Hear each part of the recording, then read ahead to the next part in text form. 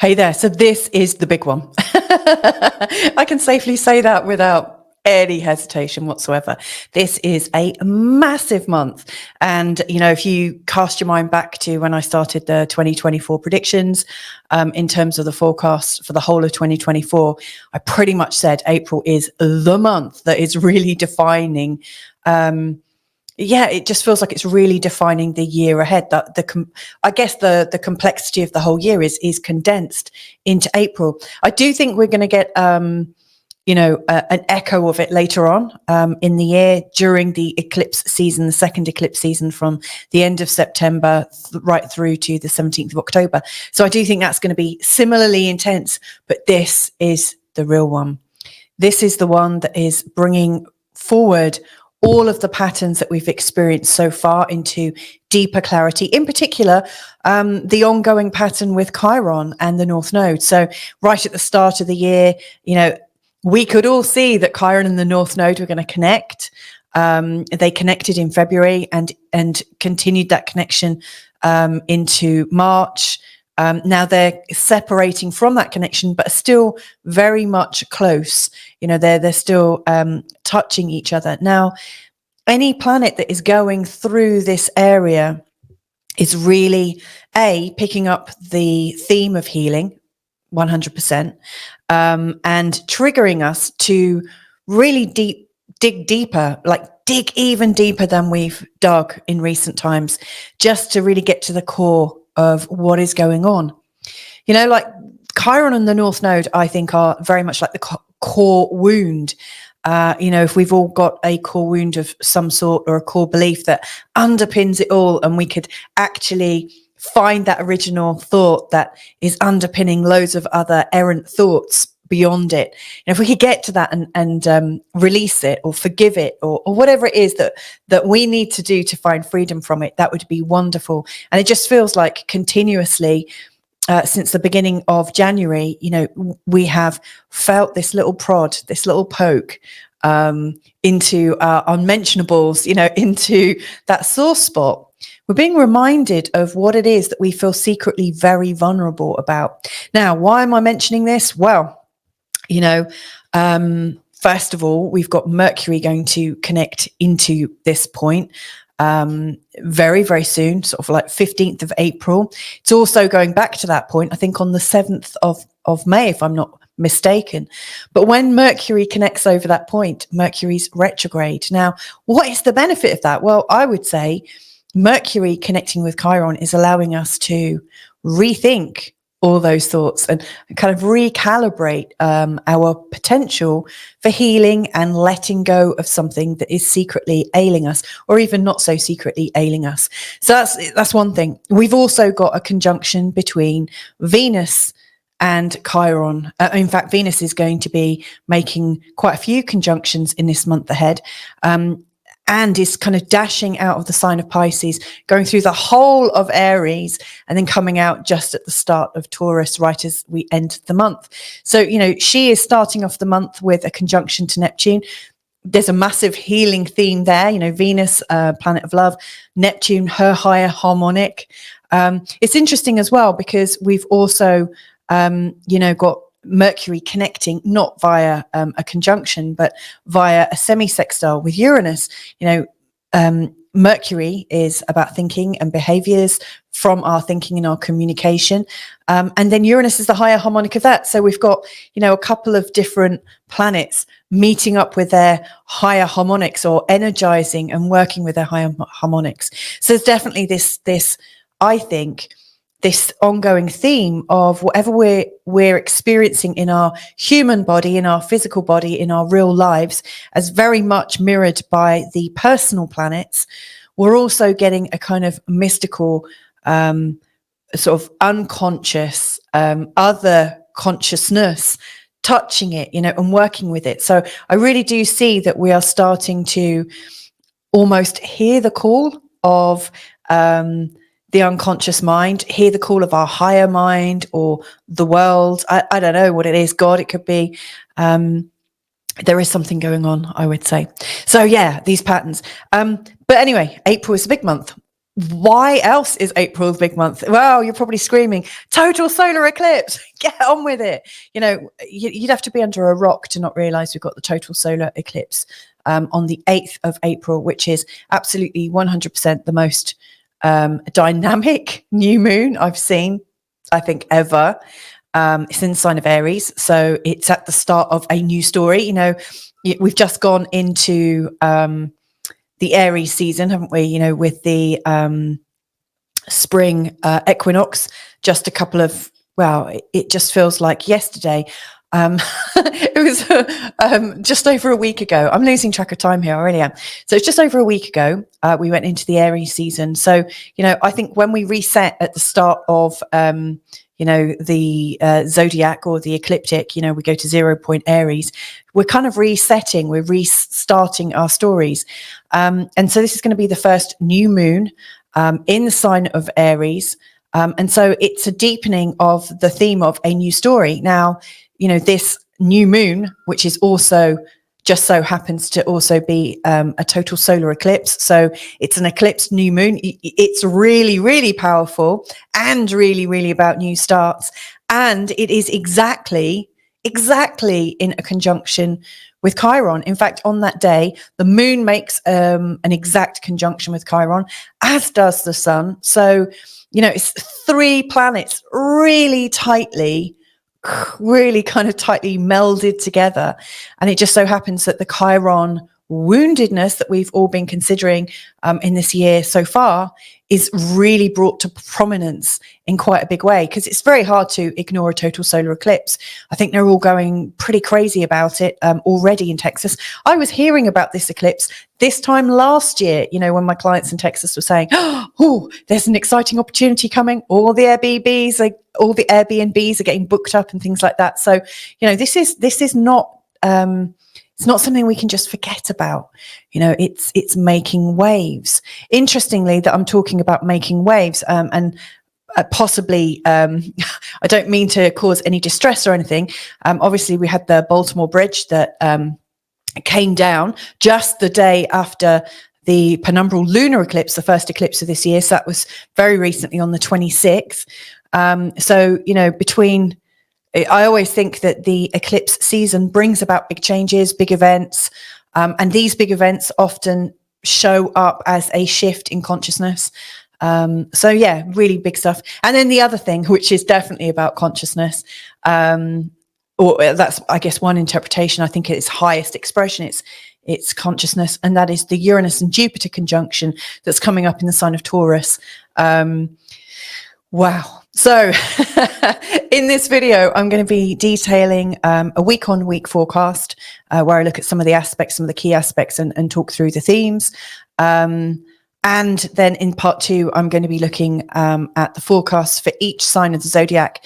Now, you can use it for the sun if you want, but the way I design this is that you listen to your ascendant. I would say if your ascendant is later on in terms of degrees, you might actually choose to listen to the next ascendant. So for instance, for some people, you know, tailing at the end of Taurus, hi Rocky, you might actually find the next ascendant, which is Gemini, better to listen into. Now, that's not always the case. You know, when the astrology, you know, when you've got lots of things in the early degrees, that might change, as opposed to when you've got lots of astrological weather in the later degrees. Thankfully, I would say a lot of people that watch this channel have a really good working knowledge of astrology. And so they can look at their chart and think, okay, which of these whole sign predictions is the one that's most appropriate for me? If you're in any doubt, then listen to your ascendant and the next one. They're approximately 10 to 15 minutes long, and I think there's a lot of information within them. So you could do a lot worse than listen to both of them if you're unsure. Anyway, let's bring up some of my first slides, which is exploring the overall energy for April 2024. So I guess I've listed just some of the few things that are happening. Obviously, the list is really, really long. Now, within this, I don't really tend to add anything about the moon. It's not because the moon's not important, but because the moon makes so many aspects in the course of a month. that this forecast would end up being ours. And also the moon skips through stuff really, really quickly. So when we have these moon aspects, they're creating a mood that can be shaken off, if you know what I mean. The bits that I do include to do with the moon are always the new moon and the full moon, or if something really stands out, like if the moon is in some kind of elaborate setup with other planets, then yes, I would include the moon. So I haven't put any moon aspects in apart from the total solar eclipse and the full moon in Scorpio. Okay. Then I also tend to just look at the big aspects. So the squares, the oppositions, the trines, the sextiles, definitely conjunctions. And occasionally I put in a sextile or a semi-square if I think that's also appropriate. So the slower moving the aspects and the planets, slower moving the planets, the more I pay attention to them, because they actually are bringing in an astrological weather front. That's how I like to think of it. That has more durability. It has a longer duration. And so I pay a lot more attention to those. So just in case you're saying, but you haven't included this aspect, it's because I just, I really want to bring in the biggest themes I can. So the first big one, I think, for this whole month, and in fact, I've actually done separate forecasts for this one. That's Mercury is doing its first retrograde. In fact, I should have said that in my warm-up as well. So we've got the first retrograde of the year, the full retrograde in Mercury, and it's going through the sign of Aries. Starting off at 27 degrees, going down to 15 degrees, pretty much throughout the whole month, 1st to the 25th. So that's big. And that does play into the total solar eclipse, just so you know.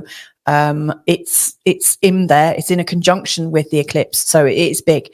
Then we got this lovely Venus conjunct Neptune. Venus is in going into Aries. There's a few things with Venus that I really like. We've also got a conjunction with Chiron. And also Venus does make a connection with the nodes as well. So there's 4 things there that I really like about Venus. And then right at the end, she does actually also then go into Taurus. So she goes into 2 signs, is connecting with Neptune in Pisces, connecting with Chiron, also connecting with the North Node, and then finally going into Taurus. So Venus has quite a lot to do with that, to do with us in this month ahead. And so I'm including her a lot in the overall forecast, the fact that she's so active and that she's making these very healing and very nourishing aspects. So a conjunction to Neptune is about bringing in higher love and being able to feel it in a really, really personal way. Like to translate, how can we translate the idea of higher love in our very sort of personal bodies, our very personal perspective? So this is a very beautiful and creative aspect. For instance, when she makes her conjunction to Chiron, she's bringing the element of forgiveness and the beauty of love to healing. There's no limit that we can put on it as to how beneficial that could be for us. It's a deeply helpful and healing aspect. She's also connecting with the nodes, which is giving us this sense of fatedness in terms of our love and what are we learning from love right now. So yeah, Venus has definitely got my thumbs up. I'm also really quite fascinated by Mars's position in this month ahead. It doesn't move that far really. I think from 7 degrees to 28, I think in the whole month, or 29 in the sign of Pisces. He's not happy in Pisces, but he makes these 2 big aspects. So he's making a conjunction to Saturn on the 10th, and then a conjunction to Neptune. It's interesting because I think the gap between Saturn and Neptune, I was hoping to do a video on it, hasn't quite materialized. It may happen at some point, but I do think that what the space in between Saturn and Pisces is really quite treacherous. And it is this space of, I believe, it's like a portal of distortion or distorted reality. First of all, it's all in Pisces, which is quite nebulous. And it's quite spiritual, and it doesn't really have any boundaries. So you could pretty much find any information in this little pocket of the sky. Anything moving between Saturn and then to Neptune, it starts from the factual idea or the message that has been communicated to us, possibly even the idea of what we already know to be true. And then it's like we're bringing that in. And then all of a sudden at the end of Pisces, as it's coming together, we get this sense of doubt, this sense of, wow, was that true? Was I tripping? You know, it's almost like this place where information, we're either realizing that we've been given a distortion or we are distorting. So I think this space right now is fascinating, really, truly fascinating. So I do want to spend a bit of time unpacking Mars. Also, given that Mercury's retrograde in the sign of Aries, which is ruled by Mars, that makes Mars so much more important right now, I would say. Obviously, Mercury is playing into this. You know, he is retrograde, so his normal function of bringing the message of the gods to humans is a little bit different. You know, how are the humans now perceiving the message from the gods? Who knows? Is it an internal process or a creative process? It's very different. But I really do like the fact that Mercury from the 13th is connecting with Jupiter and Uranus right the way through. It's almost like setting off the pattern leading up to the Jupiter in conjunction with Uranus. You know, it's really, I don't know, adding a dimension of creativity and imagination and less structured thinking, you know, where we are like, it's a blue sky space, you know, this is space to really be free and see what ideas are generated, see what comes up. So lots of interesting stuff.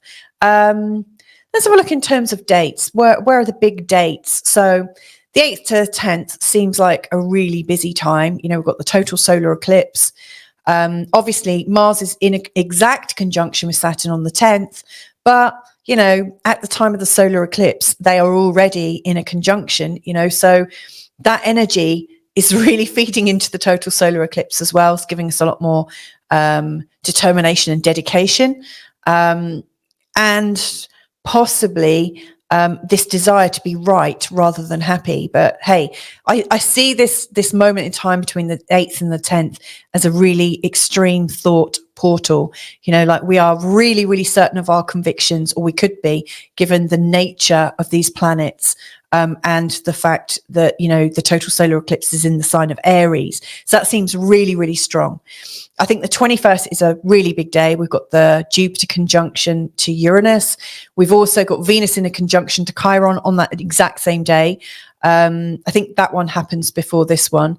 And at the same time, Pluto is in a square to the sun. So there's a lot of big energies going on there. And then on the 29th, we've got Mars in a conjunction to Neptune. Again, really big energy. But I think this is my favorite week of all. And that is between the 13th and 14th, right the way through to the 21st. So just over a week. And this is, I think, the time to dream. This is the time to, you know, recognize that there's some massive big patterns. And what they are doing really is shaking us up, like shaking free everything that is stagnant, everything that is stuck. It's like a real good deep down massage, you know, like one of those lymph drainage ones that absolutely gets everything moving. So it's like you can't have a hidden thought anymore. You can't have a hidden behavior that you're not prepared to look at. This month, it's likely to come up. Now, one of the things that I talk about in my Mercury retrograde reading is how you might handle the kind of lashing out energy that I think is really rife in this month ahead. But if you think Mercury, it's retrograde, so we're not thinking as cogently as usual. It's in the sign of Aries, which can be a bit hot-headed. And, you know, it's going into this really strong area where there's hurt feelings, sensitivity and vulnerability. So I think there's going to be a lot of lashing out in this month ahead. And even though that's not a nice experience to be lashed out at, you know, like if you're a victim, if you're experiencing a sense of loss from somebody lashing out, almost trying to cut you down to size, it's really horrible. And I would also still say it's one of the gifts of this month ahead, because not only are we being shaken up by the energy, but we're also being shaken up by the shock of other people's attitudes, by our own certainty. So, for instance, when we're really certain about our viewpoints, somebody may well just come in and shock the hell out of us with a counter opinion that actually, like, we are so shocked that all of a sudden something else registers. You know, I really think there's going to be some big turnarounds for people. And I also think, especially with this Jupiter conjunction to Uranus, the idea that consciousness is the leading edge of things, you know, whatever is out, whatever we are creating with our consciousness, whatever we are connecting into in our consciousness, we are drawing it into our real life situation. It might not happen just like that. And it's a good job, because I've heard, like, one of my children, the youngest one, who I have to keep an eye on, by the way, he once had an awful tantrum, and at the end of it, like with this kind of flourish, he said, "I just wish I could destroy the whole universe. I'm so angry." And I looked at him, I looked at my husband and said, that is why there's a delay in what we ask for with passion and then what happens. Obviously, you know, moments later, he totally calmed down. He had this big emotion he couldn't quite articulate. But right now, you know, whatever we are creating in consciousness all the time, that's the leading edge of us. And I think in this month ahead, the space between what we're truly wanting to create to the time when we actually are receiving it, I think that space is getting shorter, and I think it's getting shorter and cleaner and clearer. And the more you're clear in your passion, and also, I don't want to say morally right, because that's not necessarily true. I recognize that there are lots of people who are very clear in their passions to sow destruction that seem to do very well at that.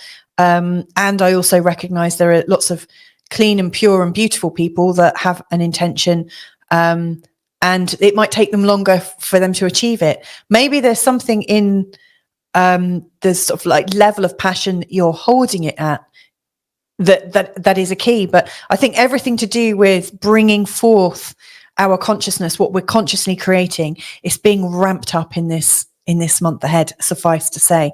And actually, Mars conjunct Neptune could also be a symptom of that, you know, because Neptune's very dreamy and Mars is us taking action. Though, you know, it can also kind of cancel each other out. And I will talk about this one at the end. So there's a lot to cover in this, suffice to say. Before I go any further, just a big thank you and shout out to all the lovely people that are supporting the show, supporting the channel. I really appreciate you. And yeah, I just want to, I actually saw in some of the comments of one of my other shows that somebody had actually, who's not a supporter, thanked the supporters. So, you know, you are appreciated. You really are. So thank you. If you like to use astro.com, www.astro.com, I do recommend that you download their Ephemeris. It's really useful. And there's a few different ephemeries that you can download. This is the easiest one, I think, because it shows you the degrees, I think, at the time of midnight each day. And you get a real good sense of where everything is. You can see the glyph or the symbol for the star sign. You can see the degrees and then the minutes of arc. You can see when a planet changes signs. It looks here like Venus is changing signs on the 6th, but actually on the 6th, she was already in Aries. So she actually changed signs the day before. But you can look at the numbers and you get a feel for when something big is going on. So it really gives you a good idea. As we're starting this month ahead, we've got the sun in the sign of Aries. Venus and Mars are in Pisces. You can see Saturn's in Pisces. You can see Neptune's in Pisces. So immediately, you know, there's a big Pisces energy going on, which is very much the end of the story of the zodiac. It's where we almost come to collapse, where we go into an altered state. It's quite shamanic as a sign. So you can see that Mercury, the sun are in Aries. And as you scroll along, there's the north node is represented two ways here, according to whether you want the true node or the mean node. But as you see, they're pretty much the same in terms of the numbers. They're in the same part. So use whichever one appeals to you the most. And you also see Chiron is in Aries. So again, it's a real Pisces Aries story. I've shown here that, Mercury's retrograde. That's where the R is throughout the most of the month. The 8th, that's when we've got our total solar eclipse. And you'll also, I know that total solar eclipse is at 19 degrees. It's later on in the day on the 8th. And you'll see Chiron is here. The sun and moon move into positions during that day. They're all at 19 degrees and the nodes at 15 degrees. And Mercury in Aries is at 25 degrees. So that is a big day for us. Then this is the 21st. If you remember, we've got Jupiter and Uranus exact for the first time in 13 and a half years. You'll see they're actually in a conjunction all month. I've highlighted them so you can see that there's not much difference between the degrees. For a conjunction, we normally say about 8 degrees. Some sites use 10. I prefer 8. But you can see they're in the same part of the sky. There's the full moon. Like seeing it graphically here, you can see that this time is really busy. We're coming back to the end of the Mercury conjunction. We've got the 21st when we've got this big conjunction, and we've got Pluto and the sun. Pluto and the sun are in a square, and then the full moon straight after. That's pretty big. So lots and lots going on. So let's have a look at our week 1.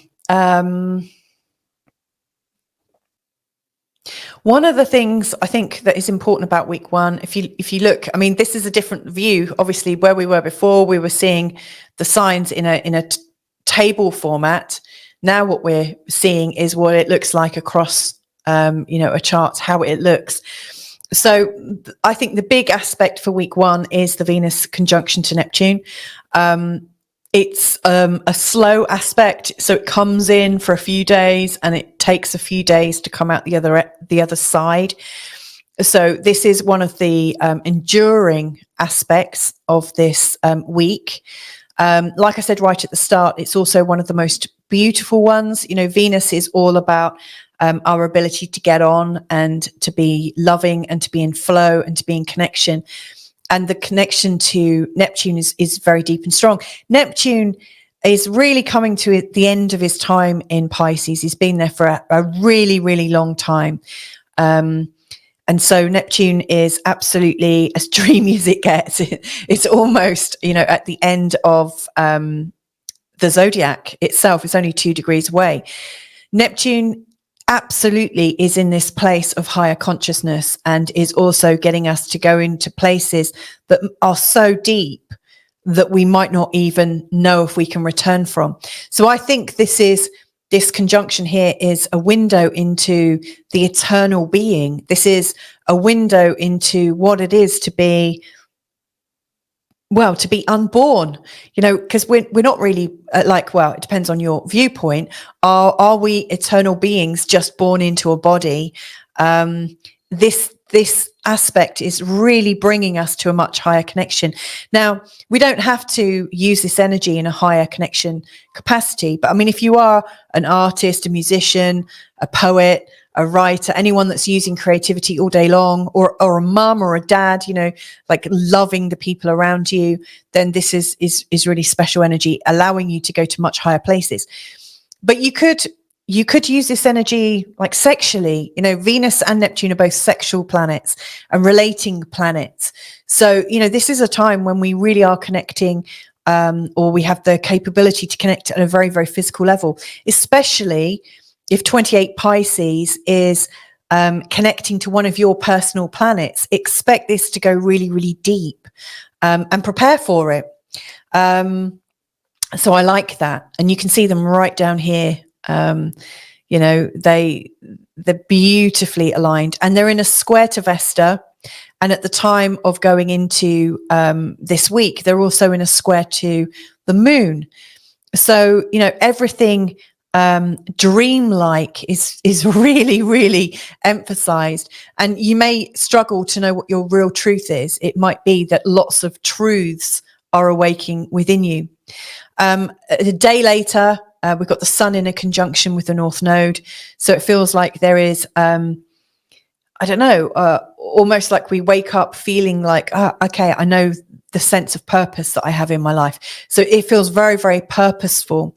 And then Venus is moving into the sign of Aries. So whatever dreaminess has been created, she's now kind of taking into the sign of Aries and starting to work with that energy. So, you know, again, if you are a creative person, get really creative and big picture at the start of April, knowing that from the 5th, it's time to put those plans into action. So the first 4 days very much is brainstorming, collecting all your resources and materials and things like that, and giving yourself time to meditate and tune in.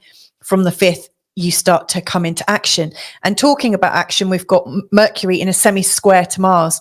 I do talk about this quite a lot in the Mercury retrograde video in the forecast there. But essentially, this is absolutely bringing us back to consciousness. You know, Mercury retrograde, is not able to think as fast as it needs to. And Mars is saying, hurry up, come on, move. So the two of them are absolutely sort of energized and really awkward. So there's a lot of frustration between, are we communicating fully and deeply and fast enough? There is this real motivation to move and to use words and to get things moving quite quickly. Venus is also in a sextile with Pluto on that day as well, which again is really wanting us to transform. So I think the 6th is pretty powerful as well, you know, in terms of it's urging us to move, it's urging us to take action, and it's urging us to maybe be a bit more articulate. I really see the 6th could be a day when there's miscommunications, given that Mercury retrograde is involved. Week 2 then obviously starts on the 8th. Starts with a total solar eclipse. And if you can just see down here, this is a really, really busy area of the chart. Chiron, the sun and the moon. And now this chart is for midnight. The actual total solar eclipse is later on in the day.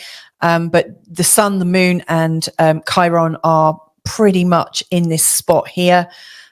You've also got Venus in the sign of Aries as we're going into week 2. Like I said, Mercury retrograde is already there. It's a very, very strong Aries week, very dynamic, probably explosive, probably lots of people coming to blows because they're wanting to take action, but maybe, you know, because of the Mercury retrograde and the semi-square to Mars as well, you know, we're wanting to take action, but it's not flowing. It's a little bit jagged. We've also got a semi-square to Jupiter between Venus. Now, both Venus and Jupiter are known as being benefic planets. In their semi-square, there is this kind of jolt to wake up. There is this jolt to do something. It's all very well to feel good, but it's no good just feeling good and not doing anything with it. It's like, come on, let's get this party started. And then on the 10th, which I've already said right at the start, Mars in a conjunction to Saturn. I pulled a face, and that's really unfair because if you're born with Mars and Saturn in a conjunction, it's also a gift. And I also think it's a gift that probably takes a while to get used to. You know, Saturn and Mars, you know, Saturn is very rigid, very authoritarian, really wants to be right, and can be judgmental, can also be parental. So you don't have to be authoritarian in a nasty way necessarily, but that authoritarianism in a conjunction with Mars can make that aspect really fierce and formidable, you know. So if you have an opponent in something and that opponent is born with Mars and Saturn in a conjunction, you're going to have to shape up or use something really, really clever because your charm won't work on them. You have to take action. So Mars and Saturn here at its highest expression, I think, is encouraging you to take right action, to be really, really sure about what is right for you. And it can be very moralistic, and it might also be true, but it's really encouraging you to take action, to create form, to create structure, again, to get moving. So there's this other message to get moving. Now, neither of them are particularly happy in the sign of Pisces, which might soften it somewhat, which I think is helpful. But what I also do like about this lineup, you know, Saturn and Mars are also in a sextile to Jupiter. So we've got some sense of well-being as well. So I do think this can be very, very helpful. However, if you've got planets here, in fact, I have my moon and my Jupiter and my Ceres right here. You may well find that these planets are really stressed out, you know, because there is this feeling of formidable, serious energy that wants to transform whatever your planets are representing. So this is really deep and very, very strong. It's the kind of thing that I would expect to see in the chart of somebody who is like a general in the army. You know, it's formal and also quite defensive. So very strong energy. And also on that day, we've got Jupiter in a semi-sextile to Chiron, which I also think is also helpful, really helping us to move forwards, but in a vulnerable way. It's kind of making a gift out of our vulnerabilities. So you might find that this energy here between Saturn and Mars, which is saying, come on, let's do this, brings up a lot of vulnerability for you because you're being kind of forced or coerced to doing something you're not comfortable with. And yet Jupiter's there just to say, look, it's okay, we can do this. You know, sometimes we need to face our vulnerability only just to realize that it's actually our superpower. You know, there's nothing wrong with it at all. It's actually one of our gifts. And then towards the end of this week, Mercury in his retrograde moves into a semi-sextile to Jupiter and then a semi-sextile into Uranus, or I don't know which one comes first. However, the one with Uranus comes first and then Jupiter follows. But what I really like about it is the semi-sextile is supportive. You know, it's quite busy. It's positive. It's it's like getting it's like revving you up a little bit. It's not overkill, but it's like it's like you've just turned the volume up a little bit. So Mercury, which is getting you to think differently because it's retrograde, is connecting into these two planets and is getting you to think. It's turning up the volume. So at this point, Jupiter and Uranus are coming closer and closer and closer together.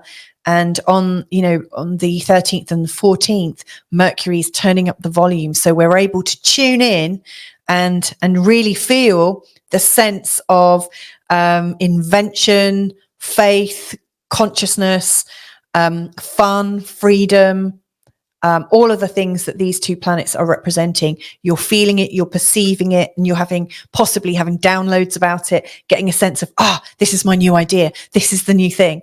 And, you know, the more empathic you are, you may already have heard these. I've heard these two planets calling out to me for a while. But from my sorry to like cough into there. I feel that I channel the planets quite a lot. So I get a sense of which planet I'm working with, if that makes sense. I've heard them call. I felt that calling for a while. So from what I've already discovered about these two together, I'm here to say this is an opportunity. This is an opportunity for us to bring in something novel, to bring in something inventive, to bring in something that's going to really shift anything that is stale in your system. So I'm very excited. And so we're on to week 3. And forgive me if I keep stopping the videos. I've got a bit of a frog in my throat today, which I don't know if that translates into all the different languages that I know there are people from all over Europe that watch this. So I'm a little bit sore in my throat, so I keep stopping. Please forgive me if I'm sounding a bit croaky. Now, one of the things I noticed between week 2 and 3, in fact, and week 1, you know, where I've highlighted the big noise of that week. Look at week 3. I've got so much highlighted. As we're going into week 3, the first notable thing is Mercury in a conjunction with Chiron. That's a deep day. and likely a day when we do feel vulnerable, and maybe come to a different understanding about the level of vulnerability that we have. A couple of days later, Venus is in a conjunction with the North Node. And so we're able to have compassion for ourselves. So I see these two going hand in hand.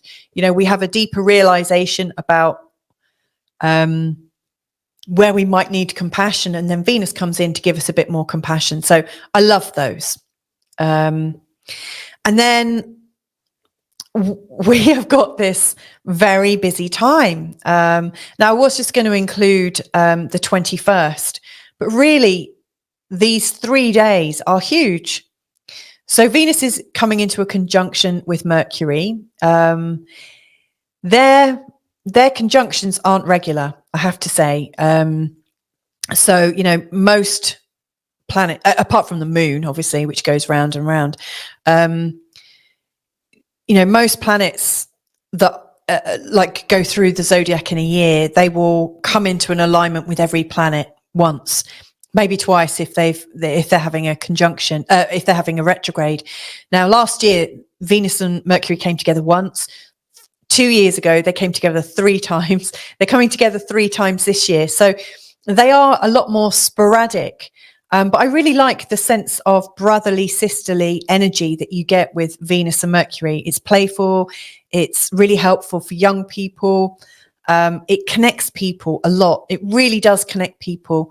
And especially it connects people within their local communities. You know, it's very, very friendly, and it's very much like a sibling energy. So I love that on the 19th and leading into this intense time, there is this feeling of community cohesion. So that's great. And I think we should treasure that. We should really treasure that energy, and whatever is going on for us around this time, I think it's a message to us to remember that ultimately we are all human beings, and we're all here to experience life, and that we can do it in our own ways, but that we share humanity. We are all sharing humanity.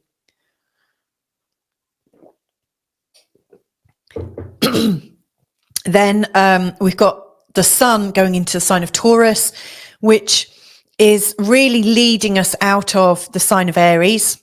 Let's face it, we've had quite an Aries time of it. And the Aries time is still going on, but the sun moving into Taurus, I think is warming us back up. It's reminding us that we don't need to defend ourselves too much more. You know, it really feels like the bulk of the work has already taken place. A lot of the stirring, you know how I said earlier that we're being shaken up so that every single stuck pattern can be dislodged and processed and understood at some level. I really think that by the time we get to the 19th and the sun is moving into the sign of Taurus, that shaking has largely taken place. And now what's happening with all these little ingredients floating around in us, you know, all these little parts that have been shaken out of their resting place, they're now finding that they can connect in a new way. I guess we have a lot of Lego in our house, obviously, with 3 small children. It's like taking a big Lego structure and then taking it all apart, only to realize that you can create something so much better from it, but that you are at the start of a whole new story, a whole new picture, a whole new structure. So yeah, we're starting that sense of we have all the resources, they're all free, and we are all connected. We're all human beings working together. And then also on the 19th, you've got Mars in a sextile to Jupiter and Uranus. This is really building on the energy that I mentioned from last week when Mercury was in a semi-sextile, so in a 30-degree angle to these two. Mars then moves into a 60-degree angle. This is all really helpful stuff. You know, Mercury got us thinking about the higher consciousness that's coming in, and the ability to really create something from our imagination. It's almost like we are removing any boundaries that we put on ourselves and our thought patterns, and we're able to say what more is possible. You know, because most of the time when we look at a situation, we're already looking at it from what we believe will happen. We've already got a listening as to what's possible and what the parameters are. But really, Mercury retrograde in week 2 in the semi-sextile to these two is just saying, and I've got my hands up a lot, and I think it's because of Uranus, like he's like an antenna, like picking up with things. But yes, as Mars gets into this sextile, it comes out of the mental realm and it goes into our body. It feels like our body is now picking up on the signals. Our body is aware that there is this change coming, or a possibility to change, a possibility to transform and to find greater freedom, which I think Jupiter and Uranus together really helps us create. We've also, in between the 19th to 21st, on the 20th, we've got the Sun in a semi-square to Saturn. Yep, that is challenging. It's creating more energy for us to process all of the creativeness that Jupiter and Uranus is giving us. In particular, if you think Saturn represents authority and the Sun represents sovereignty, so in particular at this time, you might be in a tension point because you're aware that you're no longer in alignment with outer authorities that feed into you, that narrate to you, like they are narrating your life for you. So, given that Uranus and Jupiter are free thinkers, and yes, they do build systems for sure, as does all of the outer planets are building some kind of kingdom, but Saturn is really a strong builder, and Saturn really likes to work with Pluto, mainly because Saturn knows that Pluto could have him. So, Saturn is the quite obvious outside forces that are controlling the way we live. And for a lot of us, we accept a lot of these sort of narrations of our life. We accept some of these stories because it's much easier to work with these stories than it is to recreate everything from scratch. But here with this semi-square, the Sun is really saying, you know what, I actually think I can do a better job on my own. And I'm not entirely sure how, but we've got this amazing conjunction coming up. Do you know what? I've got a sense that there's more freedom coming. I've got a sense that, I've got a sense there's something bigger for me. So yeah, I just see week 3 is a dynamic week where you're ready to start moving and start shifting. Your mind's already shifting. Your body starts to shift. And then there's that call, to be your own authority, to be the person that writes your life, not to have it written for you. And then boom, there we are. Jupiter in a conjunction with Uranus. And I'll be talking about this in a separate video for sure, because it completely warrants it. And on that day, Venus is in a conjunction with Chiron, giving us love and sensitivity, and Pluto square Sun. That's again another call for sovereignty, with Pluto and the Sun in a square. Again, Pluto and Saturn are like these outside forces narrating to us our life. And the Sun is like, I'm done with you. Totally done with you. So yeah, bring on week 3. And of course, if the other thing with week 3, like the week before, we've had the total solar eclipse. And as you might know, with these eclipses, their span is kind of like 2 weeks either side. There is change going on. A bit like if you have a treatment, like a homeopathic treatment, yes, you get that feel, but you never know. You're never really fully aware of the full cure of it for a couple of weeks. You have this new sense of, oh yeah, that's worked. But then, over the next couple of weeks, you get a much clearer sense of the full ramifications. Sometimes healing and our ideas and our inspirations are really subtle, and it takes us a bit longer. So, all of this is happening still in the eclipse period. In April, week 4, I'm delighted to say that it's mainly moon aspects. And like I said, I don't want to focus so much on those, apart from the fact we've got a full moon in Scorpio. which is great because it's pulling the energy out of here. I'm really happy for a little bit of opposition, an opposing energy. Now, I stopped there and thought, crikey, I've put in the wrong chart, because that moon is clearly in the sign of Libra, but this is actually the chart for the start of week 4, which starts a couple of days before. But the full moon is here, in opposition to the sun, really pulling our energy outside of this main hold. And then on the 29th, we've got a Mars in a conjunction with Neptune. I'm going to be talking about that specifically in everybody's charts as I go through the sign by sign update. But suffice to say, it is strong. We need to be strong as this comes in. We need to be aware that we can feel disheartened. Neptune can show sometimes our mental weakness, and where we give up a little bit. I've seen this work both ways. I have actually got this aspect in my own birth chart quite tightly and in lots of squares to other things. So it's very active in my chart. And I know that, Mars brings a vigor and a vitality to talk about all things spiritual. Ta-da! It's kind of what I do, and how I work and how I'm created, I guess. That I have a fascination and an energy that can rise up to anything a bit weird and creative and spiritual and through the veils and trying to understand things at a different level, a deeper level. So that's great for any of you that feels like that and wants to use the energy for that. But I'm also aware of the other side of it, where the Neptune nature of us is so strong, that we feel so otherworldly at times, that when the Mars vitality comes in, it can't really counteract the dreaminess of the Neptune. And so sometimes, what Mars does actually is show up how inactive we are. Mars isn't very active in a conjunction with Neptune. It can be completely washed out. It can be completely subdued. And so Mars in a conjunction to Neptune can also show up as a sort of depressive energy where it's like, what's the point? You can feel a bit discouraged. So I see both sides of those.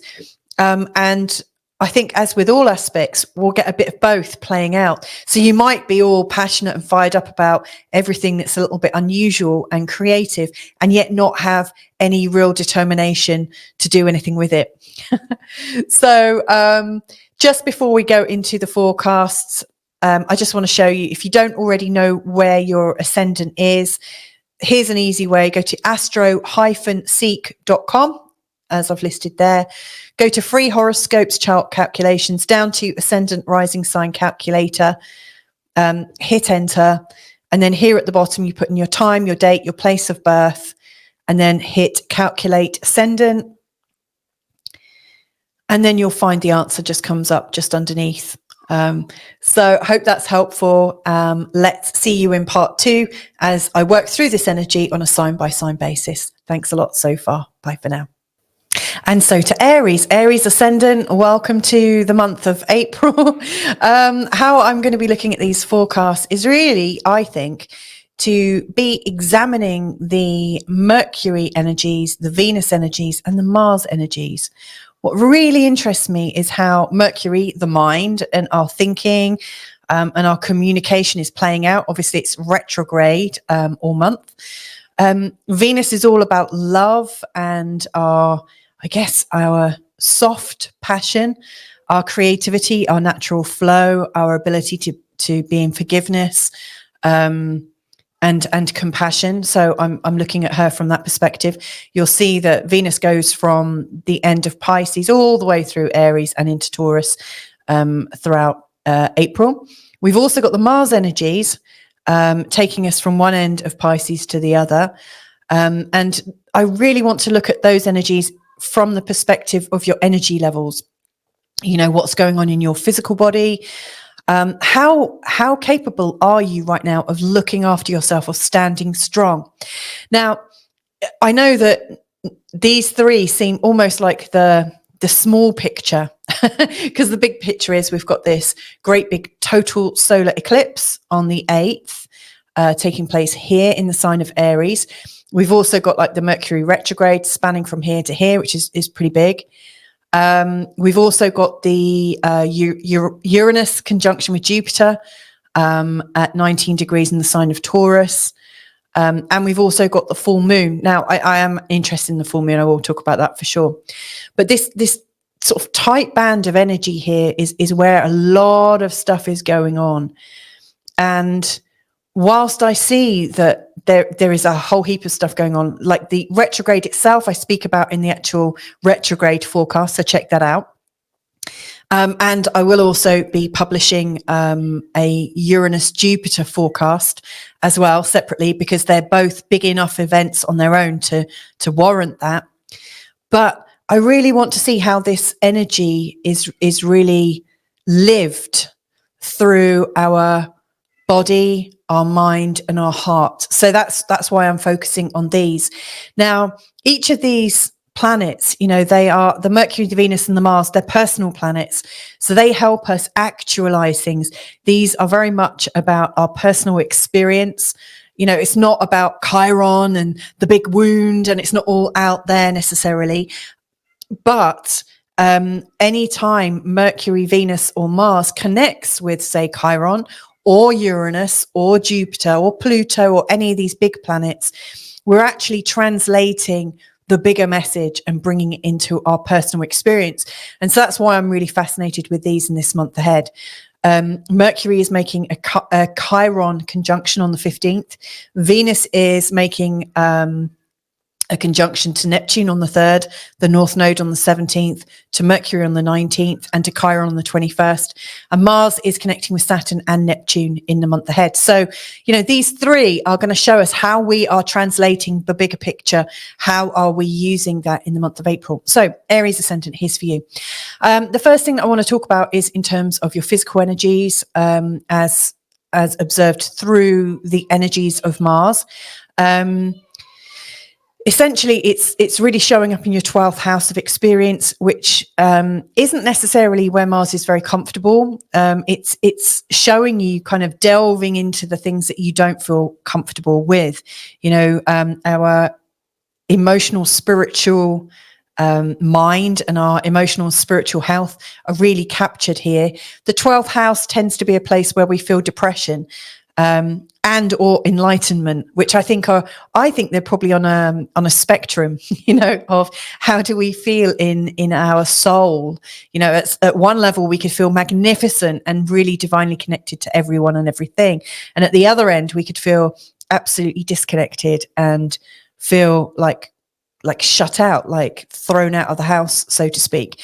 And in fact, you get a sense of this because Saturn is approximately here during April, and Neptune is here. Neptune can show us our connection to all that is, and Saturn can actually show us where we're disconnected.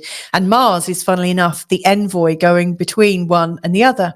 So from that perspective, Mars on the 10th, he makes a connection to Saturn, almost saying, okay, it's not good enough that I feel disconnected in my life right now. I'm going to do something about it. Saturn can be quite depressive in the 12th house. And so Mars coming in gives you a new sense of resolve. It gives you a discipline to get really clear about what is playing out right now in terms of your mental health. It is naturally a time of feeling a lot more sensitive, and also feeling a little bit cold, like you just want to hide, you just want to retreat, you just want to kind of take a step back from things. And so Mars connecting with Saturn here is giving you a way back in. It's saying you don't have to be out in the cold. Let's put some of your organizational ability, let's put some of your discernment into coming back. So Mars and Saturn here can be actually very useful to you around the 10th in terms of how you want to bring yourself back into a feeling of more determination, a feeling of more certainty, I would always ask yourself the question, do you want to be right or do you want to be happy? Because with Saturn, he wants to be right. And actually, I think when we are focused on just being right and not being happy, it doesn't move us that far. I mean, it can move, or when it does move us, it moves us in the wrong direction for us and for our overall happiness. So I think it's important to ask yourself that question. But you might find that there's an inspiring book or an inspiring something or other that gets your juices flowing, that gets you moving again. As we go through the month, Mars is coming closer and closer to Neptune, which is bringing the sense of energy to a level of creativity, to a level of spiritual realization, to a level of poetry and fragrance. You know, it's absolutely a multi-sensory event. Now, Mars and Neptune can also be a little bit wet, you know, so sometimes Mars's determination can get cancelled out by Neptune's gassy, wet. I mean, it's a kind of gas planet, but you know, Neptune really rules the oceans and the seas and the emotions and the psyche. And so, you know, the sort of, I'm thinking of a wet fog, you know, like when you go out in a fog and all of a sudden you're soaked through to your skin. That's how I'm seeing Neptune right now. You know, Neptune can confuse us. But if, as you're going through this month, you're able to keep that sense of clarity and a determination to dive into the deeper recesses of your unconscious mind, I actually think you'll find some really good pieces.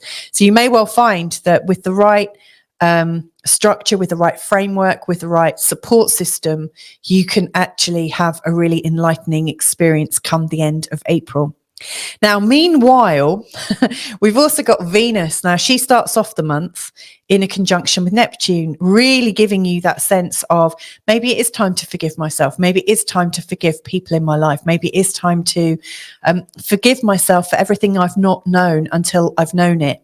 You know, because we never really do know what's around the corner. And all we can ever do is really have our best interests at heart and hope for the best. You know, because you never know when some other person is going to come crashing into your life and turn it upside down, you know. So I think a really big healthy dollop of self-love, self-compassion and forgiveness is really, really needed, especially in this part of your chart where there's a natural blind spot. So as you're starting off the month of April emotionally, really what I'm seeing is you start off with compassion and forgiveness.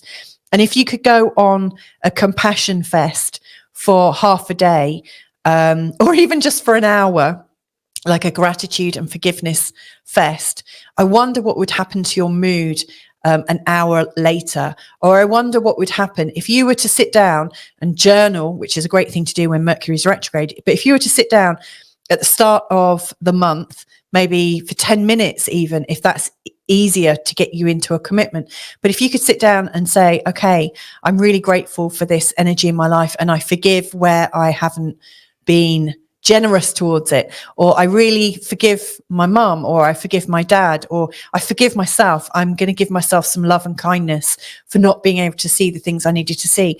And if you were to forgive, like giving before you need to, I actually think you're going to turn around the energies of your day, maybe even your month, maybe even your life. It's a really powerful time to do it for you.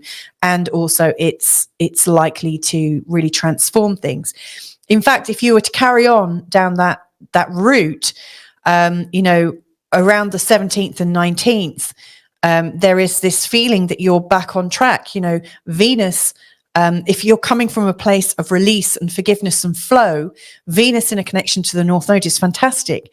It really helps you zero in and find the really divinely inspired people that you're going to be co-creating with. You know, so I think this is really, really beneficial. And then just a couple of days later, when Venus makes her conjunction with Mercury, there is this feeling that you are home, you know, that you belong to the other people in your life. You get that sense of sibling sharing. Not all siblings share, by the way, but but you get that feeling of familiarity. I think that's the feeling that's coming up, a sense of belonging, like you belong here and you are belonging to the people in your life. And then 2 days after, when Venus is in a conjunction with Chiron, you know, you're already on this healing, sharing, flowing track. it can only get better. You know, that's offering you this amazing release. Now, Mercury, in terms of your thinking, if we look at the Mercury is going from here to here. It's going retrograde, and is creating a conjunction with Chiron on the 15th. Now, that to me is really a release point. But before I talk about that, I want to just kind of backfill with some of the other things that are going on. So on the 8th, as you're probably aware, there's the great big total solar eclipse. And that is absolutely pulling into your conscious mind everything that you've been feeling about yourself in terms of who am I? What is my brand? Or, you know, like, what do people know about me? How can I be sure that the me I think I am is actually the me I am? You know, it's that uncertainty that you've had for quite a while, which is really unlike you, you know, with your Aries ascendant. But Chiron going through this has brought up so many wounds and so many old stuff, old bits and pieces where you felt attacked for your identity. You know, there was something about being you that was attacked. Was it a family you were brought up in? Was it your body that people didn't like? You know, there was something about you that it's almost felt like you've had to defend who you are. Well, this total solar eclipse, which is also a new moon, which is also, that point is being connected to by Mercury on the 15th. You know, all of these times between the 8th and the 15th of April, it feels like you can put to rest that question. You can put to rest that question about who am I? Why am I here? And why do I have to defend myself? You know, is it that you come to a feeling of peace about who you are? I don't know, but it's a beautiful realization, suffice to say. Now, the conjunction on the 21st between Uranus and Jupiter is really awakening things in your second house. And I do talk about this, or I will be talking about this more in the actual Uranus-Jupiter forecast, which you will get before then. But the full moon in Scorpio, interestingly, is in the opposing house. It's showing up in the 8th house. This is really, I think, digging you even deeper into that sense of mystery. So all the stuff that I've been talking about here in terms of how you are connected and how you're bringing yourself out of exile and back into a feeling of communion, back into a feeling of belonging. The full moon here is really highlighting that, you know, you can only belong so much as you can also work with the expectations of other people. Now, that's not to say you have to accept that other people have expectations on you. It's not to say that you're making other people right and anyone that puts something on you is therefore right. That's not true.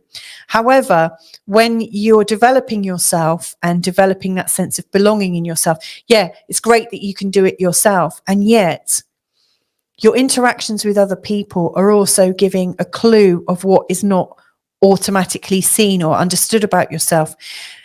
And it could be giving you clues about what is left unsaid. It could be giving you a clue about what you're not prepared to face in yourself. So I do think this full moon is a bit challenging.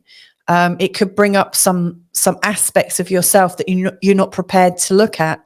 And yet, this full moon is also allowing you to continue transforming. So I think Aries ascendant, I think April is really, really powerful month for you. I think it's going to answer some really deep questions about why you're here right now, and who you are, so that you can start moving forwards again. It feels like you've been on hold for a while. And actually, this is now the time that you're coming into your own. So there you go. I hope that's helpful. If I can be of any further help, then please do just book an appointment with me. And if you look below in the show notes, you'll see how to connect with me. But anyway, lots and lots of love to you. Bye for now.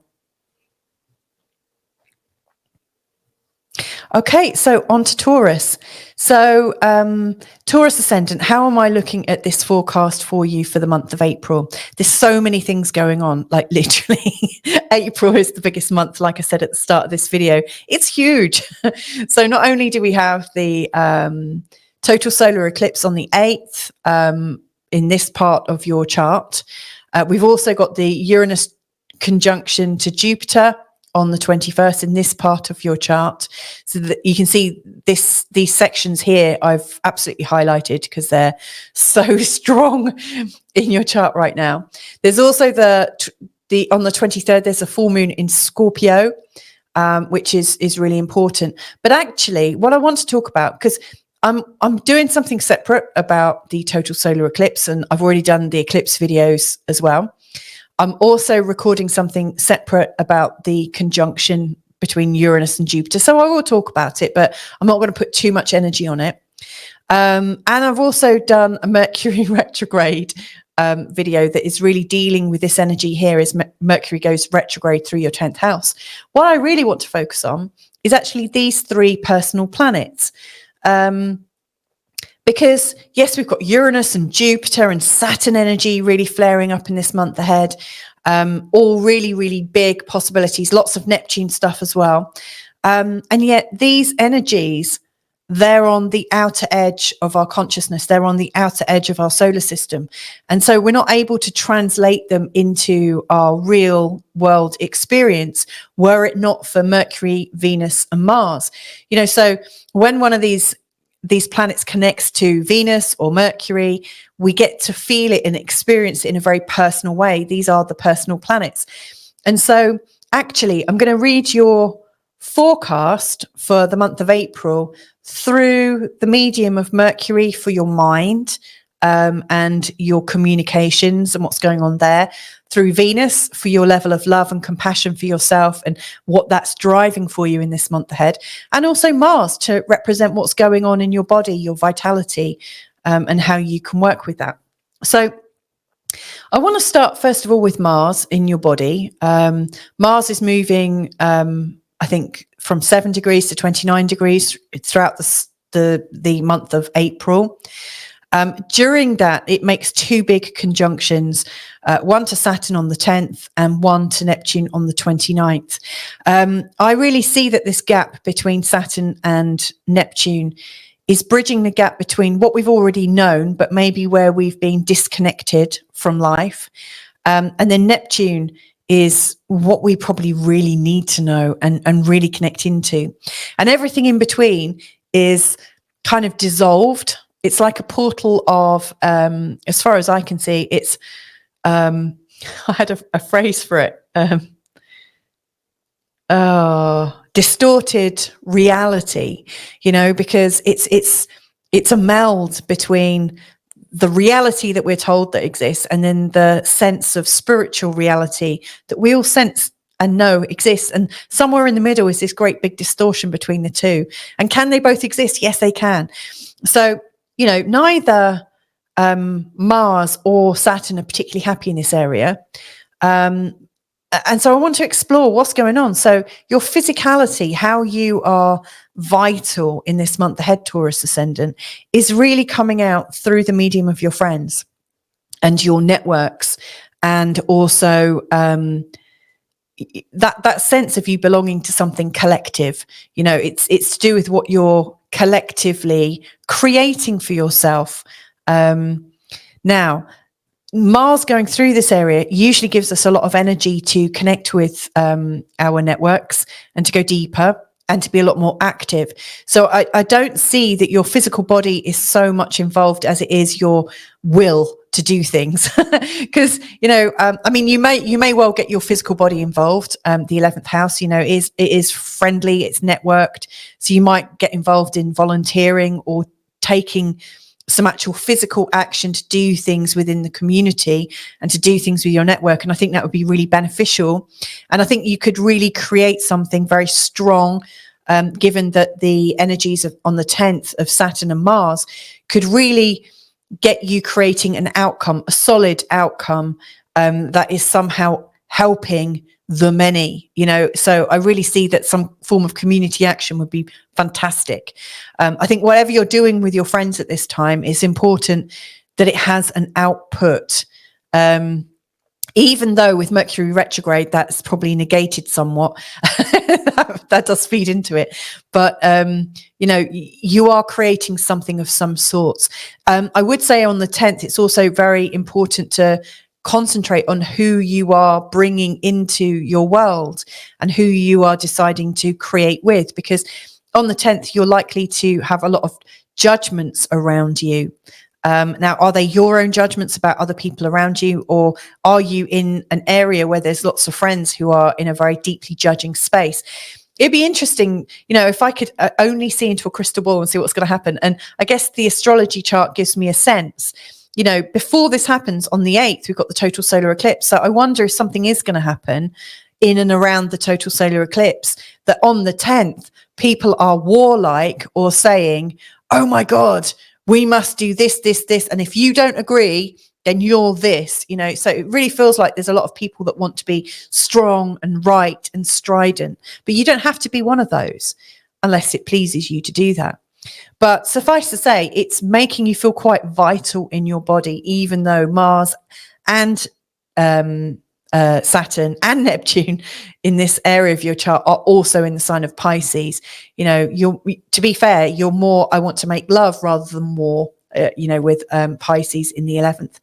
Now, over the course of the month, you will be given, I think you'll be feeling a lot more enchanted by more magical people who are positive thinkers, people who believe in possibility rather than certainty, people that believe in collaboration through choice and through conversation and through sensing the energies. So it's not really using your certainty or rationality. What's actually important is that you become a bit more mythical, a bit more mystical, a bit more philosophical. So yeah, there's a lot going on there. It wouldn't surprise me if you find yourself in the middle of a bit of a belief system shit show. So just watch out for that. It will fire you up for sure. And I guess, one of my caveats here is make sure that the emotional pressure of that doesn't drain you too much. There's a lot to get from it. I mean, it's really encouraging you to go deep inside yourself and to do it fearlessly, which I think is really a big benefit. Now, Venus, what is she adding to the mix? So, right from the get-go, in April, Venus makes a conjunction to Neptune on the 3rd. She's already in that conjunction when we go into April, and it's exact on the 3rd. But she is really highlighting and encouraging you right there to be in the company of people who are open-minded, be in the company of people who are lovers, not fighters, be in the company of people who can love you, even if you have a different viewpoint, be in the company of people and work with people who, who are not going to make your position something that is punishable or create pain from it. We're talking about people that have a lot of high level respect for others, that can let other people have their own way of being. And what this is actually creating for you right from the get-go is this sense of deeper creativity, deeper possibility for yourself. Because when you spend time with people that are forgiving, that are compassionate, that see that you're on your own journey, they'll stand by your side, they'll mop your brow if you need to, but they really see that you're on your own personal journey. They're the kinds of people that open up the space and opportunity for you to really find who you really are. I also think you want to be bringing in the inner wizard, the inner goddess, the inner shaman into your world. If you have those kinds of people around you, bring them in right at the start of April, because it's highly beneficial for you. Now, given how connected you are to people that can help you on your journey, I would say the more you do it, then on the 17th, it feels like, yeah, actually, I know my mission. I know where I'm meant to be. And then, by the 19th, when Venus connects with Mercury, it feels like, wow, I'm really in the right tribe or community. I really feel like I belong. And then when Venus meets up with Chiron on the 21st in this area here, it's activating any latent psychic energy, any it's also giving you the opportunity to dissolve anything that is self-sabotaging. So, again, I can't stress enough, like, step out of the way of judgments and actively step into and find and tap into the support systems that exist around you to feel acknowledged and accepted exactly the way you are. And finally, Mercury. So Mercury is retrograde. It's going retrograde through this very sensitive part of your chart. One of the things I think is worth being aware of, given that, Aries is also a fire sign and also ruled by Mars, is what you're realizing about yourself is likely to feel really quite visceral. This part of your chart in particular is your blind spot. These are the parts of you that you can't really see about yourself. So I think Mercury's backward momentum through this part of your chart is kind of digging up stuff. It's like, it's like churning something around, churning it up, and more stuff is coming to the surface, and it's stuff that you just didn't know about yourself. So it may feel quite sensitive. You might feel a little bit lost, which again is another reason why you want to engage with the Venus type people in your life. In particular, on the 15th. The 15th is a very, very sensitive day for you. Now, again, if you're on some kind of vision quest, you've got in with your sort of shamanic side, I really do feel that the 15th is going to mark a big change in your energy fields. It's absolutely uncovering what you really need to know about yourself. It's almost like there's a little hook that has got you caught and is not letting you move beyond it. And I really feel like with the right compassion and support around you, you are guided to find the story. And it doesn't even have to be a true story, by the way, but you find the context or meaning that helps you release something. And of course, then as Mercury starts to go forwards again from the 25th, it's like you're bringing that new realization about yourself into daylight, into full consciousness. And then as we end the month, the sun is already in the sign of Taurus. It's like as you're coming to the end of April, you are given this opportunity to really change how you see yourself completely. Now, also, whilst this is happening, you've got the Uranus conjunction to Jupiter, which I said I'll talk separately about. But that is really creating this new sense of who you are, this new sense of what you are about, what you want to do in life. It's almost like you've been given a second chance to start over again from a new perspective. And of course, all of this is really feeding into this. So the more you do to examine anything, like any moment you get a sense of that doesn't feel right, sit down quietly and think, okay, what is it I'm feeling? Where am I feeling it? Does it remind me of an old feeling? If so, which? It's almost about learning the language of your physical body and feelings so that you know what's going on. Your feelings are there for a reason. They're not there just to kind of be an impediment. They're there to tell you something that is going on. There's something that you're experiencing that's not sitting well. Follow your feelings, learn the coding of your feelings, and then you really are in that amazing space to recreate yourself. This is a fantastic time for you. The full moon in Scorpio is giving you just a little bit of extra intel. Now, full moons do raise the tensions and energies. What I like about this is by the time the full moon comes, you might actually be a bit sick of yourself. You might be a bit like, oh gosh, this journey has been really long. I've been considering myself for such a long time now. And actually the full moon on the 23rd is going to get you a mirror. People are going to be reflecting back to you who they think you are. And that's a great clue. Like, are you on track or not? If they're reflecting you in a way and you see yourself and you're like, hey, wow, I'm amazing, then you've done a great job. But like, if they're reflecting something back to you you're not sure about, then there's a bit more work to do. And of course, all of this is ongoing anyway, but what an opportunity April is. I feel a bit tired talking about this. So, it might be quite a tiring energy. But boy, Taurus ascendant, you've gone through, I guess, quite a bit of introversion in recent months. And actually what's really coming up for you right now is this birthing, is this, like, you're coming to your time of the year now. This is the time of year when you naturally start to pick up, when you naturally start to feel like, you know, I'm out of my cave, I'm out of my cavern, I've got up. It's that kind of spring fresh feeling.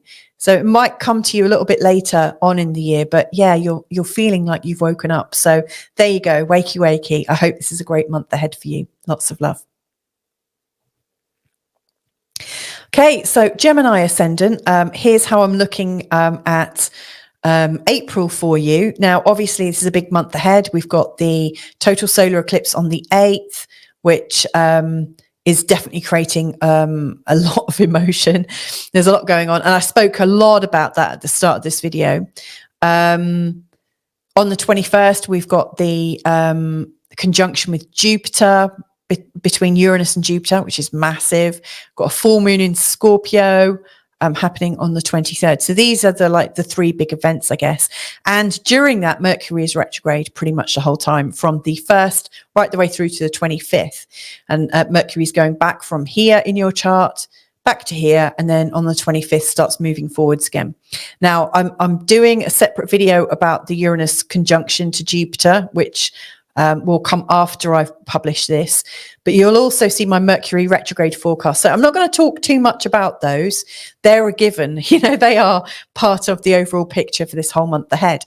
What I am focusing on is the pathways of Mars from 7 degrees in the sign of Pisces right the way through to 29 degrees, and the conjunctions that Mars makes to Saturn and also Neptune on the 25th. Roughly in these positions here, in fact.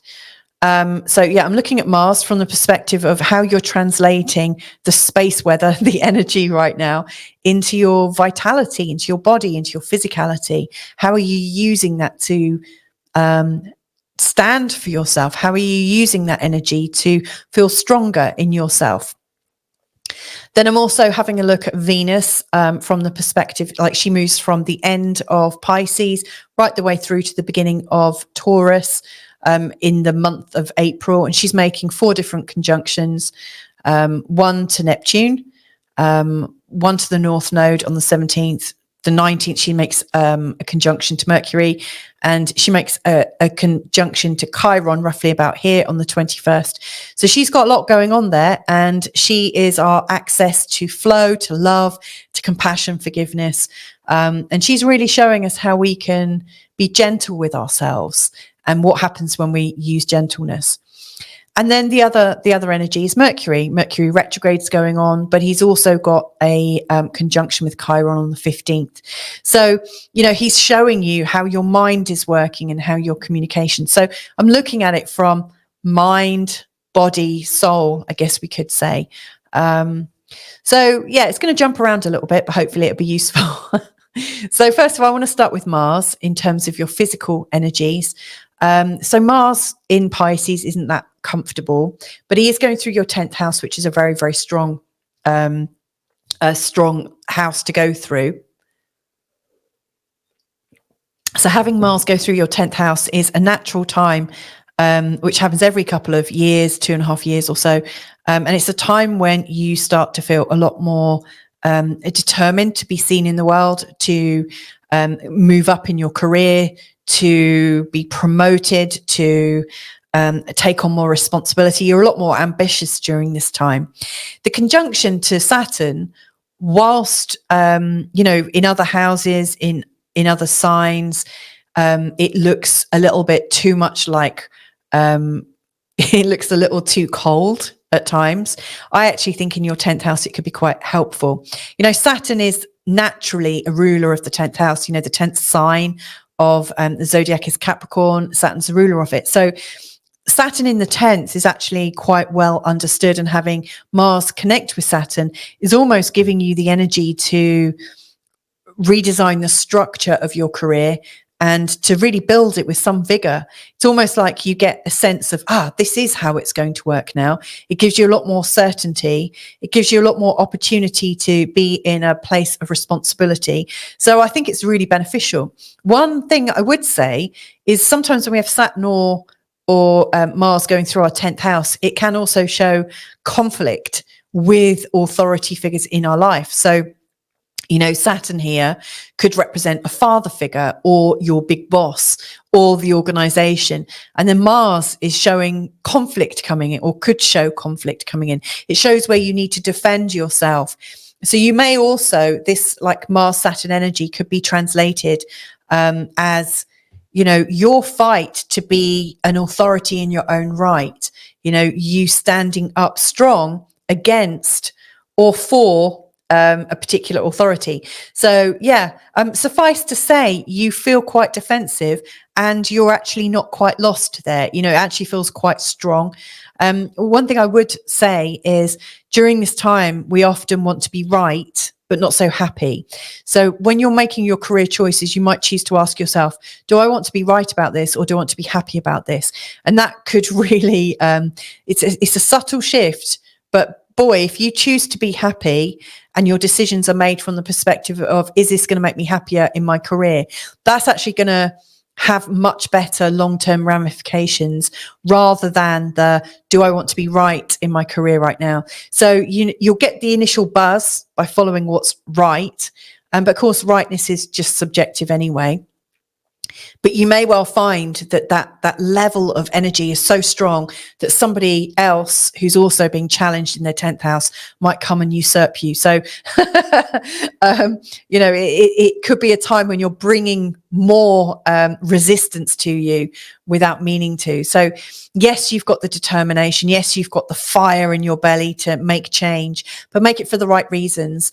Or you may well find that there's a resistance coming up against you. Now, of course, I always, you know, when I talk about resistance and stuff, it's usually because we're resistant in our own lives. There's something that we're forcing, like when we're forcing ourselves in any way, people pick up on that and kind of give pushback. So yeah, you might want to really question yourself about what's going on. Now, as Mars comes to Neptune on the 29th, it's not necessarily a strong time to renegotiate things. Things could get a little bit murky and you might feel your energy drop. However, if you're involved in some form of planning that involves a lot of creativity, that would be really, really beneficial. So just watch your energy levels, and I wouldn't choose to do anything really official where you're signing documents or anything like that during this time. Also, because Mercury's retrograde and is, you know, the Mercury retrograde and then the Neptune involvement is likely to bring up a lot of confusion. So yeah, keep your powder dry is what I would say in terms of your 10th house. Now with Venus, this is kind of cool as well. You know, like as you're starting the month, Venus is there just absolutely easing you into a nicer situation at work. So yes, a week later, you're starting to feel quite strident, but at the start of the month, Venus is really trying to encourage you to meet with like-minded people, try to see the sort of spiritual benefits of doing well within your business and really connecting you to ideas that could really kind of lift you up rather than put you in a tight box. So I think the more you can be intuitive and tune in, maybe do some kind of journaling, but about your career, like do some journaling or creative brain work, you know, like brainstorming, you know, collage. You know, I've seen lots of workspace. I used to work in training, by the way, for corporations. So, you know, like anything that's getting your creative juices going, to do with problems and situations within your business, anywhere that's unlocking the potential to, I don't know, find more space. You know, what we find in our working lives is that things get tighter and tighter and tighter. Usually as we're working, we neaten things up as we go. And sooner or later, you find that you've got this very strong transactional place, but there's not much space to grow beyond it. This aspect, as you're coming into your month ahead, is really there to open that up. So the more loose work you can do that uses your creativity. It's going to open up your intuition to help with problem solving. So I see them both going hand in hand. Now, the more you do that, then, by the time, Venus is in a conjunction with the North Node and also Mercury on the 19th in your 11th house, what I see happening is you've come into a much stronger bargaining place in terms of your networks. It feels like there's more people that want to collaborate with you. There are new people kind of coming in because they've heard this idea, or there's, a friend of a friend. It feels to me like you're really certain in your community. It feels like, there's a sense of belonging, like why you're doing this job now. And it's brought you all the right people at just the right time. On the 21st, when Venus makes a connection with Chiron, it's quite healing. It's almost like anywhere where you've doubted your ability to get on with people, or felt like you weren't completely liked for being yourself, or your ability to work the way you do just hasn't been appreciated. I see that there's a healing event taking place for you around the 21st, which, by the way, is also when Uranus and Jupiter are in their conjunction in your 12th house. So let's talk a little bit about this now from the perspective of Mercury retrograde and how it's all fitting in together. So during this time, Mercury's retrograde in the 11th house, and Mercury during that time is going to make a couple of aspects. First of all, Mercury is going to be in a semi-sextile to Uranus, then to Jupiter, and then it meets with Chiron. What I see going on during this time, so this is mid-month, is that there is this window opening through the amount of people you're networking with and sharing ideas with, and really openly sharing. It's stirring things in your unconscious mind. It's stirring old patterns. It's stirring up new ideas. And it's almost as if there is a channel coming into you. It's almost as if there is this deep intuition, this deep insight, this deep inventiveness, where you are absolutely bigger together than you are on your own. And so it's not just opening up your intuition, but it's like it's opening up an empathic intuition between you and collaborators, between you and people that you really want to work with. And of course, with Gemini ascendant, or with, a lot of Gemini in your first house, you are a natural collaborator. It's kind of written into your story. What I really like about this in particular, which we'll be coming to in May, Jupiter is actually going to come out of your 12th house and go into the first.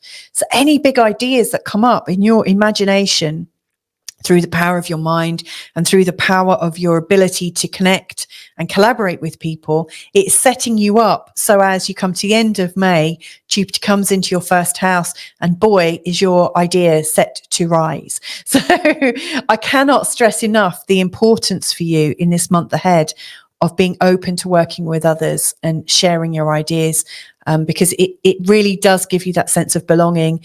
And that sense of belonging is creating this inventiveness, creating this natural channel, this natural brilliance, where whatever you need for this kind of collective space just seems to come right in. Last thing that I want to touch on then is just the full moon in the 6th house. It may well actually be bringing in so much stuff in this month ahead that you don't feel like you've got time to really manage it all. So do yourself a favor and get some help. Not like mental help necessarily, but maybe get some help at home. Maybe like get a cleaner, or, buy in some food, buy in ready-made meals, and not necessarily from the supermarket, but there are all sorts of amazing companies out there that can deliver you all the ingredients that are already chopped and prepared, and you can make yourself something.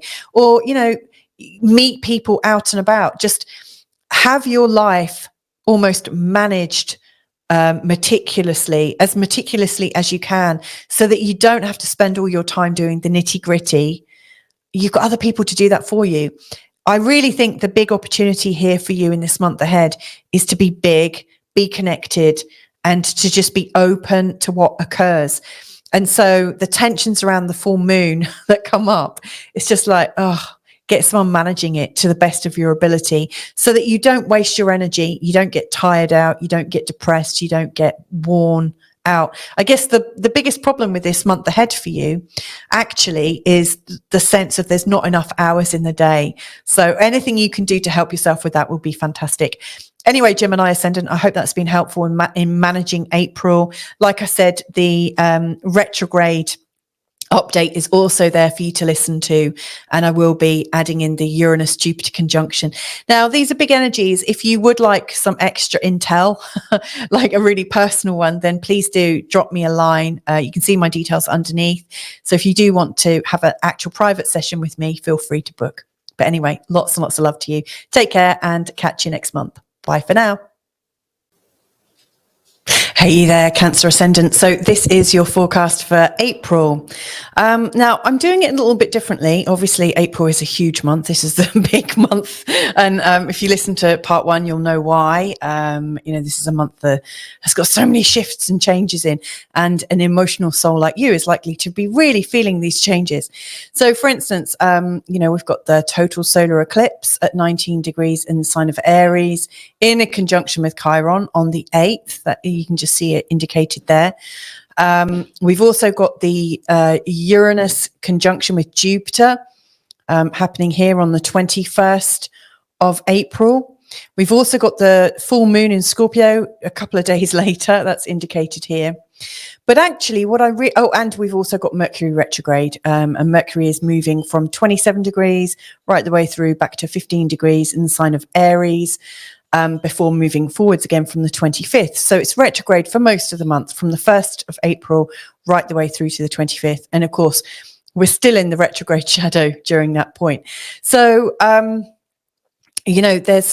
I've already recorded a Mercury retrograde forecast, and I will be recording a separate Uranus conjunction Jupiter forecast. So I don't want to spend too much energy diving into those, because I think there's still enough to talk about just with this one.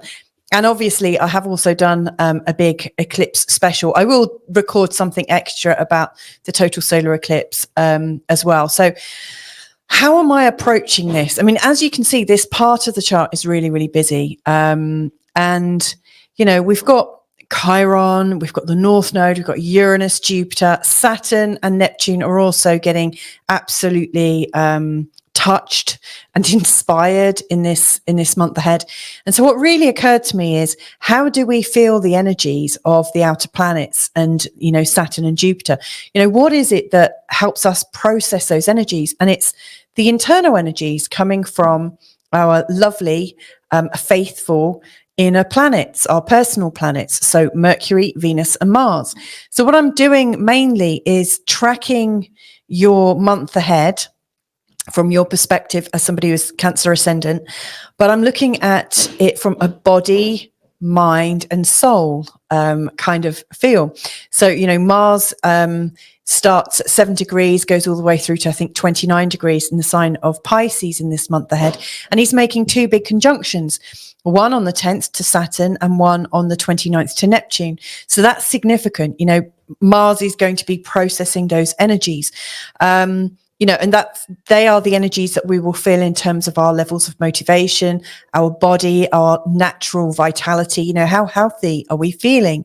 Given that Mars is also the ruler of Aries, given that there's so much going on in Aries as well, including the total solar eclipse and also Mercury retrograde, Mars does seem like a really important planet to pay attention to.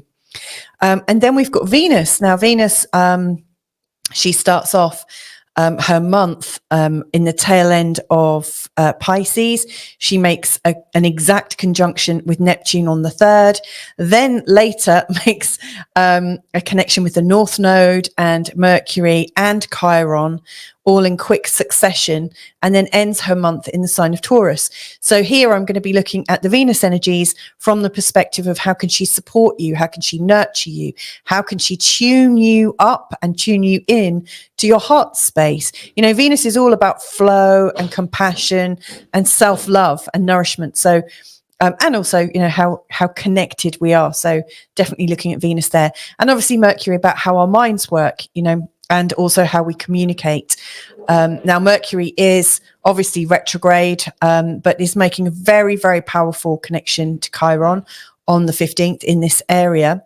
And also from the 13th and 14th of April, Mercury is actually in a semi-sextile to Uranus and then Jupiter, which I think is absolutely igniting them and getting that energy all fired up. So that's the kind of perspective I'm looking at. So let's just dive right in and start by sort of explaining. Let's start with Mars energies first. So, you know, your vitality, all the energies of Mars are really focused around your ninth house at the moment. And if you think about it, the ninth house is about your self-expression in terms of your sense of adventure, your sense of growth, your sense of something much bigger than you. You know, the ninth house is very much about belief systems and spirituality and politics and all sorts of higher mind subjects. But it's also about that kind of bigger sense of why you're here. You know, I really do see the faithfulness and that feeling of knowing that you have a connection as being a particularly ninth house sensation. And also given that your ninth house is very much in the sign of Pisces, which is by default a very sort of natural and spiritual and fairly religious sign. You know, I'm taking Mars to really represent your desire to know more about yourself, your connection, and your place in the world, your purpose. So, you know, Mars here is helping you really deep dive into what it is you still want to know. I mean, the ninth house is full of curiosity and possibility. So here I would ask you, you know, what is Mars able to show you? And if we take our bodies as an indicator of Mars energy and how freely it is expressed, I would also ask you, what sensations are you feeling in your body right now? So, you know, in this month ahead, I think it's really high time, actually, that you really notice all the sensations in your body, where you feel tight, where you feel released, and also where you get a sense of something. Now, obviously, with your Cancer ascendant and the fact that you're ruled by the moon, you should be fairly adept at knowing what you're sensing. You know, sensations are pretty strong for you. However, they can be quite fleeting given the nature of the moon and how quickly the moon moves. You know, your emotions and your feelings in your body can move quite quickly and quite dramatically, you know, from one thing to another. So I really see that you developing a greater intelligence around interpreting your body would be really, really useful. Now, on the 10th, Saturn and Mars are coming into a conjunction. Now, Mars isn't a very happy person in the ninth house. And when Mars is going through the ninth house, it often comes at a time when we're either absolutely studying much harder. We might be writing because publications are absolutely highlighted in this area of our chart. But, you know, the desire to learn can be really formalized, you know, in the terms of, you know, studying, working hard, speaking to mentors, eldership and things like that. You know, you're taking your learning very, very seriously. On the other hand, it can also, like Saturn can sometimes show us where we want to be right, and we're not actually worried about whether we're happy with it or not. You know, so sometimes Saturn just wants to be the authority and wants to be right, no matter what the cost. And so this is like the slightly more ruthless side of Saturn that sometimes shows up. Now, I do think Saturn is more ruthless when a planet like Mars connects with it, because there's a lack of empathy. You know, there's nothing really opening a heart space. It's potentially a deeply masculine, sorry to you know, call all things unempathic masculine. It's not I'm not talking about the genders necessarily, but more that, you know, we have sort of the in-breath and the out-breath. We have the yin, yielding feminine energy, and we have the more masculine thrusting energy. And, you know, the yielding energy is more about feeling and nurturing, and the thrusting energy is more about defense and protection. Very different energies. And so we've got two very defensive and strong and boundaried energies together in this ninth house. What occurs to me is, if you're in you know, you may well have a lot of people around you that are showing up in your life that are being being this boundaried thinking person who is absolutely right and will fight for the right to be right, and will say, no, this is how it is. And they become very, very dogmatic. And you may well find that you're the one that's becoming dogmatic. And there is this sense that you absolutely know what's what. What I would absolutely urge you to do is just ask yourself a few more questions in this month ahead, because given the fact that Mercury's retrograde, going through your 10th house, which is a pretty public house for you, you may well find that what you are absolutely certain about is absolutely on display for everybody to see, which could be really, really great. However, with Mercury retrograde, Mars and Saturn together, to me, I think, you could run the danger of thinking and speaking and acting in accordance to your values in that moment, and then later thinking, oh, where did that come from? That's really not me, So if you recognize it in yourself, take action. It's not to say you can't say anything, but let it sit with you for a while. Let it sit with you. Let it sit with you for at least until the moon changes signs. Give it a couple of days and see, am I still feeling that passionately about things? Because it's likely to really push you. However, if you are studying and you're using the energy of your 9th house to write, to learn, to forge ahead, then, this is going to give you a lot of discipline, mental discipline, and application to really do something amazing. So I guess, here I'm really showing you that this potentially difficult aspect could actually really also be a massive blessing. So focus your energy appropriately. Now, what is going on? Mars is also going through this area, and towards the end, Mars is meeting up with Neptune. Now, if you are on a quest to feel that sense of oneness, this could actually be one of those moments, because Mars is absolutely bringing your determination and lighting up a fire inside you. And Neptune is like the doorway or a portal to the soul space, the universe, whatever seems mysterious, elusive, and difficult to comprehend in a 3D body. So, there is a doorway that you could dive through to understand something much more ethereal, a lot more mystic. It's an opportunity to see beyond this very physical realm. And if you think about it, at the start of the month, your Mars is very physical and structured in its conjunction with Saturn. And then later on, it's super mystical. So that you could see this as a progression that, in this month ahead, you are sensing things with your body that are taking you from the very real and perceivable beliefs and politics and things like that, and taking you on a bit of a vision quest. There's lots of possibilities there. Now, interestingly, Venus's energy start at this position of the vision quest. As you're opening into this month, Venus makes this beautiful conjunction with Neptune. And in doing so, it's really emphasizing all of the aspects that absolutely, are beautifully open, to this 9th house experience. Like Neptune is absolutely a sort of like 12th house planet for sure. However, Neptune is also aligned to Pisces. And so, this very mystical application of Neptune is opened up wide with Venus's acceptance and love and forgiveness and compassion. So I really see, as you're going into April, if you could start with some kind of love fest, forgiveness fest, compassion fest for yourself, where you really open up to gratitude and really open up to the potential of infinite love and infinite acceptance, infinite forgiveness. It's that feeling of infinity, I guess, is where I'm coming from, because the 9th is just so beautifully open to the adventure of it. So if you can start your month like this, I think that's actually going to lead Mars on his journey in a much more humble way, and probably also help you connect in with an inner guide or a mentor. Mentorships are absolutely strong for you at this moment with all this 9th and 10th house energy. Anyway, Venus is later going to be making a connection to the North Node, then to Mercury retrograde, and then to Chiron.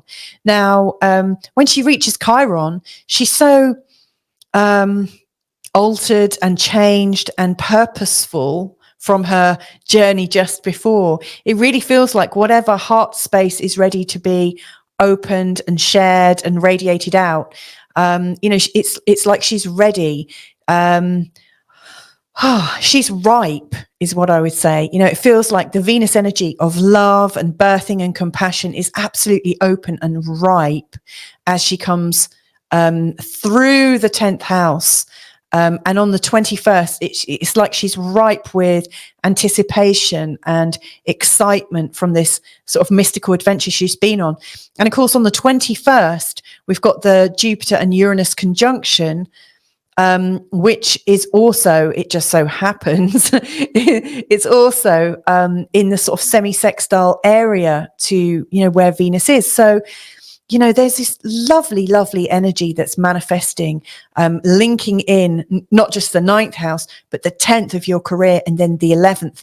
So it's from your career and how you can lovingly co-create with other people. I mean, this Jupiter and Uranus, energy, which I will be talking about separately in a separate video, this could absolutely change the way you do everything in terms of your life. This is absolutely bringing a much greater sense of importance with your friendships, your networks.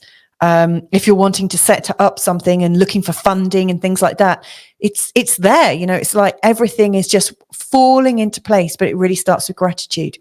Now, Mercury, I haven't really spoken about Mercury yet. So he's retrograde, going through this area. I think this is really giving you an opportunity just to take a step back from where you've been plowing on and being, really quite certain, okay, this is what I need for my career. This is what I stand for. This is who I am. This is how I am as an adult. This is how I am as somebody in the public arena. This is how I am. This is how I make my living. This is how I recognize myself and other people recognize my output. You've had a lot going on in this area and you would have taken quite a few knocks, having had Chiron go through here, and then now the North Node as well. It's fair to say you may well have even lost a bit of confidence through this time because you realize that the career you've created for yourself maybe doesn't quite help you be completely vulnerable and completely open in a completely authentic way. And so I imagine that the first part of 2024 has been you identifying, hang on, I need to tweak it. It needs a little bit of a change. So I do see that right now is the perfect time to have this first full Mercury retrograde of the year, because you are in this place of creating a new possibility for yourself. So I would say right now in this month of April, you need to be asking yourself really big questions about, I wonder what would bring me a greater level of success. I wonder what would answer the question of how I need to show up with vulnerability and authenticity, and see what comes up. Mercury going retrograde here is no accident. It's meant to happen.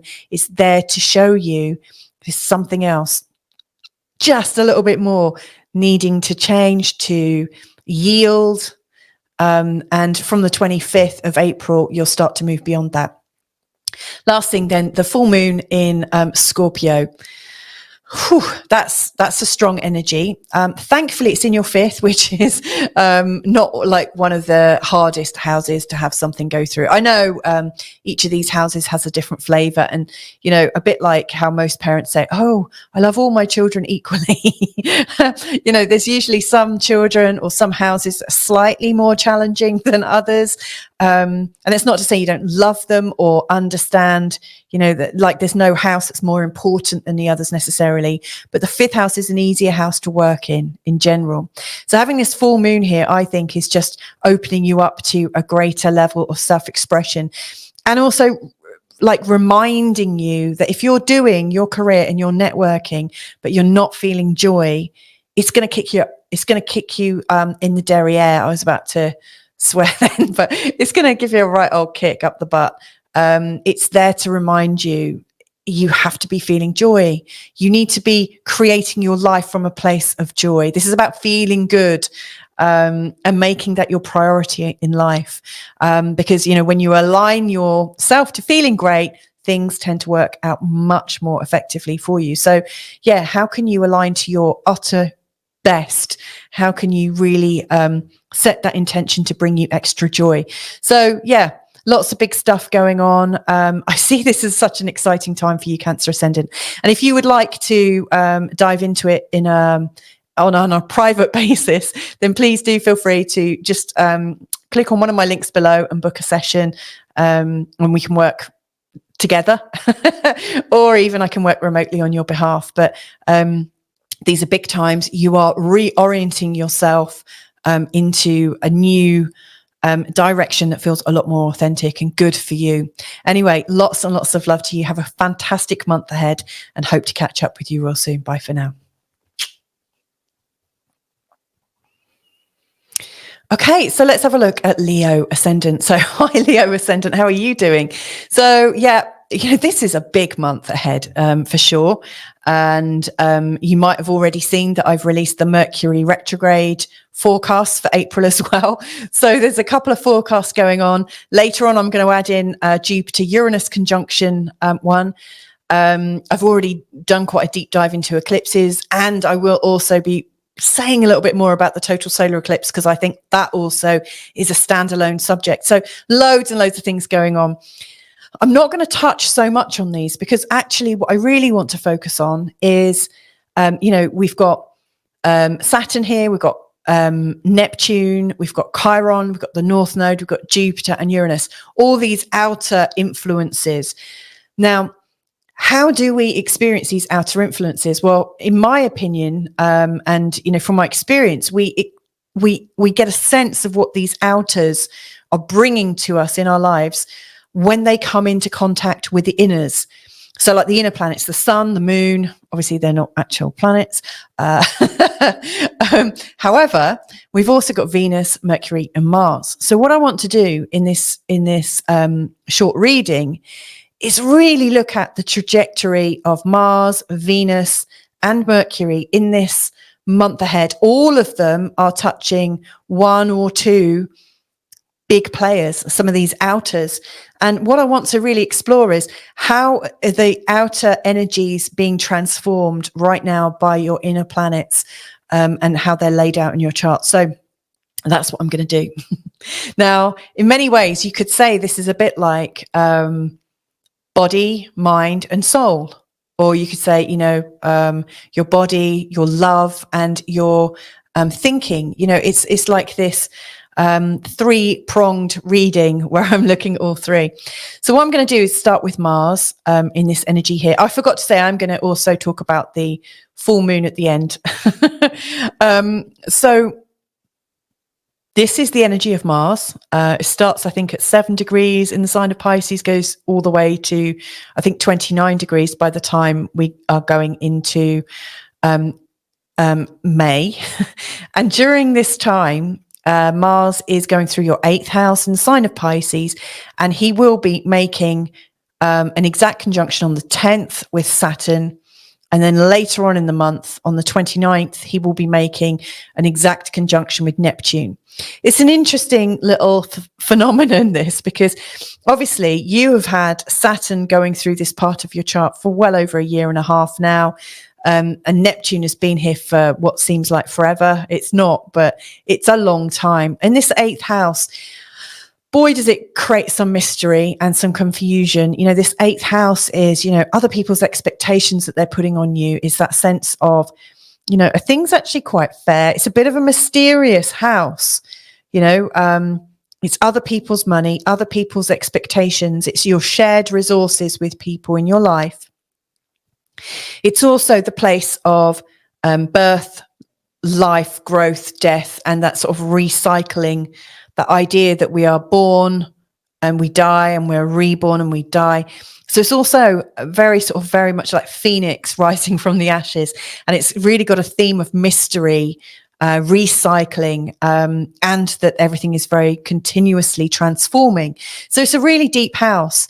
And it's also a place, I think, it looks at shared values, which values and money and resources do you have with your friends and family? But also, more importantly, and I know I say this to you pretty much every month at the moment, what are they putting on you? What are their personal values that they're putting on you? It's the seat of shame, blame, guilt, anger, resentment, and all those kind of generational family issues whereby people really sort of like nurse a grudge. And having Neptune here for such a long time will have muddied it, where you really don't know who is putting what on you, or even if they actually are. It's all secretive. It's like a big old racket. That's how it feels to you, that there's this massive racket of kind of feeling and emotion. It's kind of murky. And then Saturn coming in here is adding in a little bit of a finger wag as well. So what's Mars going to do as he comes through here? Well, the first thing, I think, Mars is helping us to feel a lot more in our bodies.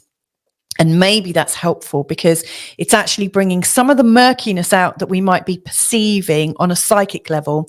And maybe we've, like how dogs can hear a dog whistle from like however far away it is. It's almost like we've been picking up on this like dog whistle from our family or people that we have like shared investments with, people who do matter to us that we're connected with. And it's almost like we're perceiving this kind of like dog whistle of shame, but we don't actually know it's there. Now, Mars is actually going to help us perceive it in a real physical way. So you'll really feel what's going on. You'll really feel these energies. And that's helpful because given that Mercury's retrograde through the sign of Aries, we've got this total solar eclipse in the sign of Aries, Chiron's in the sign of Aries, all of those in Aries, it's ruled by Mars.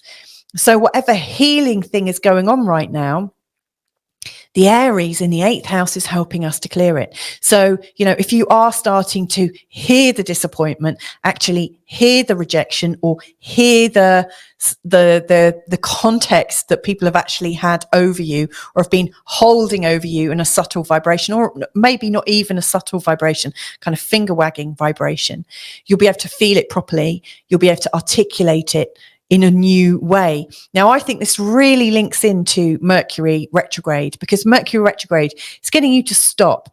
Like Mercury, when it's going direct, is always looking for facts. It's looking for the information. And you may or may not have been able to get that information. But now that Mercury is going retrograde, you're tuning into your intuition a lot more. So it's like a very physical intuition, and also your Mercury is set to pick up on some much bigger patterns. So I think you're really going to hang on. I've got a cat about to ruin this. No. Hang on a second. Look, come here. Oh. Right, you stay here. Okay, just stay here. Now let me just put this back on. Where were we? Okay, so what we've got here is stop moving or I have to kick you out. What we've got here is this really fantastic opportunity to perceive what's really going on and get some clearance.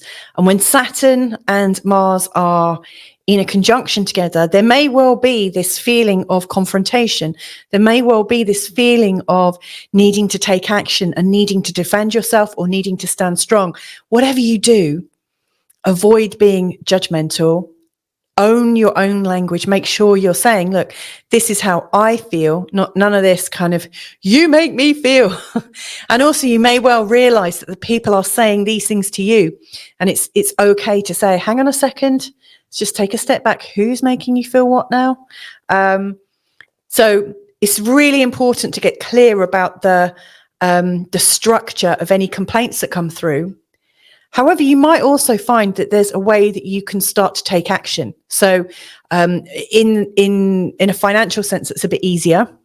When Mars and Saturn are coming together, you could actually start to turn around your shared investments in a really helpful way. So I think the physical is much easier.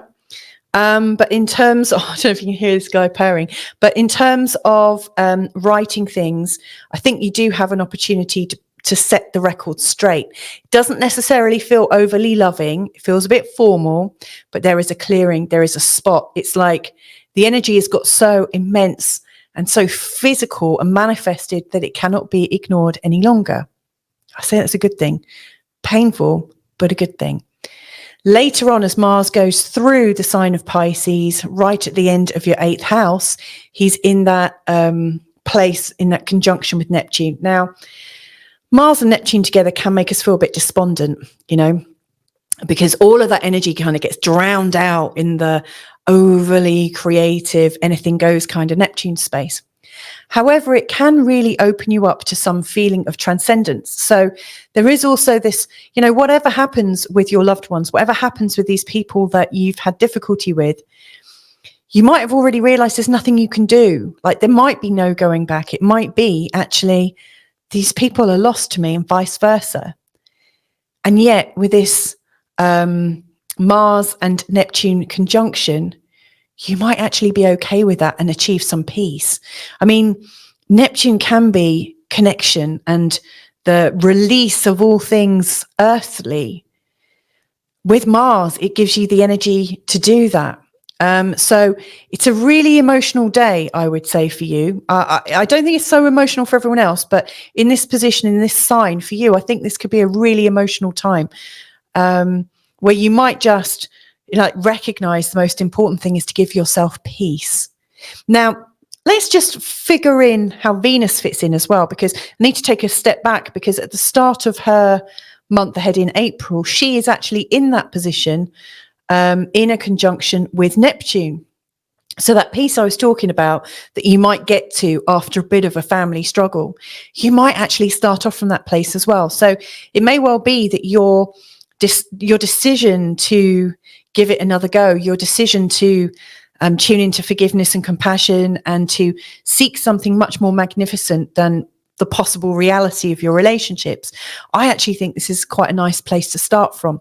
So you may well find that at the start of the month, actually what you're really doing, even before you're dealing with like difficult people in your life, you may actually be in a space of loving them anyway and loving yourself. Because I don't think, you know how people talk about mirrors and mirror work, and you go to a party, and that party trick where someone says to you, "Ooh, who do you really hate the most?" And you list all the qualities of somebody you don't like, and everyone around you falls about laughing because you just described yourself. So you may well find, that if you can love the people that are hurting you the most, that's actually the best way to find love for you.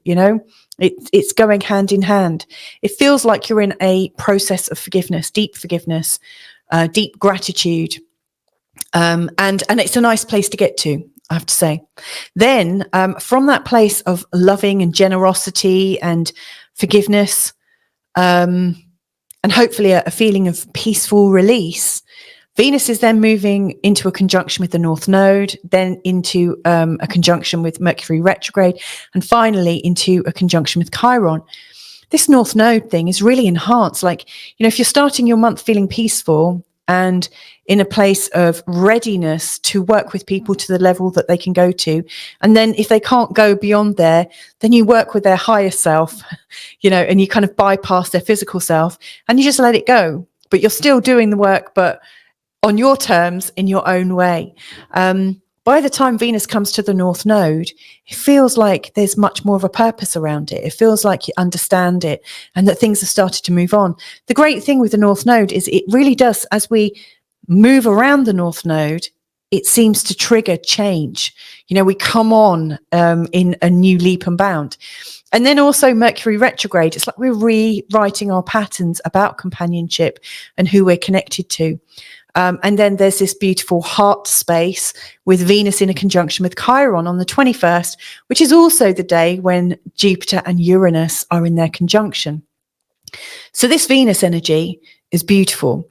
And, whilst I said it started in this place of forgiving others, actually where it's going through is that ninth house that is wanting you to experience an adventure with yourself, to go even deeper into spirit, even deeper into your belief systems, even deeper into that sense of this is all here for a really strong reason. And you might be writing about it, you might be broadcasting about it, you might be teaching, you might be learning about it, but there is this sense of endless generous curiosity that I think is a massive opportunity for you. Now, Mercury is going retrograde through this house. It's helping you see that maybe you missed out on a few chapters of a book that actually now it's really coming into play. So it's a good time, I think, to hold on to, just remember where everything was, where you wrote notes, and go back to them and just see what resonates. You might find that there are things you're relearning. How, I don't know if you know this, but there's a book called The Course in Miracles. I know so many people that have been through the book, and each day there is a lesson. And I know people that have continuously gone around and around and around on the book. And every time they go around it, they go deeper one level, then they go deeper again. And this is what's going on for you right now. It just feels like your understanding of your life, your spirit, is getting all that deeper. It's beautiful, really beautiful. So, so how do I lead this all together? I think you've got a chance to really get real about the people in your life and to understand if they're going to be part of your future. And, they might not be part of your physical future, but they might be part of the blessing that has got you to where you are right now, which might not feel like a blessing. However, you are on this big adventure to go much deeper than you've gone before.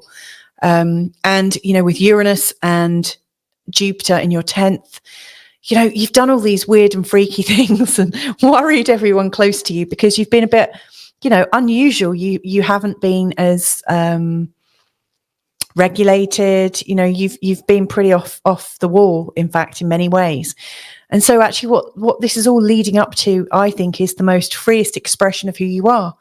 You are absolutely working towards freedom. And that's probably the intention I would hold for myself if I was in your shoes, Leo ascendant, on the 8th.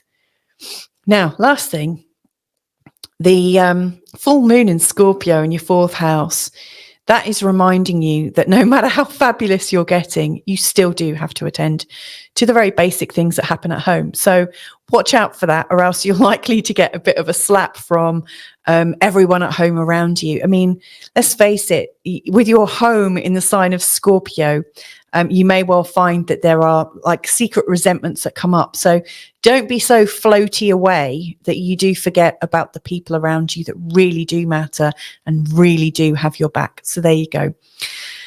Whew, I hope that's helpful to you. Now, obviously, this is just a forecast, for, I'm not looking at anyone's particular chart. This is for anyone with Leo ascendant. If you do want something a lot more bespoke, that's absolutely you to a T, then please do just contact me. All my details are below. Feel free to contact me and invite me to work with you. Anyway, lots of love to you and catch you another time. Bye for now. Okay, so Virgo ascendant, how are you doing? So we've got a really busy and packed April. Whew, oh my goodness, where do we start? So here's where I want to start. You have to forgive me. I've got a little... I've got a cat having a cuddle on my shoulder, so I'm not going to be as animated as usual. He's feeling a bit soppy, funny little thing. So we've got obviously these big events that are happening in April. For instance, we've got on the 8th, we've got the total solar eclipse, which pretty sure you're already aware of. We've also got the Jupiter conjunction to Uranus on the 21st, which I've just indicated here. Again, big event. We've also got the first full Mercury retrograde of the year, starting on the 1st of April. It's lasting until the 25th. And then after that, it goes forwards, but it's not out of its shadow again until mid-May. So, we've got Mercury retrograde going on as well. And we've also got full moon in Scorpio. Not that big a noise, to be honest, but it's still quite a lot of stuff going on. Now, we've got Jupiter, Uranus, Chiron, the North Node, Neptune and Saturn spread in this really tight little gap here. We've got Pluto over here. Pluto here.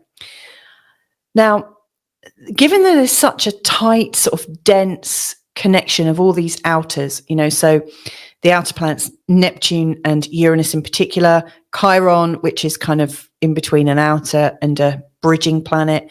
We've also got the two bridges, Jupiter and Saturn, that are helping us bring consciousness from the outer planets into the inner. Now, our inner planets, we've got the Sun and the Moon, we've got Mercury, Mars, we've also got Venus. These inners are the ones that help us really process the consciousness from the outer planets. The outer planets are generational. They create deep change, in particular, change in consciousness.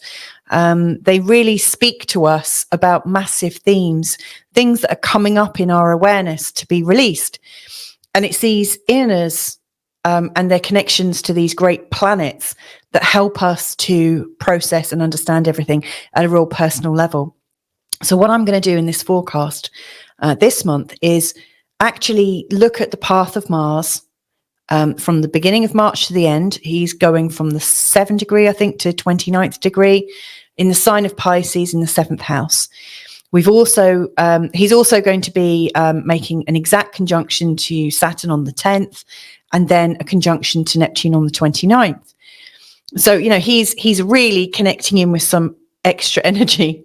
We've then got Venus, who starts her journey in this month ahead at the end of Pisces. On the 3rd, she's got a conjunction in Pisces with Neptune. Then she moves into Aries, where she later makes a conjunction with the North Node, Mercury retrograde, and Chiron, all in Aries. Then she moves into Taurus for the end of the month. So she's a real sort of active player, and helping us to understand our heart energy and how to flow and feel compassion and forgiveness and things like that. And then we've also got Mercury, who's retrograde all month, but making a very definite conjunction with Chiron on the 15th. So this is what I'm going to study and share with you. So let's start with Mars, you know, because it's like mind, body, soul. So Mars is the body, Mercury is the mind, and soul, or the heart space, is very much Venus. You're heavy. This cat needs to get off me. So these Mars energies then are helping you process energy in your body. Now, Mars is very physical, and he helps us to really feel that kind of surge. He gives us the direction. He gives us the determination. He also gives us a sense of needing to stand up for ourselves. Now, when Mars is in the 7th house, it sometimes appears to us that the people in our life are particularly difficult, you know, so it feels like they're standing up for themselves all the time. And it feels sometimes like they are against you, or working against you, or, you know, kind of using their energy against you. So it's important to understand how this might come about. I think the 7th house, even though it's about our relationships and people in it, I really also think it's a mirror. It's a projection screen. You know, what these people are showing is what you're really needing to bring out in yourself. You know, the more comfortable you are to defend yourself, to let people know, no, you've actually reached a boundary here, and I'm not prepared to go any further. I'm comfortable here. This is as far as you take me on this subject. You know, the more you are, you know, getting really clear, the easier your life is going to get. So I guess the gift of Mars in your 7th house and the sort of interactions that you've got with people right now is that they're getting you clearer. They're helping. I mean, it's not comfortable necessarily, but they are helping you get much clearer about what is right for you in relationships and what's really not right for you.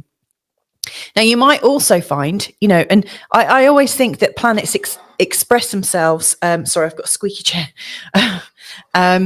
So I always think the planets express themselves, you know, on a few different levels. So, you know, Mars can, you know, that's Mars on a kind of negative, you know, that people are, you know, absolutely quite difficult and quite combative. On a positive, you might find that the people in your life are actually motivating, and they're highly motivated. And actually, they're showing you that you need to be a bit more motivated, you know, so they're actively doing things. They're actually actively creating things. They are in their power, and they're encouraging you and inspiring you. And it might not necessarily feel like an inspiration, but they are, by the sheer force of their personality, showing you that it's time for you to step up your game as well. So I see that as a huge opportunity. Now, on the 10th, this is one of those danger days that I would say for you. You know, watch out for your temper, watch out for their temper, you know, because when Mars and Saturn come together, they're not looking for a peaceable win-win. You know, it's like, it's my way or it's the highway. It's very much, I'm going to be right. I'm not interested in being happy about this.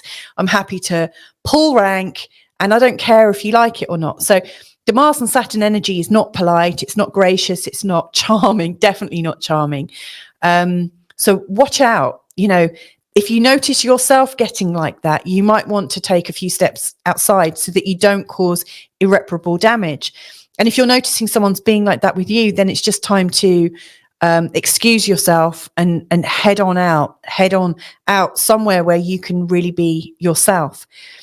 because being around people that are in this state is really limiting, because you're kind of walking on eggshells to try and make you happy, or make them happy, sorry. And of course, that's not really the whole purpose of this. You know, I don't think astrology is there to give you a hard time. I think it's there to inspire you and to show you how much more you can be, or how much more joy you can experience. And sometimes it gives you a push, and the 10th feels like it's giving you quite a sharp push. But as we go through the month, Mars is later connecting up to Neptune, and this is where it could get dreamy. You know, Mars and Neptune, you know, they're not natural bedfellows. They're quite uncomfortable together, to be honest. But Neptune adds, at its most positive, it adds a level of communion, spirituality, oneness, a sense of, oh my goodness, I really get this. I really understand my purpose with you. It gives you that sense of, it's like ethereal, it's like magical, it's like unicorns and pixie dust. It feels really indescribable. And so here, the Mars and Neptune energy could be deeply sexual. Both of them are sexual planets. So, you know, if you're feeling really sexual and it's really quite amazing, go with that. You know, don't let that stop. I mean, I should also say, and you know, I guess I'm going to go there right now. As we're going into the start of this month, Neptune and Venus come together. So Venus has her first conjunction before Mars even meets up with Saturn and causes a bit of a shit show. So when Venus and Neptune come together, again, they're both sexual planets. You know, Mars, Venus, Neptune, Pluto, all really sexual planets. But Venus and Neptune coming together could be a really expanding and expansive moment between you both, which could really shake you to the core. Now, one thing I do notice, and it's I've had this conversation with quite a few people, including healers and things like that. People like that, sorry, not things. When we have these really big heart openings and we really bare our soul in a really open and safe and really vulnerable and authentic way, often what I notice is as we come back down to earth, because I do think these moments lift us up, right? When we come back to earth and we come back into our normal reality and the post-coital bliss has worn off a bit, like shit gets real. And often lots of arguments come up, or it feels like something is stirred. So what I put this down to is, as we connect in a state of communion and in a state of bliss, it creates a level of safety. And all of a sudden your body says, oh, I feel so safe. Oh, I can let go of that tension that I've been holding on to. Wow, I feel so safe. That sexual tension, that shame, that guilt, that embarrassment, that resentment, all those things I've been holding on to my body, I can just release them now. So, you know, be aware that after a state of bliss, you know, with this Venus Neptune in your 7th in dreamy old Pisces, be aware that it may well bring up some of the muck with it. It's not something that you can't cope with. If you know it might come up, be ready for it. Be patient with it. Just say, look, I'm feeling something. It feels pretty foul, actually, and yet I recognize it's because I felt safe. Can we talk? You know, and so it's how you handle it. It's how you introduce it that allows you to go through it. So, you know, all in all, in your 7th house, even though Neptune can bring out, you know, kind of bad behavior as well and deception, really at its core, I think it's about lying to ourselves. But with the connections between Neptune, Venus and Mars, I really think we can't lie to ourselves. Our feelings feel real in our physical body and in our heart. In our heart space, we really get that clarity and that truth.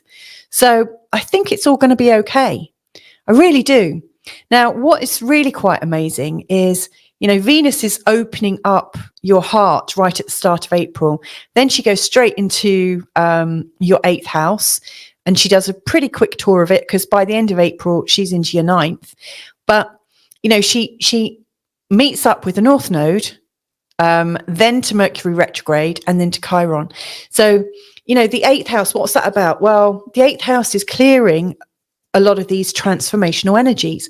The 8th house is also about your shared investments. Having Venus going through there is, I think, quite useful. So for instance, if you have got some bills, and I'm talking physically now, not sort of spiritually, you've got a chance to really get your assets, your bank statements, your loans, and all these other different financial vehicles that you may use or abuse. It's giving you a chance to get on top of them. It's giving you a chance to talk about them. It's giving you the courage and the heart space to absolutely see everything as it is, and to kind of be hopeful about it, not to feel so bad. If we're talking about in terms of generational family curses and how you get on with the intimate people in your life, your sort of family, the karma around your family and stuff like that, then Venus going through this area is really helpful. I think you can actually start to get a sense of understanding with each other. In particular with the North Node, it feels like you know why you were born into that family and possibly what that family lesson is all about. With Mercury retrograde, there's also this lovely feeling of belonging. Venus and Mercury really helps us feel like a sibling generosity. It helps us feel like we're at home. And so I think you're revisiting how to feel at home, with this Mercury retrograde. And of course, that leads to that open heart healing, with Venus in a conjunction with Chiron. Now, about that, let's just share with you the Venus-Chiron conjunction on the 21st. It's also the day when Uranus is in a conjunction with Jupiter in your ninth, in the sign of Taurus. So, not only are you really clearing out all these resentments and guilt, shame, blame, anger, and all that jazz, but it's opening you up to feel much greater freedom and to use this energy.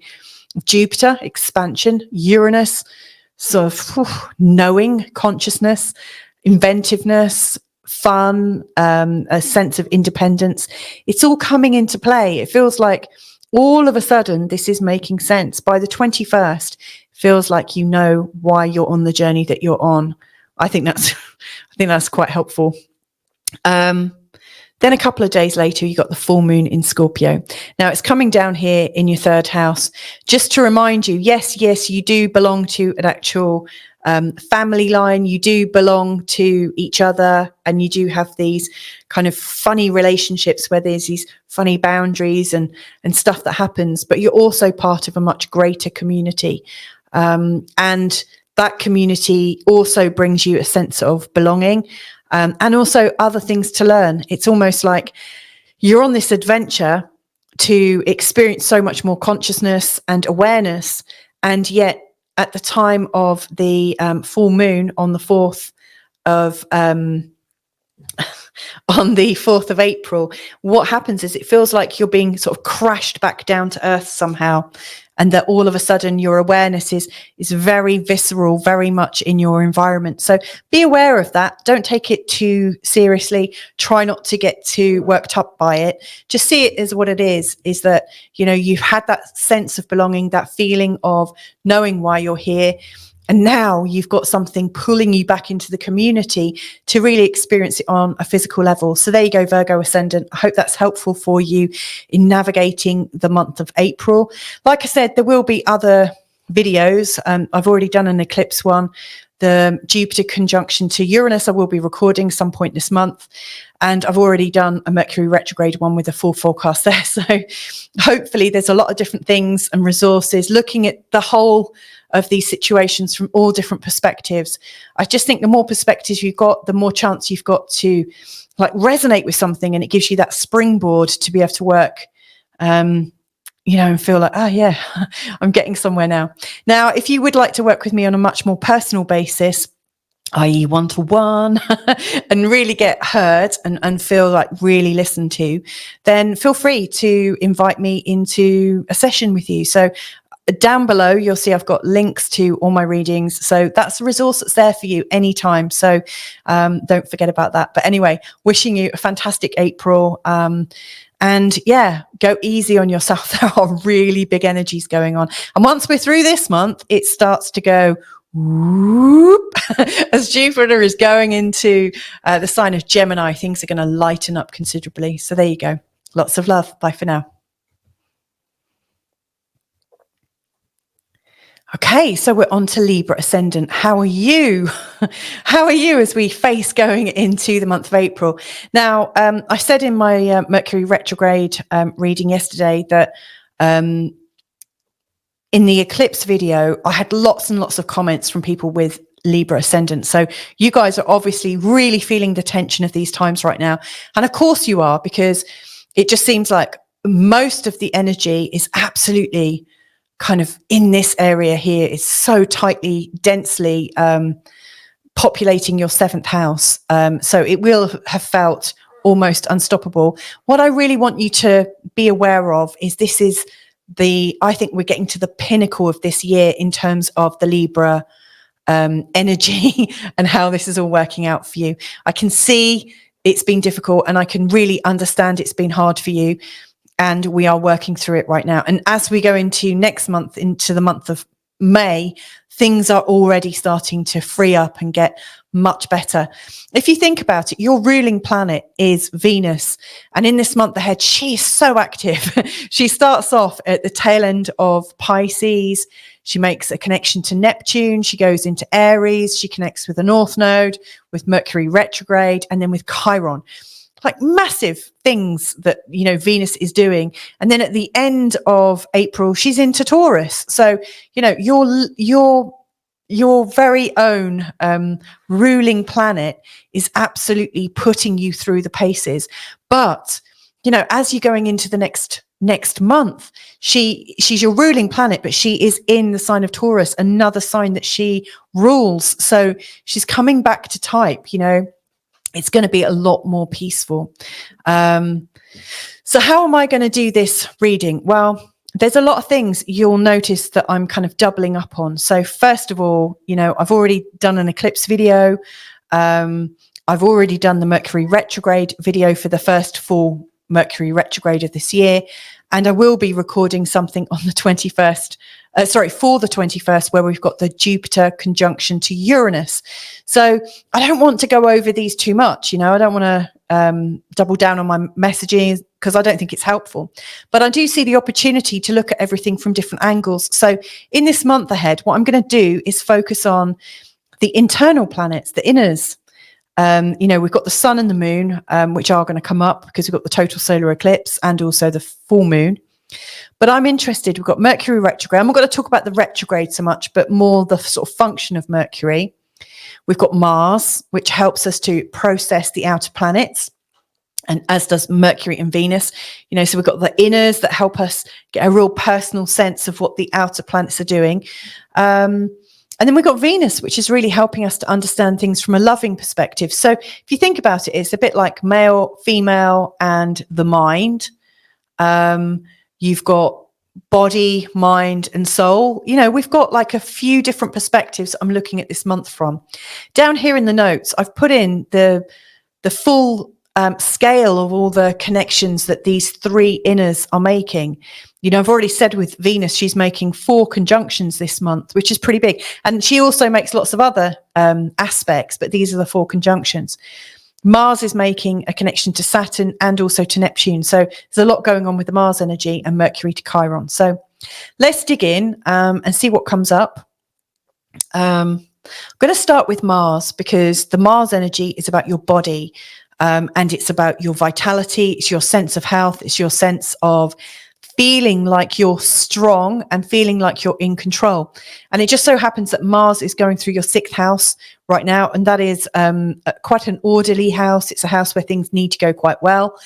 You've already got Saturn and Neptune going through there really slowly, in particular on Neptune's front. And so having Mars going through here is quite an interesting time. You know, the 6th house looks at your health. It looks at your diet. It also looks at how well organized you are.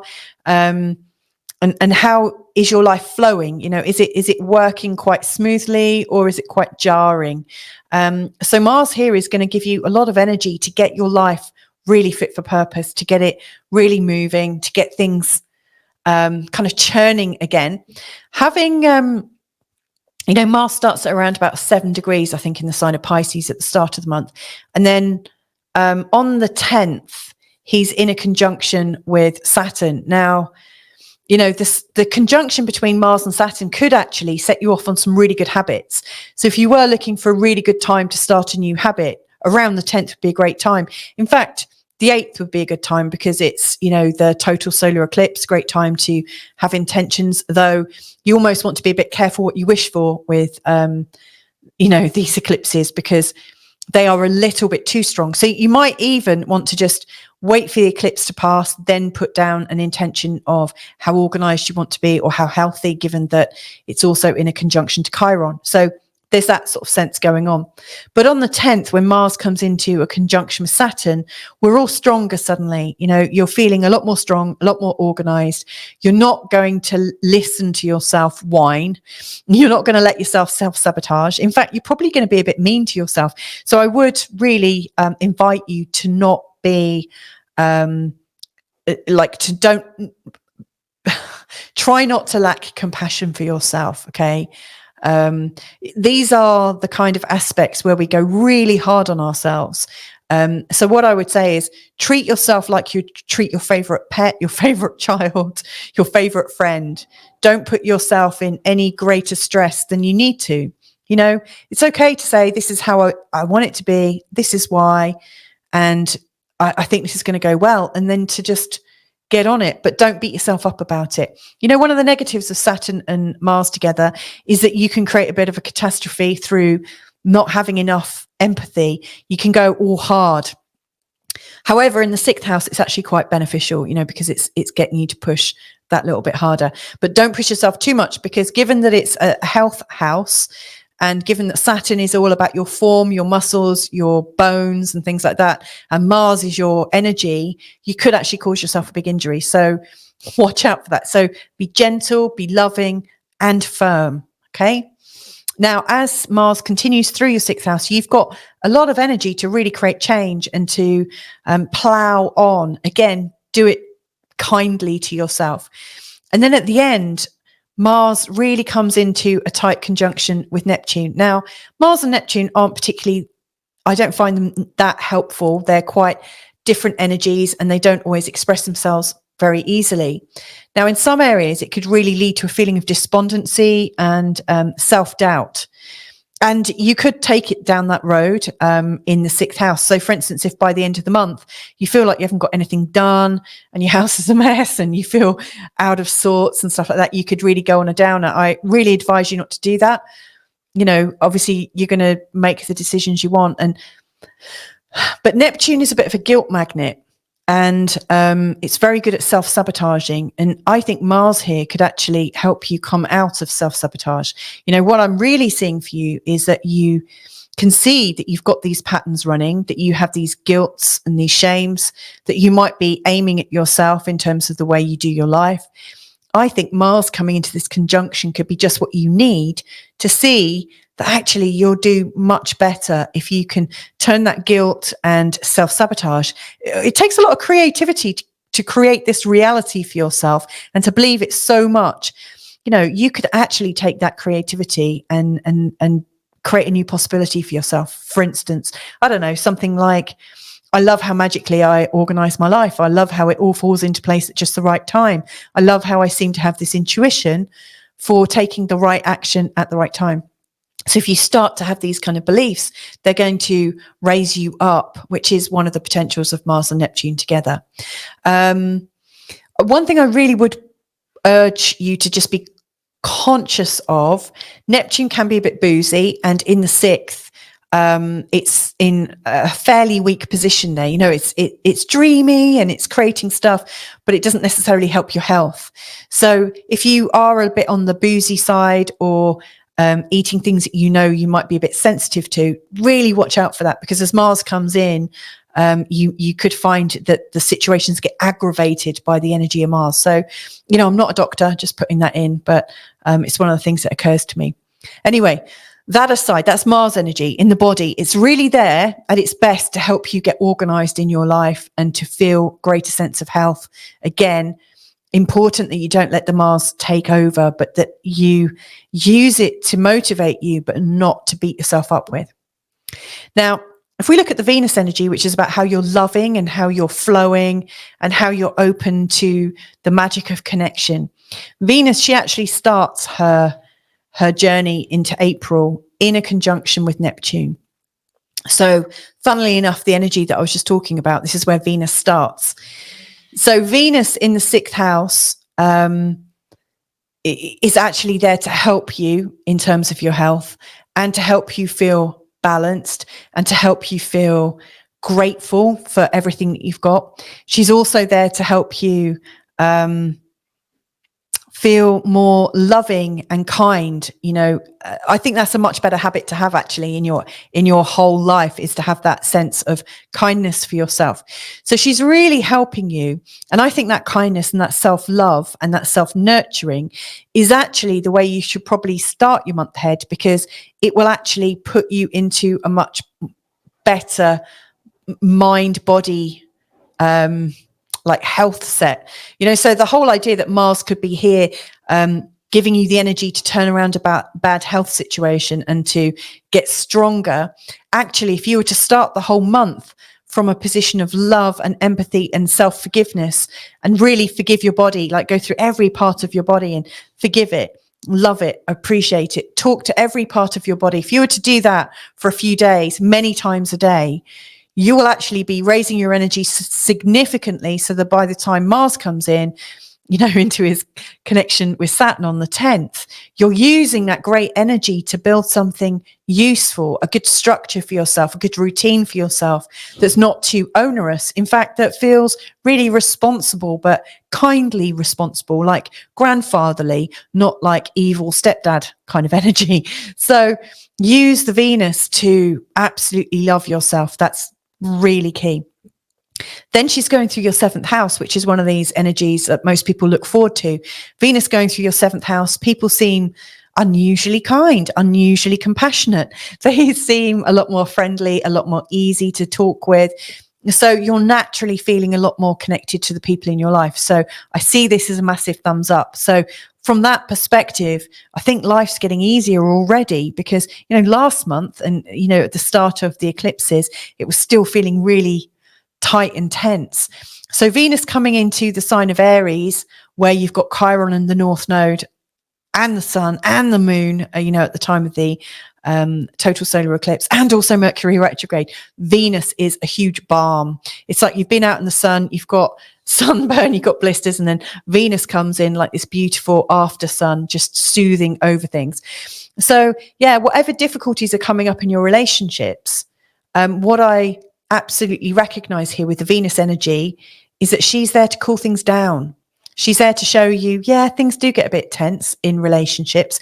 And yes, we often do have very different ideas than our partners do.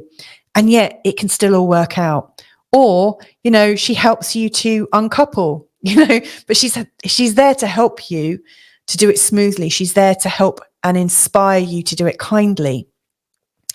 So yeah, I think she's there to help. She may also even show up as a new love interest.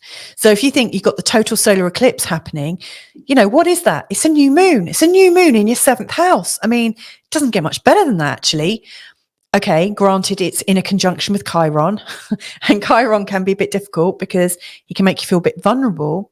But Chiron, if we've already healed ourselves a lot, and if we're already aware of where we feel exposed, where we don't feel really great, if you've already done a lot of that work, you might be actually going into this total solar eclipse energy with a feeling of openness and a feeling of being able to say, actually, this is what I struggle with, and not trying to hide it. I think it's where we're trying to hide it that we come into these inauthentic relationships, because, you know, the people we relate to never really get to see us.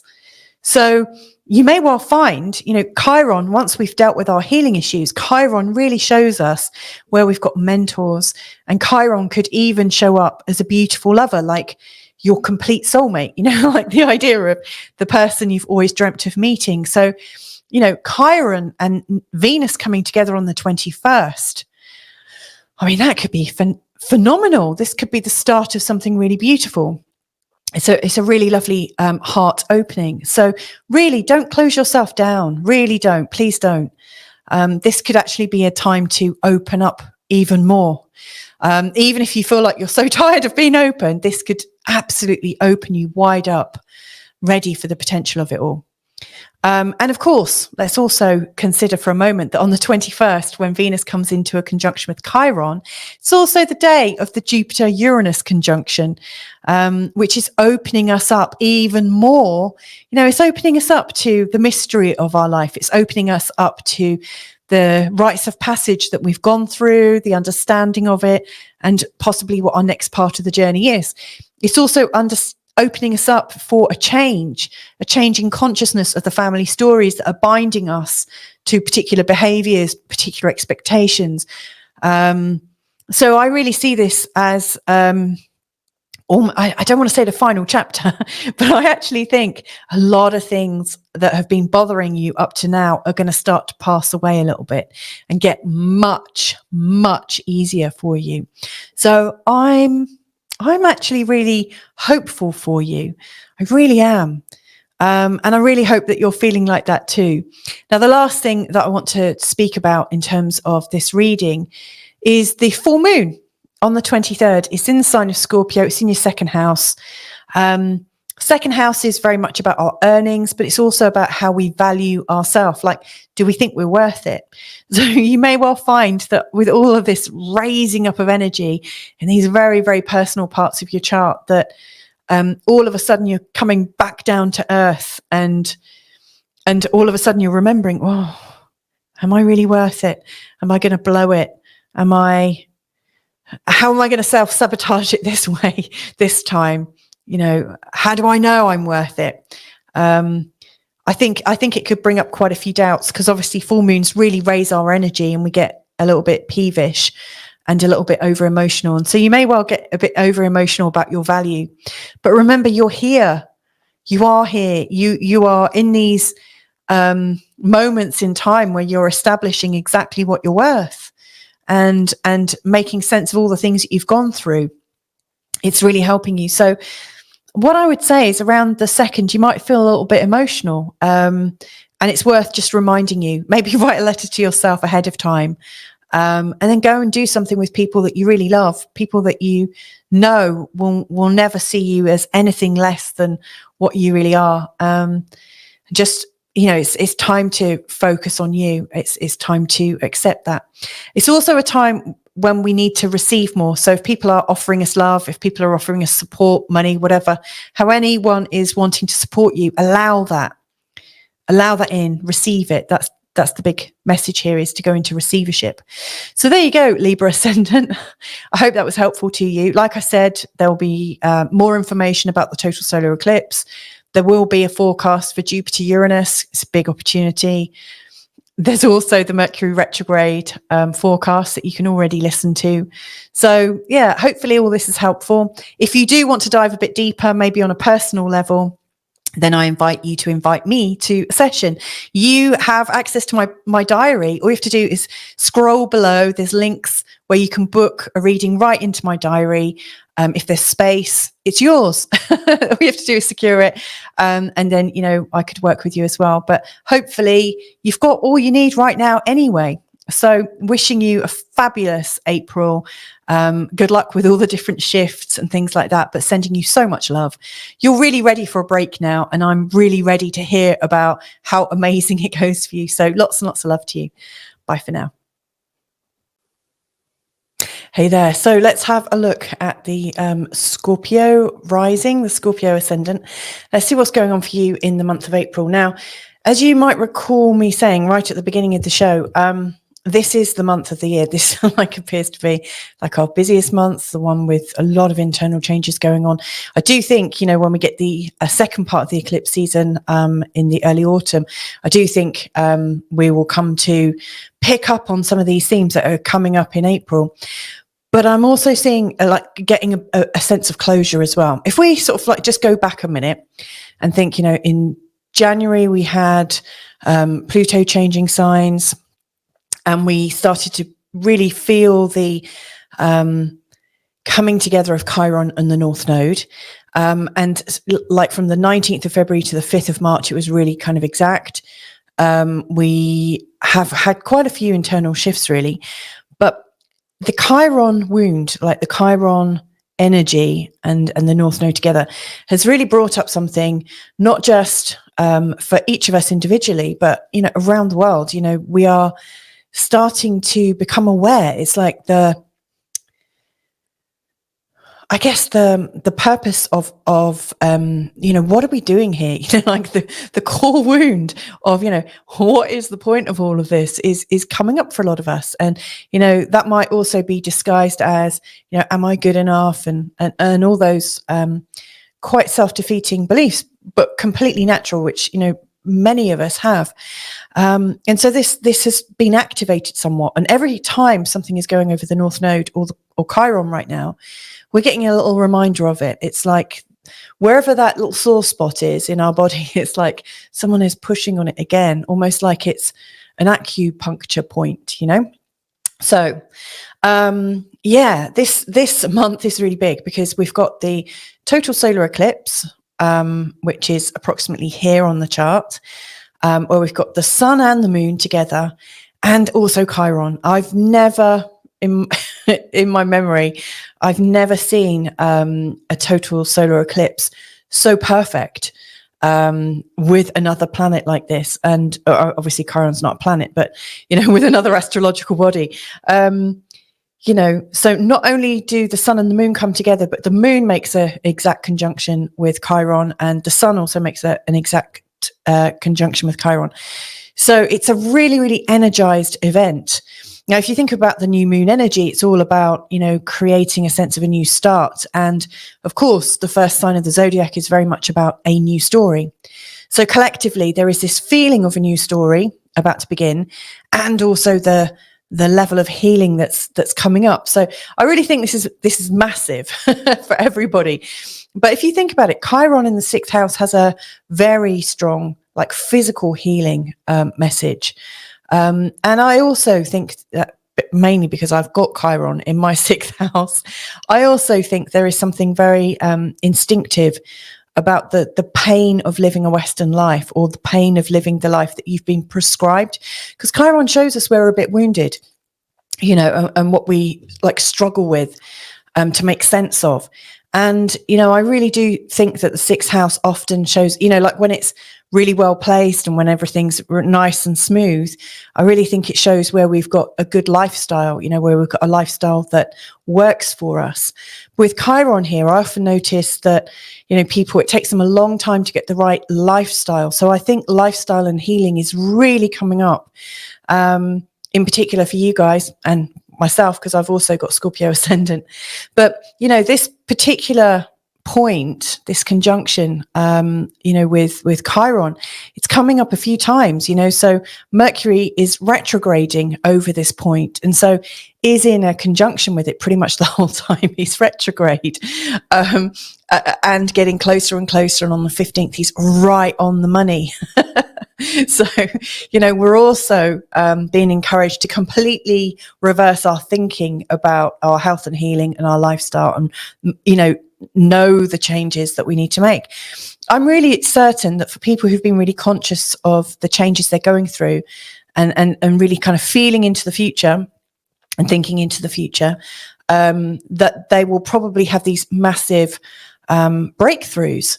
You know, so you're not just planning to make these breakthroughs, but all of a sudden something actually sticks and you're actually able to go ahead and do it. So, yeah, I think this is quite an exciting time. Yeah. Venus is also going over Chiron this month as well. And, you know, Venus is going over this point at the exact day that Uranus is in a conjunction with Jupiter. By the way, on that exact day, the US incorporation chart, like, you know, the birth chart of the United States, the 1776 one, that also is exactly in its Chiron return on that day. So it's a huge, huge day, a massive month ahead. But anyway, I digress.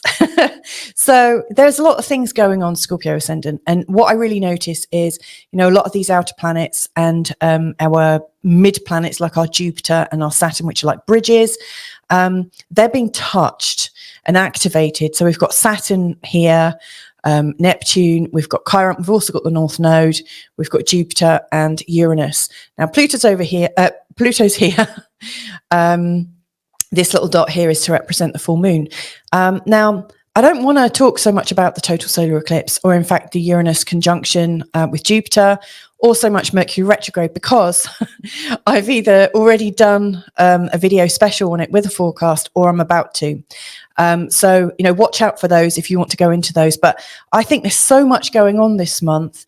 And so how I'm choosing to read this particular forecast for you is to look at the inner planets, because the inner planets, your Mercury, your Venus, and your Mars, and also your Sun and the Moon. But these three, Mercury, Venus and Mars, they are helping us to process all this activated outer planet energy. So, Uranus bringing us this kind of spike in consciousness and this feeling like this restlessness of wanting to change or sensing something telepathically. And by telepathically, I'm not just talking person to person, but I'm talking worldwide. There is this kind of feeling that we are connected to collective thought. Is it the Akasha Records? Who knows? Lots of different words exist for this sense. We've also got Neptune, which is almost like, it's not the thinking, but it's the intuitive side of that. That intuitive thought form that we can all tune into, and it's creative. Uranus is known as the higher harmonic of Mercury. So if you think Mercury is our mind, our mental function, Uranus is like, I think of it almost like, like you've got audience, like you can hear, and you've got clairaudience where you're light hearing, and you've got sight, and then you've got clairvoyance, where you are seeing through your light eyes. I think the outer planets are a bit like that. They are this higher extension. And so Venus and Neptune's the higher harmonic of Venus. So there's a lot of stuff going on right now. So these three planets in particular, I'm having a look at. Now, Mercury is going to go retrograde from approximately here on the 1st, which is 25 degrees in the sign of Aries, back through to, is it 25? It might be 29 degrees Aries, 28 degrees, I think. I don't know. It's around there. It's in the late 20s, going back to 15 degrees before it goes forwards again. So it's tight in this area where the total solar eclipse is. And in your chart, it's showing up in the 6th, which is very much about your lifestyle, your day-to-day, how you can get regulated. Are you creating the right habits for you? How do you react to habits? Like lots of people, for some, they really work well. For others, it's like, ugh, don't get me all habitual now. So, any pain that exists for you in terms of habits is likely to be reviewed, but also really felt on a number of different levels. As Mercury connects to Chiron, we may well be able to articulate what it is that is at the crux of our displeasure or pleasure to do with habits. When Venus comes in on the 21st, we might actually have a sense of compassion for ourselves. We might give ourselves a bit of a break, and in doing so, create a breakthrough. So, where Mercury is going right now is really showing where, at some level, we are really turning around. We are really sensing a new possibility for ourselves. So I like that. Now, Mars and his energies, Mars is very much about vitality, in particular stuff that we really feel in our body.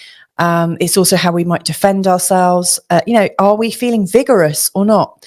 Now, Mars isn't particularly vigorous in the sign of Pisces. Come to think of it, nor is Saturn.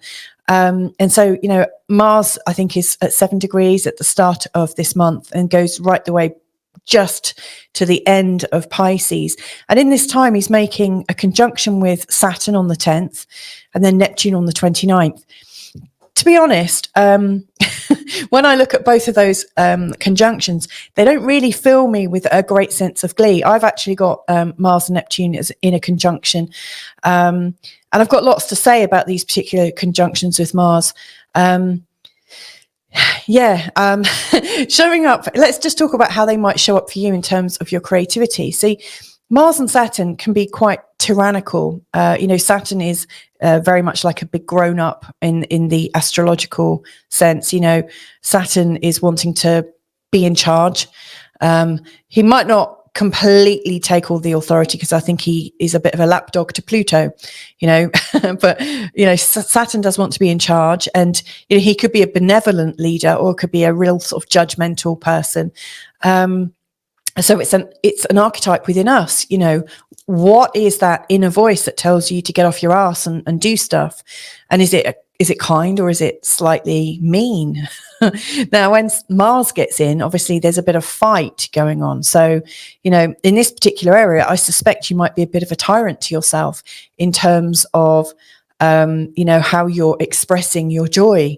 I think the fifth house is a gateway to the potential for joy for ourselves in our lives. It's a place where we need to goof around, be creative. It's where everything that our soul is yearning to birth is realized, or is brought forward. So our children come into this, all of our hobbies, love making, intimacy, new sexual relationships, flirting and partying and whatnot. I also think of it as a place of intense creativity with yourself, like what you are. This is coming from you. It's what you're wanting to birth. I think the 11th house, by comparison, is more about what you're co-creating. I also see the 11th as very much a law of attraction house. So with Mars and Saturn here, you could actually find a lot of vitality and vigor through your creativity. Now, of course, if you do have children, your kids may well actually be quite annoying. They could actually be quite vigorous with you. They may be creating this kind of Saturn Mars energy. You might find them critical. So it's worth, thinking about it. You might also be quite hard on them and all of your creations. So, what I would say, it's time to, you may very well want to create lots of things, and you'll do so much better if you're kind with yourself. Towards the end, Mars and Neptune, at the end of this, at the end of April, I think could bring up a bit of despondency, where you feel a little bit defeated. These two in conjunction, they can absolutely rise you to the heights of creativity and spirituality, and the potential to connect with all that is. Mars can give you that quest and that energy to really go there, and Neptune can absolutely unlock the doors and veils of perception.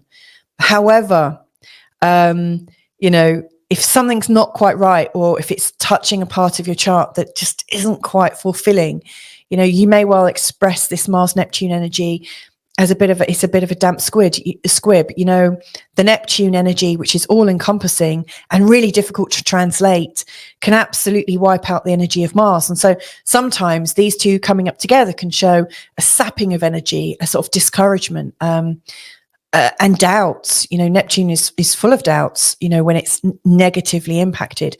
So this is very much about your creations, in terms of April. Go easy on yourself. Don't put too much pressure on to complete things in a particular way. If you're seeing the final piece, and that's your final judgment, that could be too much pressure to put yourself on with the Neptune and Mars energy, because you might not quite reach what in your head and heart and your idealism should come up. So you might be feeling into your creation of how it should look, and the actual reality is a bit of a come down. So go easy on yourself. Now, something else that's worth bearing in mind, and this actually goes right back to the start of April, and I'm now looking at Venus. Venus is actually starting the month with a lovely conjunction with Neptune. And in doing so, these are two very creative planets right at the tail end of your fifth. So you may also be starting, this month ahead with an extremely strong desire to create. It's almost coming from your place of love and gratitude. It's almost like you're really moved by life right now. And in the gratitude and the joy and the love of it, it is motivating you to stretch even deeper into your creativity, stretch even deeper into your relationships with your children, your passion, and this, that, and the other. Also, Venus and Mars and Neptune are also very sexy planets. So there's a lot of energy in this fifth house for you, which is great.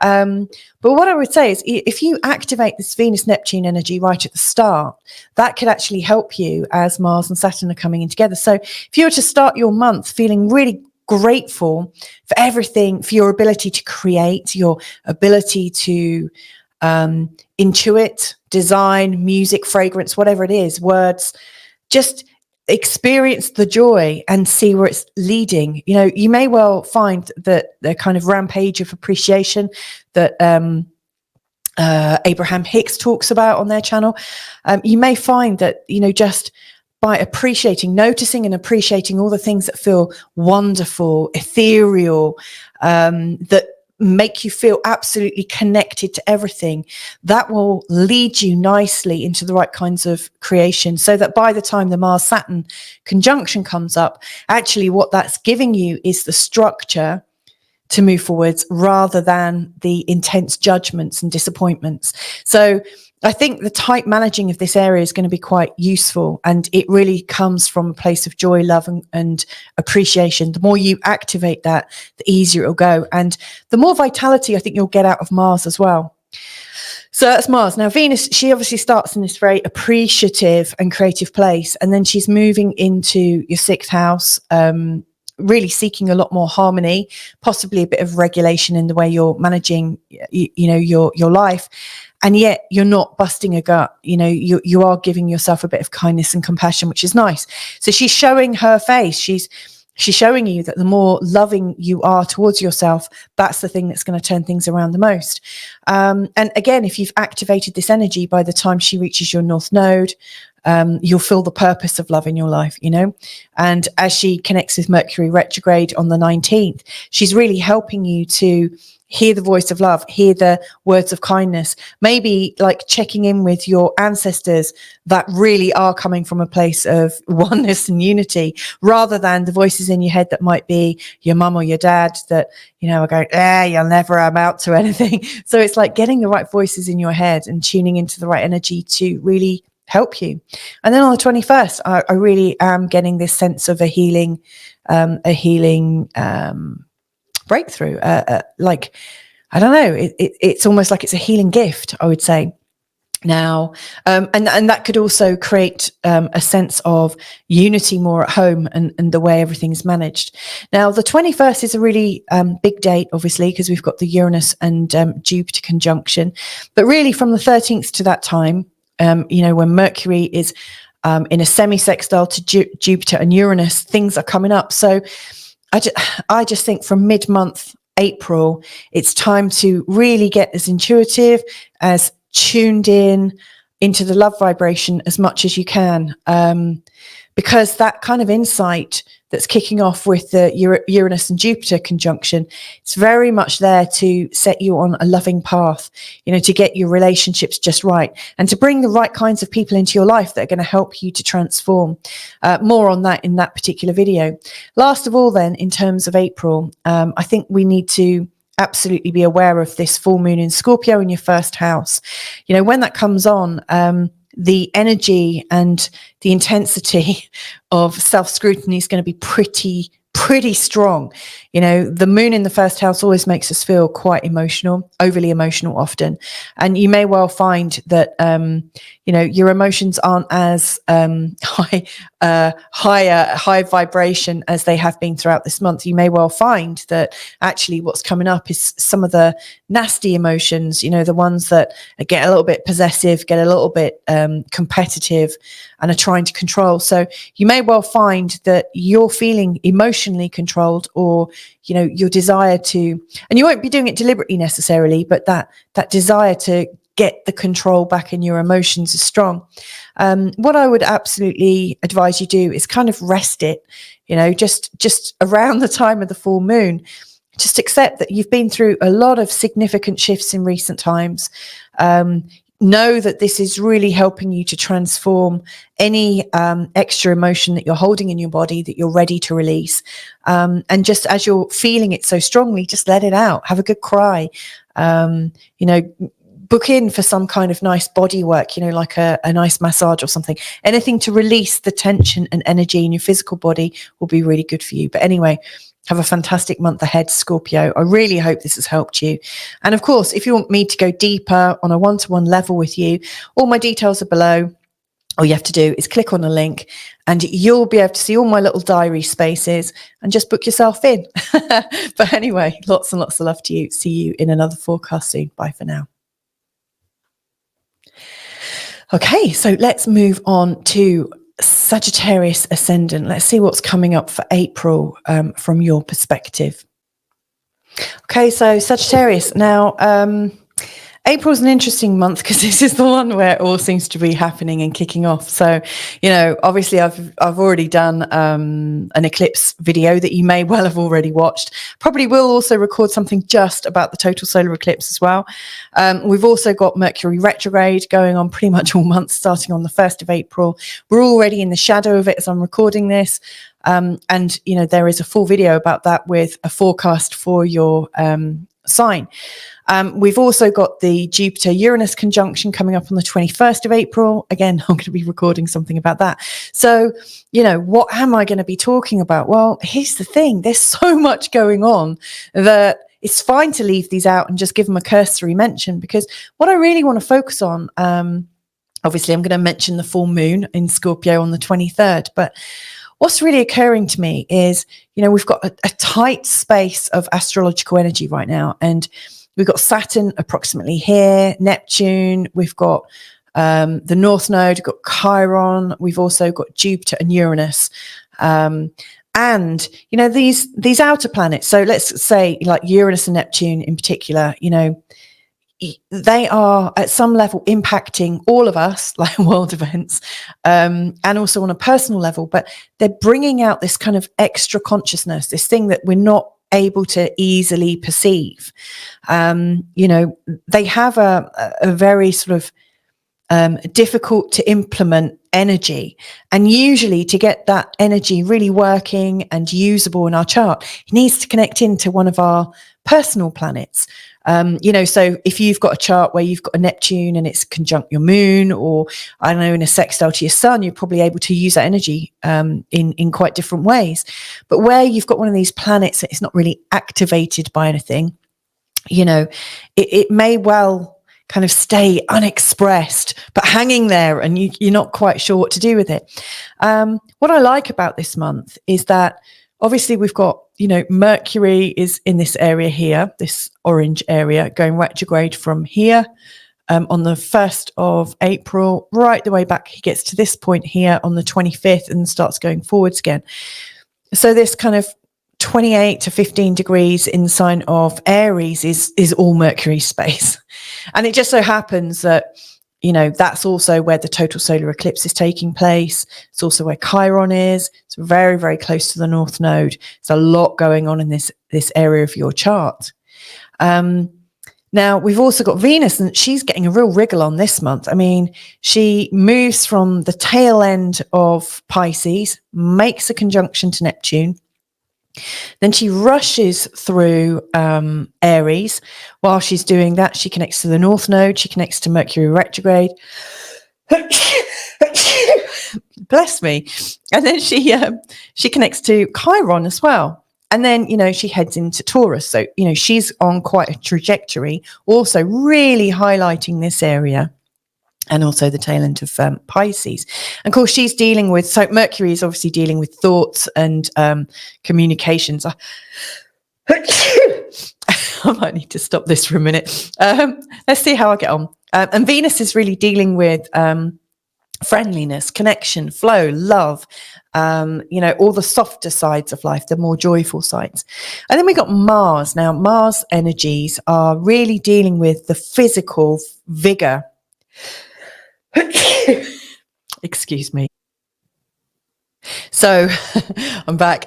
So yeah, Mars is really dealing with our vigor, our sense of vitality, our sense of health. Are we able to defend ourselves? Are we able to stand strong? And what are we initiating? You know, Mars is really helping us to do that. And so, you know, Mars is not very happy in the sign of Pisces, and neither is Saturn that's here either. But Mars is coming in from about 7 degrees on the 1st of April, going right to the end of Pisces, where he makes a connection to Neptune on the 29th. Now, you know, Mars's energy is possibly a bit subdued, but also not very obviously expressed, you know. So we often, especially when Mars is going through the 4th, we often feel quite raggy, a little bit angry, a little bit stirred up at home. We often feel like we are quite impatient at home. We want to get things moving. And yet in the sign of Pisces, it's really hard for Mars to really get a wriggle on. You're much you're much more likely to want to create change in the moods rather than be able to undertake a full on spring clean, for instance. It's very difficult to get that energy out. So I do think there's probably like some big frustrations coming up in terms of how you're living at home, and it's the little things that will probably build and build and build and build. I would say it's the subtle things that are likely to come in now, because Pisces is very much about the moods. It's also about the waters. You might want to think in terms of, is my plumbing okay? Have I got any blockages in pipes? And also, if you think, Neptune, which is one of the rulers of Pisces, is kind of gassy. So you might want to be looking at the air quality in your home as well, and damp and things like that. So, that's an area where Mars can be quite helpful, to help you sort of investigate. And of course, your body's your home as well. So you may well have a bit of water retention that you can deal with as well. Now, and also it's good to like clean your waters, have a bit of a deep dive there. But on the 10th, Mars is coming into a conjunction with Saturn, and in the 4th house, that could really stir things up. Mars and Saturn together, at its absolute most positive expression could be the desire to shape up and the energy to do that, so that you have a vision of the shape and form that you would like in the way that you're living. You've got this very strong view, this very strong feeling of how it needs to be. And you feel very justified in your assumptions, because Saturn, in particular with Mars, he wants to be right, not necessarily wants to be happy, but just is absolutely wanting to be right. And so, you could really motivate and turn things around at home on that particular date, like leading into it for a couple of days and away. But one thing you do want to be aware of, and you might need to focus on both at the same time, it's like, okay, how can I create this structural change? And at the same time, how can I keep my temper? Mars and Saturn together could show up somebody within your home really being right and correct and kind of pushing you. It's kind of cold. It's not known as, this energy isn't very empathic. It's kind of like, do as I say, not as I do. But you might find that you're becoming that tyrant. So watch out for that. If that's not your natural style, it's always okay to let a little bit in, but don't let it, really taint things at home for you, because, Mars and Saturn can take people over the edge of what they're comfortable with. It's really warlike, but kind of cruel with it. There's no empathy there. Now, as Mars continues, so it's energizing your 4th house, but maybe it's energizing your 4th house to get the energies right. So I did mention water and mold and damp, and maybe the air quality. So again, it's not so much about how everything is organized. It's more about the elements, getting them balanced. But you might also want to do some kind of energetic shift there as well. So I don't know if you have any rituals or anything. I know, I'm guessing people that watch this channel may light incense or candles, or have little altars or crystals or things like that, or a little place for your ancestors. Be sacred, use the Mars energy to allow your natural sacredness to come out in your home. So you're getting the energies right. And again, you might want to do that in terms of your physical body, which is also your home. And, towards the end of the month, when Mars comes together with Neptune, you might not feel like doing much because it's not full of motivation, but it is absolutely helping you to tune into something much bigger than yourself, and really set the energies right. Like, let go of anything that doesn't belong there, and invite in love and connection. So I think you can really turn around how you're living at home in a way. And it's just the right time to do it. It feels like things have got a little bit too much, a little bit too cluttered. And you can set the scene. Now, actually, what's helping here is Venus starts her journey actually on the 1st, coming in, makes a lovely conjunction with Neptune on the 3rd. So, if you were actually to start from the Venus position, which is about loving where you are, absolutely loving it, feeling that sense of belonging, feeling that sense of connection with your family, feeling that sense of connection with your home. If you can see your home as an extension of yourself and kind of bless it, really, the more you can go into blessings and appreciation and gratitude, which I think Venus and Neptune together absolutely really is a creativity. It's a higher love. It is an amazing spiritual possibility. And it's focused around your home.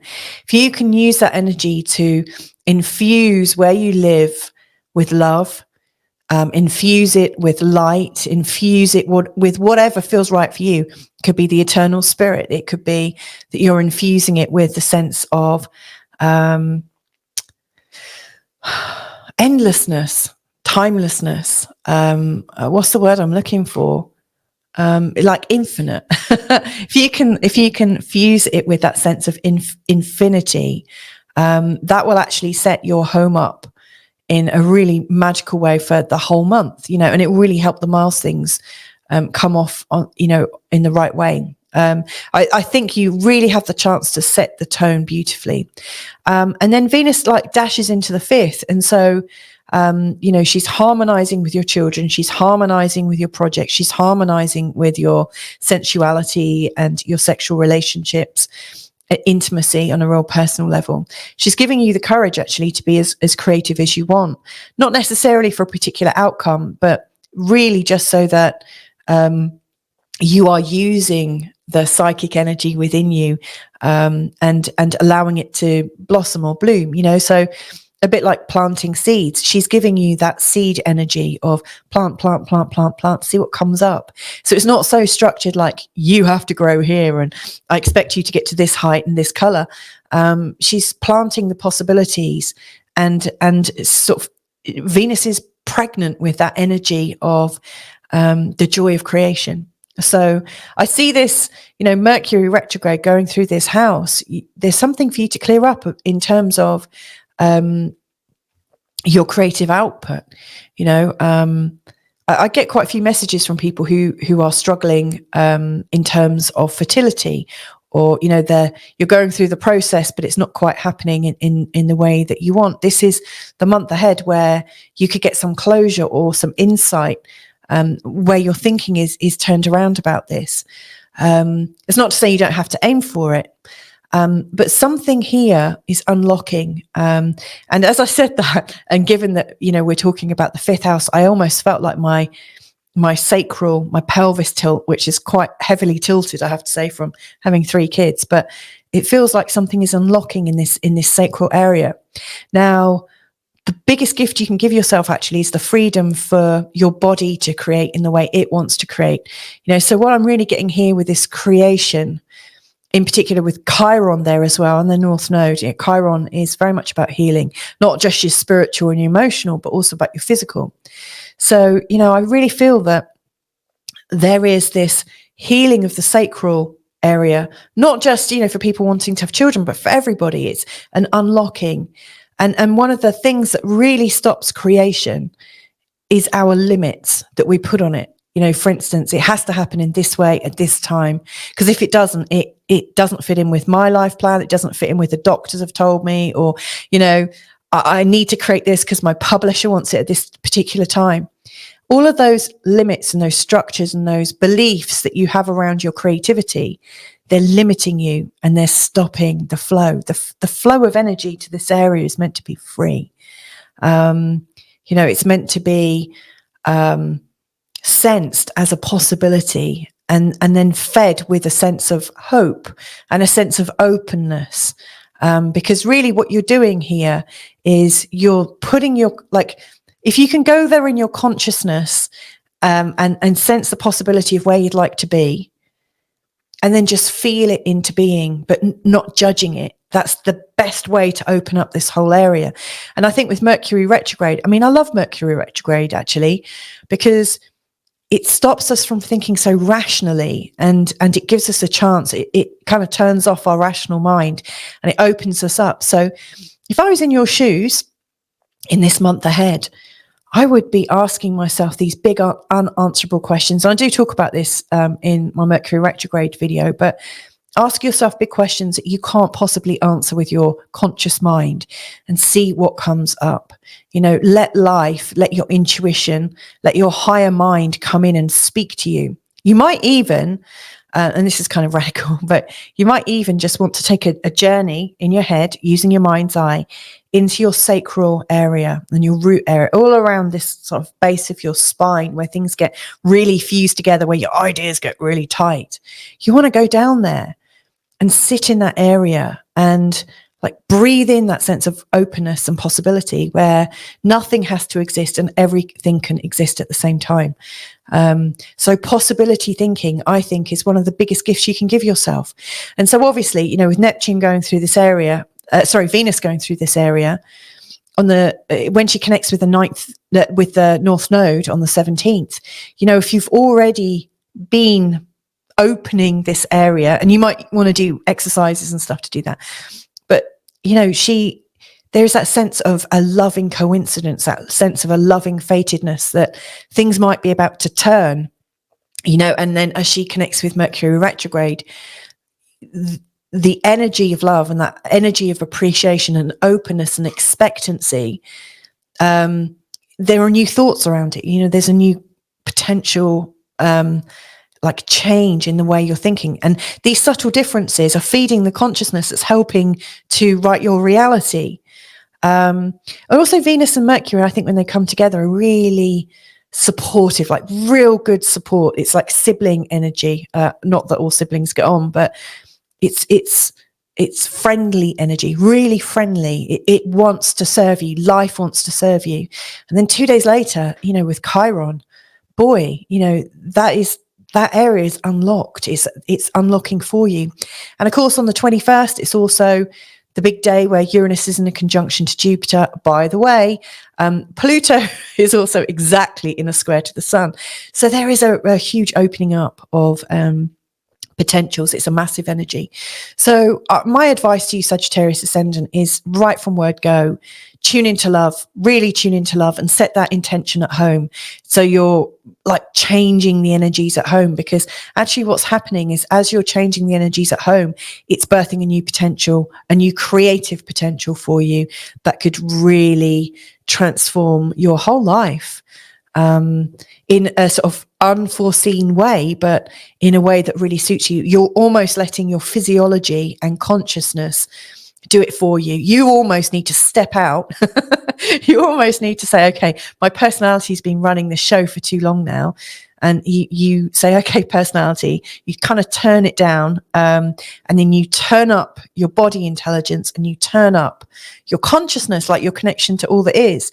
So you turn those up, turn your personality down, and that's the thing that really gets it into place. It's not you that's actually ruling your life right now. Let your body do what it needs to do. Let everything come into being. So I didn't see that that's where I was going with this particular reading, but I hope that was helpful for you. And obviously, if you'd like to connect on a one-to-one level, all of my details are below. Basically, I put my available times into my online calendar. And then if you see a time, book in your consultation, and I can help you. So that's my invitation to you. But anyway, lots and lots of love to you. If I can be of any help, check in. But if not, I'll see you maybe in another forecast real soon. Lots of love. Bye for now. So on to Capricorn. Hey Capricorn. So looking at this forecast for April, and there's a lot of things going on, as you probably know. Obviously, we've got the total solar eclipse on the 8th. We've also got the Jupiter conjunction to Uranus on the 21st, full moon on the 23rd. We've also got Mercury retrograde pretty much all month from the 1st of April right the way through to the 25th. And thereafter, it's moving forwards, but it's still in the Mercury shadow, so the retrograde shadow. So, Mercury is, I don't want to say out of action, but it's functioning very differently this month. What I really notice is we've got this kind of real tight energy down here, and that's what I want to focus on. Not so much from the perspective of the total solar eclipse, because I've got an eclipse video for that, and I will do a specific total solar eclipse. Not so much on the Jupiter-Uranus energy, though it is real big change energy. I'm I will be creating a video with an actual forecast for that. So I'm going to lightly mention it, but not too much. And Mercury retrograde, you should probably see that I've already got the Mercury retrograde update already anyway. So, what am I going to focus on? You would think that with all these three things picked out, there'd be nothing else to talk about. But in fact, this month is such a big one that I could talk about it for an hour and I still wouldn't do it justice. It is massive. It feels like a stepping stone in this year ahead. Like everything that's been built up so far since January is coming to a head. It's not to say it's over, but it feels like we are ending maybe book one of like, if this year was a trilogy, we are coming to the end of book one. And it's not to say it's finished, but we are closing, we are satisfying ourselves with the process we've been through, and there's a new potential.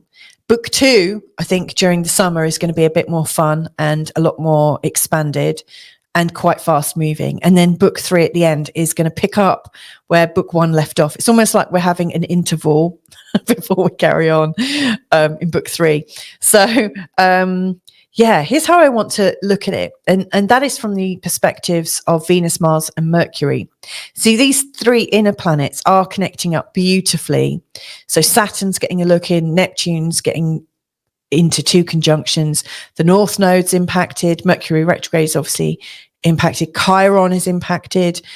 Venus and Mercury and Mars are all making aspects to Jupiter and Uranus as well. So the inner planets are helping us to understand the outer planet energy and translate it and make it workable. So that's why I'm looking at these guys. Now you'll see down here I've got notes like Mars is making a conjunction with Saturn on the 10th, Neptune on the 29th. Venus is making 4 conjunctions and obviously Chiron is in a conjunction with Mercury retrograde on the 15th. So these are my kind of gateways into this big energy. And of course, Mercury is the head and our communications, our speech. Mars is very much our body and Venus is very much our love and our connection. So it's very much by mind, body, soul. So I'm looking from these three perspectives. First thing that I really want to comment. Actually, I'm going to start with Venus this time, because Venus, she starts the month ahead with a conjunction on the 3rd. So she's in the sign of Pisces. I mean, she's doing a lot this month. She starts off in Pisces, ends in Taurus. I mean, she's motoring through and making a lot of connections, but she gets the ball rolling with a conjunction with Neptune on the 3rd in your 3rd house. Now it's in the sign of Pisces, so Neptune is absolutely in his element here. And if you think of Neptune as a great creative potential and a spiritual potential, and the potential for oneness when Venus comes in, Neptune's a higher harmonic of Venus. So if Venus is love, Neptune is oneness and higher love, soul love, unity consciousness. There's this lovely feeling of these two coming together to create a possibility. And what I really get there is utter forgiveness, gratitude, compassion. And a real observation of it, a real feeling of it coming up. So I love that. And the fact that it's coming up in your 3rd house, I think is very much about you feeling a sense of belonging. Like you're feeling a sense of belonging to, and that this is where a lot of your action is in this month ahead, is are you belonging to your community? Who do you belong to? What are your relationships like with your peers? Maybe your friends from school or the people living in your neighborhood. How connected are you and how is it going? This Venus-Neptune connection for you could absolutely open some new doors. So I would absolutely, if I was in your shoes, Capricorn ascendant, I would open this month with a sense of peace, joy, and an invitation, like a psychic invitation, I would say, rather than actual physical invitations. But I would absolutely say, what can you be grateful for? What can you express love and joy for within your communities? It might be that you I don't know, focus on all the amazing things about your neighborhood, all the amazing things about your neighbors, all the qualities, because you don't have to actually do it physically. But what happens when you do that is you're raising the potential of joy and understanding and closeness and connection and belonging. And, even if you're doing it etherically, like you're doing it in private, people who are related, like people in your neighborhood, will feel that, that energy of connection and belonging, and that everything is right in your immediate vicinity. It'll be felt by everybody else. So you're kind of supercharging this area with love. You're soaking it with love. I love it. And yeah, and it's there to help. Now, on this on the 1st, Mercury is also going retrograde. So you might also want to add in, like, even when things get difficult, even when things aren't quite straightforward, I still love and trust the people around me. If you're talking to yourself in this way, you've got this amazing ability to reprogram your mind to find the solutions that you're looking for, because the 3rd house is actually a great house to find solutions, because it's quite a busy house, it's quite an active house, and people in your vicinity are interacting with you. They're helping you. You happen to go to the shop in the right frame of mind, and then you're bumping into somebody and having a great conversation. So it starts with this openness to connect. And the more you can be open to connecting during this Mercury retrograde, the more you're, solving your own problems. It's kind of magical. It's kind of cool.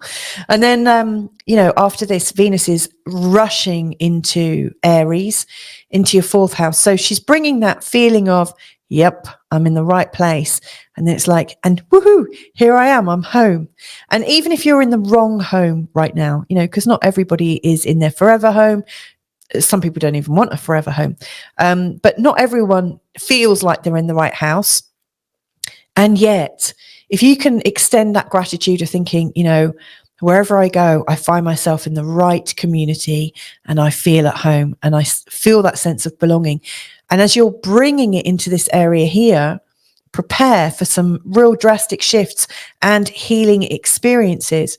Venus coming into this area, she is absolutely bringing the feeling of love right back to your home. She's making it feel more comfortable, more sumptuous.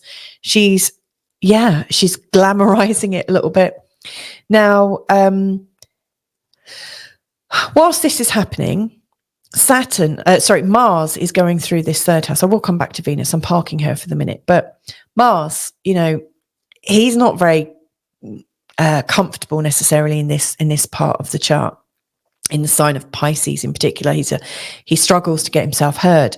However, Mars in the 3rd is actually quite active. It's quite proactive.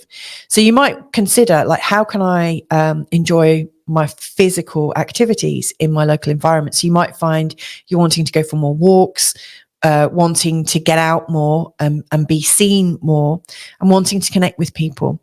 Now, this is all quite helpful, in particular if you're really working or using your body. So you might be doing a bit of gardening. You might be, sharing resources with your neighbors. I don't know, but anything that's getting you working. This is a great time of year, isn't it, for things like volunteering to plant trees somewhere. It's an enjoyable activity that gets you physically involved. And that takes the emphasis off needing to actually communicate. You can be really doing something in your body. Now, on the 10th, I see this for a couple of days before, which incidentally is the day of the total solar eclipse, which I'll come back to. But the 10th is a pretty tense day.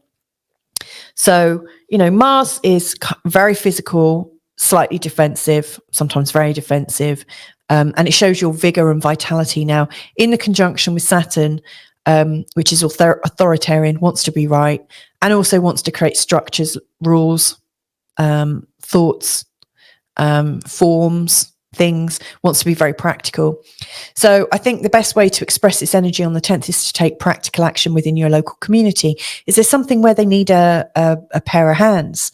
Or can you, do something in a community garden, in your own garden? Put this physical, form-based energy where you want to be practical, put it to good use. What you don't want to do, I don't think, unless you really do.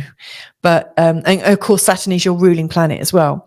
is to go into the local environment with this kind of loaded gun. And I don't mean like a loaded gun. Sorry, it's a bad analogy, but you know, where you've got the potential, you've got the feeling behind everything, and you're not able to discharge it. You know, the Saturn and Mars energy together can be quite cruel, and it can be quite cutting, and it can be really quick and fast, and you don't see it coming. So that energy in the third house, in the area of your community, could really create some disruption for you. So around the 10th, I would, if I was in your shoes, if you're going out and about, do practical things, have that sort of outlet already there, so you don't get that build-up of judgment. And you might want to also be aware of being around particularly judgmental people within your community at that time, because they may well be discharging some of their energy, and lo and behold, there you are, and you get in you get in their line of sight. Don't do that. Don't put yourself through that. It's practical energy, and it needs to be tightly managed. You know, and I've kind of said that to everyone so far. Now, Mars, as he's going through there, so the energy is really quite strong to do stuff, but towards the end you may well be running out of steam, as Mars connects with Neptune, and that could be really useful in terms of you know, there's this feeling of collectively creating a sharing, or being absolutely in forgiveness or compassion. So, you know, if there's some kind of activity where you're raising money or raising awareness in a kind way, non-judgmental way, if you're doing something that is really there to help everybody, that would be a really good use of your energies. But Mars and Neptune can be a little bit, you know, like they run out of steam a little bit. So just watch yourself at the end of the month. And again, don't put yourself in these funny positions, you know, where you might feel overly exposed during these sensitive times. But really, I'm seeing that, you know, your activity, the level of your activity that you're embracing and bringing into your world, is helping you to feel that sense of belonging.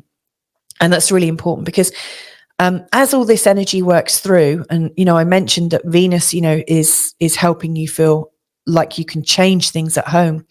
But on the 21st, which is where we're really kind of heading right now, Venus and Chiron healing things at home is great.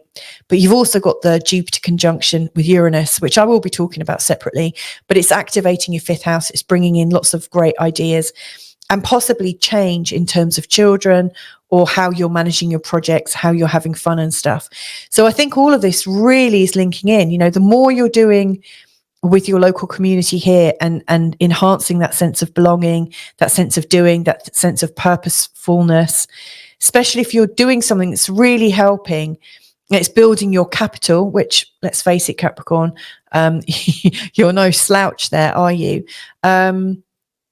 You know, you're building your capital all month, and also building that feeling of security and satisfaction all month. And then you've got the perfect soil to grow your creative seeds. And trust me, these seeds that are growing here in the fifth house are really, really exciting. You know, you've got some kind of idea that could not only be a lot of fun to do, but could lead to something really pretty spectacular. You know, it could really grow legs, you know, in the way that you're able to develop things.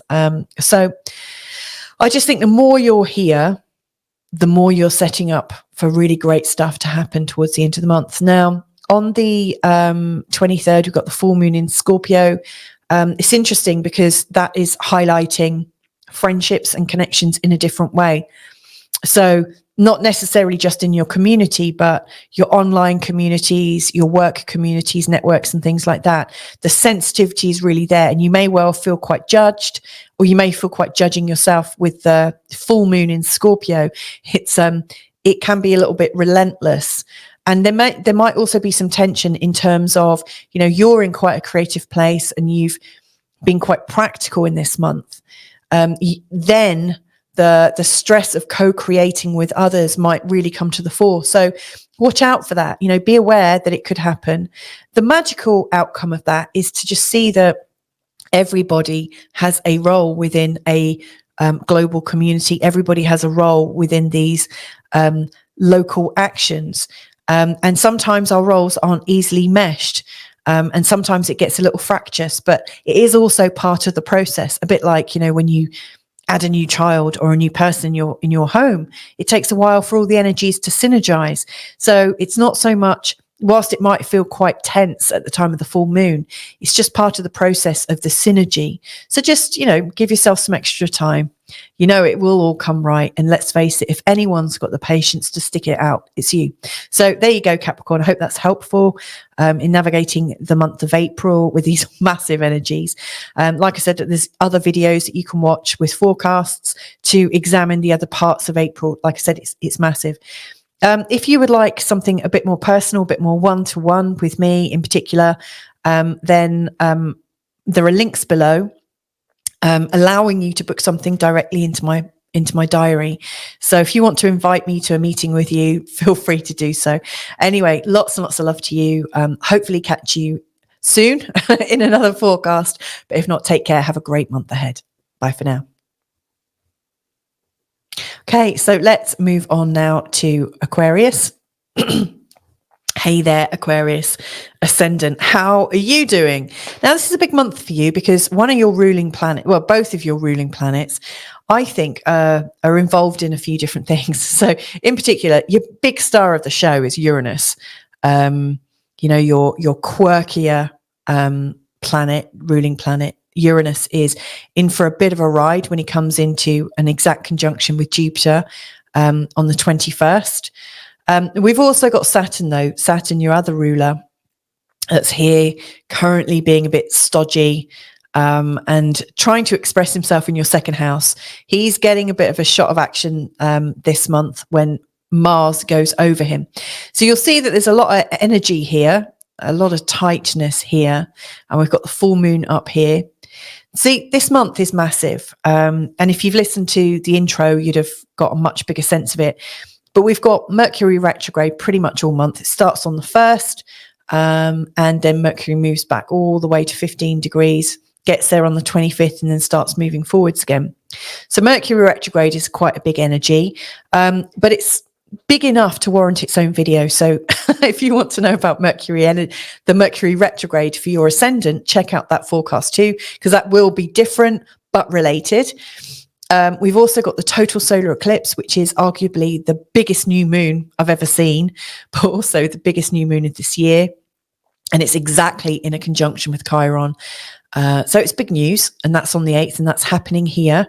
It's kind of tapping into that energy that's already been quite acute in this whole year. So where we've had Chiron and the North Node come together, the moon, the sun, and Chiron coming together in their little conjunctions or their big conjunctions, they're really kind of poking and prodding that energy. Whatever you've been aware of in terms of self-sabotage and things that you need to clear away, whatever is your persistent thought about what you want to change and transform, that's really what's coming up. That's the thing that's really coming to mind right now. And this Chiron point is going to be touched a couple of times, not just because of the total solar eclipse, but Mercury retrograde is helping you think differently about your healing on the 15th. And then on the 21st, which is a very powerful day because it's your ruler's big conjunction with Jupiter day, but on the 21st, Chiron is in a conjunction with Venus. So yeah, this area is super, super strong. We've got the full moon in Scorpio, which I will be talking about in this reading. But suffice to say, actually, how I want to do it is to kind of ignore the total solar eclipse and the big conjunction and a little bit the retrograde. I want to talk more about how Mercury, the mind and speech and how we think, Mars, our body, our vitality, our health, our desire to protect and defend, and then Venus, our ability to love, to flow, to feel companionship. I want to look at these three because each of these three are kind of going through this area and connecting with one or many of the outer players or the slow moving planets of the solar system. So, we've got Mars conjuncting Saturn on the 10th and then Neptune on the 29th. We've got Venus in a conjunction with Neptune on the 3rd. The North Node in your 3rd house on the 17th, Mercury retrograde, and then Chiron. And we've got Mercury also in Chiron here. So there's a lot of stuff going on. Also, Mercury, Mars and Venus all make aspects to both Uranus and Jupiter in this month ahead. So they've got their fingers in all these pies. So let's examine them and how they're going to reach out, how they're going to offer you this choice point, like what are you going to choose during this time? How are you going to allow this real change energy to kind of permeate? I do also think this is kind of summing up, the first part of the year. I see them in like 3 distinct phases. We've got this very intense start to 2024. And then I think from towards the end of May, we're coming into more of a carefree time before things start to get a bit more serious again towards the end of the year after this second set of eclipses. So I think that what's going on now is really important foundational stuff because, we're almost summarizing and concluding what development we've been on in this first few months. So yeah, this is important. We're summing up and also preparing the next step that we'll be growing from, if that makes sense. Anyway, first thing that I want to focus on really is the energy of Venus and Neptune on the 3rd. They're coming into a conjunction. Venus and Neptune, Venus is the goddess of love or the planet of love and flow and compassion, kindness, connection. Neptune is the higher harmonic of Venus. So it's like higher love, higher creativity, a higher connection. And it connects with everything, like Neptune really has no boundaries. So it's not that easy to perceive, but it could be like total oneness, etc., etc. So Venus and Neptune coming together is a very deeply loving state that energy could be translated and used in so many different ways. Now, where it's coming for you, it's coming in your second house. I think there's a lot of self-love and forgiveness for yourself. In fact, if you could start your month from a perspective of absolutely appreciating your intrinsic value, I think that would set you up for a really fantastic month because this is a really dreamy aspect. Neptune is also very much, especially with Venus in a conjunction with it, you can let go of any guilt and shame that you've given yourself and you can forgive yourself. This could be a real letting go in terms of the value that you've put on yourself. And also, let's face it, Venus going through the second is usually seen as quite beneficial in terms of your earning potential. You've been open to receiving. Now, the big question is, are you open to receiving a higher value for yourself? Are you open to receiving compliments and to complimenting yourself? Are you going to see just how big your heart is and how far it's taken you and celebrate who you are? Because I think that's what's really going on, is you could start this month ahead with a bit of a celebration. Now, also, Mercury is also retrograde by this point, going through backwards into your 3rd house. I think it's really important as you're celebrating yourself, you're allowing other people to reach you as well. You're allowing other people to connect with you and allowing that sense of support and friendliness and kind of sibling joy, that connection where you belong. You might not always know how you fit in, but you know that you belong to a collective. You feel it. So it's like, how I'm really seeing this actually at the start of April is, your place, but not like, your place, this is where you belong. It's like, your place, you've earned your right to be here right now. And it's that feeling, that awakened feeling of really being in the right place at the right time. This is your time. You're meant to be here. You have a value. And even if you can't quite see it, it might just be because you haven't been called in to share it yet. But trust me, I think you will in this year ahead. So start it with as much compassion and self-forgiveness as you can possibly give yourself. Now, the next thing that is really catching my eye, I want to talk about Mars energy. So Mars going through your second is usually quite beneficial. It gives you get up and go to create things, to bring more income into yourself, makes you a lot more enterprising. really seeing opportunities and taking action on these opportunities. That's great. It's important that you learn a couple of things. First of all, that what you're earning is not necessarily your value. It's just the value that somebody's put on something that you're doing right now. That doesn't mean that is the value, the sum total of what you're worth. And of course, a lot of people, when they're working, they often think this is what I'm meant to do. That's not true. You're paid to do something, but there's so much more to you than just your job. So this Mars, I think, is helping you to see more opportunities, see that you can raise your actual capital by doing more or sharing more or creating more value for yourself and for the people that might buy your services. But it's also recognizing that part of yourself that's not for sale.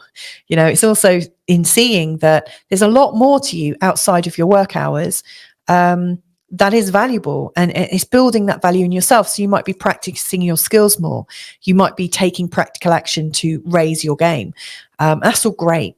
Now, Saturn is already going through here. So chances are you've already been thinking quite a lot about your skill set and how you can earn more and how you can be a lot more secure in your earnings, but also how you can have more of a rock solid self-esteem. The important thing, Saturn and Mars here can be really, really beneficially felt because it's encouraging you to take action on it's encouraging you to take practical action to raise your value and to raise your sense of self-esteem. What it's not so good at is if you allow that energy to take control. Mars and Saturn can be quite critical, can cut you down to size, and you could be very judgmental on yourself. So use this great energy, like from the 8th to 12th, and its pinnacle is on the 10th. Use it to take great practical action that's going to make a massive difference in terms of your earnings. But please don't use this energy to cut yourself down, because you really damage yourself and you'll send yourself spiraling back. So again, this first position of Venus in a conjunction with Neptune is beautiful. It's sowing the seeds. It's sending you the message that actually you are really important, and you don't realize how important you are. And maybe you're not even meant to know. I mean, we don't actually realize how many people we touch in our lives. And yet we're all touching many, many people in all of our different and unique ways. So, you might not ever get to see your true value. And I think learning that in this month ahead and finally seeing your true value is not what you think you are. It's much greater than that, most likely. Towards the end of this month, Mars has kind of worked through this house and has given you a bit of a step up in terms of how much you could earn, and you've taken some great action and probably got quite noticed. His last aspect to Neptune on the 29th is really encouraging you to use your intuition as well. So it's really saying, look, there's something else there. There's another opportunity there you haven't quite tapped into. Take intuitive action. So you might choose to, tune in. If you've got a friend that can help you expand it, you might have a friend with tarot cards or that can read palms or graphology or something like that. Or you might, choose to do something a little bit psychic, a little bit collective, a little bit channely. Because if you can connect into that, you may well find there's a little bit of intel there that helps you unlock some more of your potential in something that you don't really associate with yourself, but the value is there all the same. I think if you don't take action on the 29th, you might feel a little bit useless or a little bit dejected. So any kind of intuitive action you can take on that day will be beneficial for your self-esteem. And if you can't, then just find a way to keep your energies high. Given there's a lot going on in your third house, it might be time to, visit people and empathic and beautiful people so that you're feeling full of self-esteem. It's really important. Don't spend your time around anyone that's going to knock you down. Just avoid those people like the plague. So that's Mars. Now, Venus, I said, she starts off really expanded. And then she's going through your third house. So she's bringing joy, she's bringing connection into your third house, and really encouraging you to get into your local environment, really get to know the people around you, really spread joy. If you could, like if you were walking through town and you were just imagining that you were love bombing like different parts of town, the more you can do that, the more you are really creating a good possibility for yourself. And it's time to, introduce yourself. It's time to gently participate. I say gently because Venus is subtle and gentle. She's not necessarily, forthright. Hey, have my number. She's like, oh, that's cool. Let's chat. Let's have a coffee. So she's a lot more casual and a lot more carefree. Around the 17th, you may well find that there's somebody within your community that you've not yet met, but you need to. And then when you meet them, you're like, oh, wow, something's just turned on, on fate. It feels like something was meant to happen. And then a couple of days later, as Venus is connected into Mercury retrograde, there's this amazing feeling of connection and belonging, and this feeling of like you've got your brothers and your sisters around you. It feels like how every kid could grow up in their idealized childhood. It's that kind of feeling if an idealized childhood actually exists. Some people may have experienced that, where they really felt like life had their back and they had a whole group of real cool besties, So it's that feeling. It's really possible for you to build that up this month. And I would really recommend that you do listen to the Mercury retrograde thing, because obviously Mercury retrograde is going through this area, and I draw more on what you might want to focus on to make sure that these besties, and how you're associating with them, it's working out for your best interest. But yeah, you are turning around the situation. You're feeling like there's more people by your side, which is great. As Venus finishes this month, she is coming into Taurus, but not before she's connected to Chiron. And it's almost like I'm seeing this as blowing out the candles on a birthday cake. It's like you've got your wish, you've got this opportunity to, your heart is open. You've already been transformed by spending time with people and hearing from more people and being open. It's like your whole self-concept, your self-esteem, it feels like you've been working on your own value. And then from being in your local community, it's being mirrored back to you. And it's setting up some beautiful coincidences. So, on the 21st, when your heart is wide open and you're quite vulnerable and honest with people, I think it's like a feeling of tenderness. That's also the day when Uranus is in a conjunction to Jupiter. It's also the day when Pluto, right here at the start of your chart, is exactly square the sun. It's a very, very powerful day for you. So anything you can do to get that feeling of trust and openness and empathy, so that you can feel vulnerable to be your real self and appreciate being your real self. It's opening you up to have this really powerful transforming experience on the 21st. Very much so.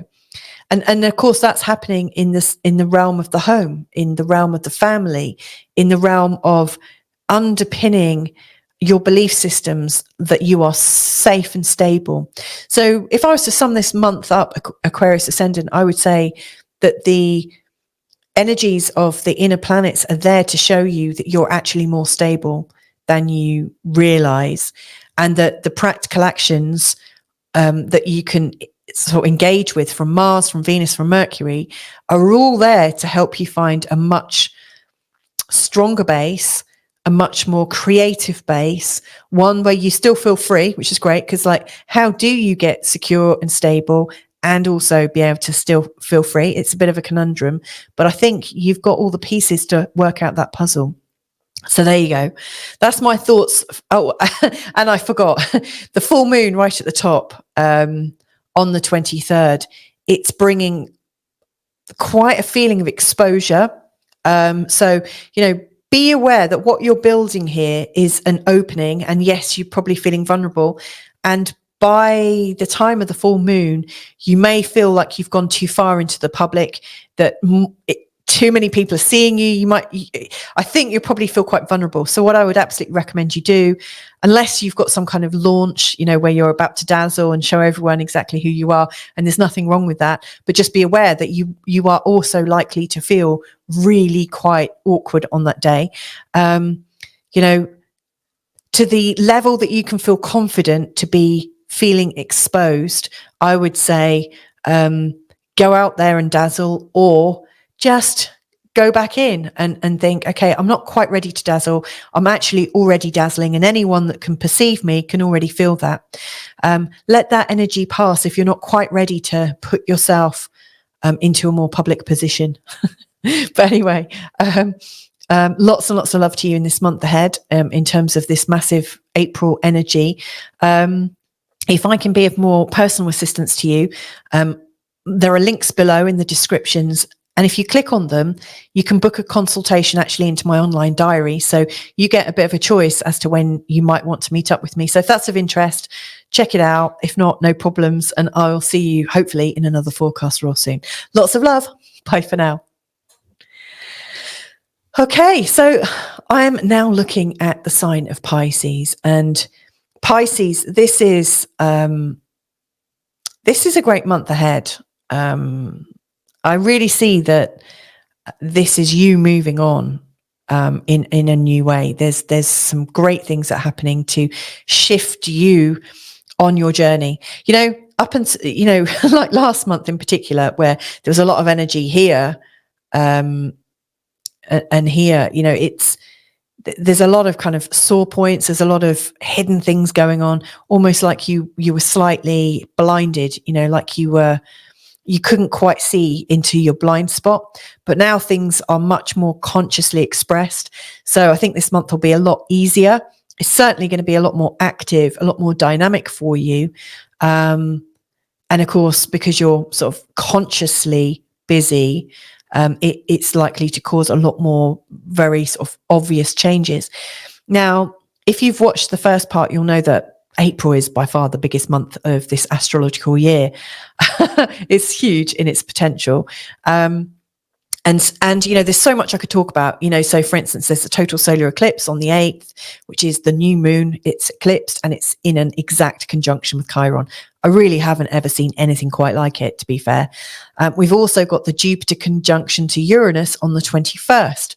Now, obviously, this is really big news as well, because this happens every 13 and a half years, approximately. We've got the full moon in Scorpio. I'm going to be talking about that for sure. We've also got Mercury retrograde pretty much all month. It starts on the 1st, when Mercury is pretty much here in your chart, and it goes all the way back to 15 degrees. On the 25th, it starts to move forwards again. But, it's going to take a long time for Mercury to come out of that retrograde shadow. So let's just say it's retrograde all month. That's probably easier to speak of it in that way. So there's these really big things going on. Now, I've already done an eclipse video and an eclipse forecast. I will be doing a separate forecast for Jupiter and Uranus, and I've already done a Mercury retrograde forecast. So, you could say, oh, well, you've got them all covered in other things. What could you possibly add in? Well, here's the thing. Normally, I wouldn't know, but there is so much going on right now. There's always something that you can find to, pick up another part of the story of you right now. And that's what I plan to do. So what really occurs to me is we've got Saturn here and Neptune here. We've got Chiron and the North Node here. And obviously the total solar eclipse is happening here. And then we've also got Jupiter and Uranus coming into a conjunction around this part here. Now, what is also happening is we've got Mercury going in this area. We've got Venus going from just around Neptune time, right the way through into Taurus. And, Venus is a bit of a star in this month ahead for sure. She's making 4 connections, so she's very busy. And we've also got Mars connecting in with Saturn and Neptune. So what I want to do is actually look at the paths of these 3 inner planets and how they're touching the outer consciousness represented by the outer planets. So yeah, that's what I'm gonna focus on. Now, obviously, look out for the other forecasts if you are intrigued by them. But yeah, let's start.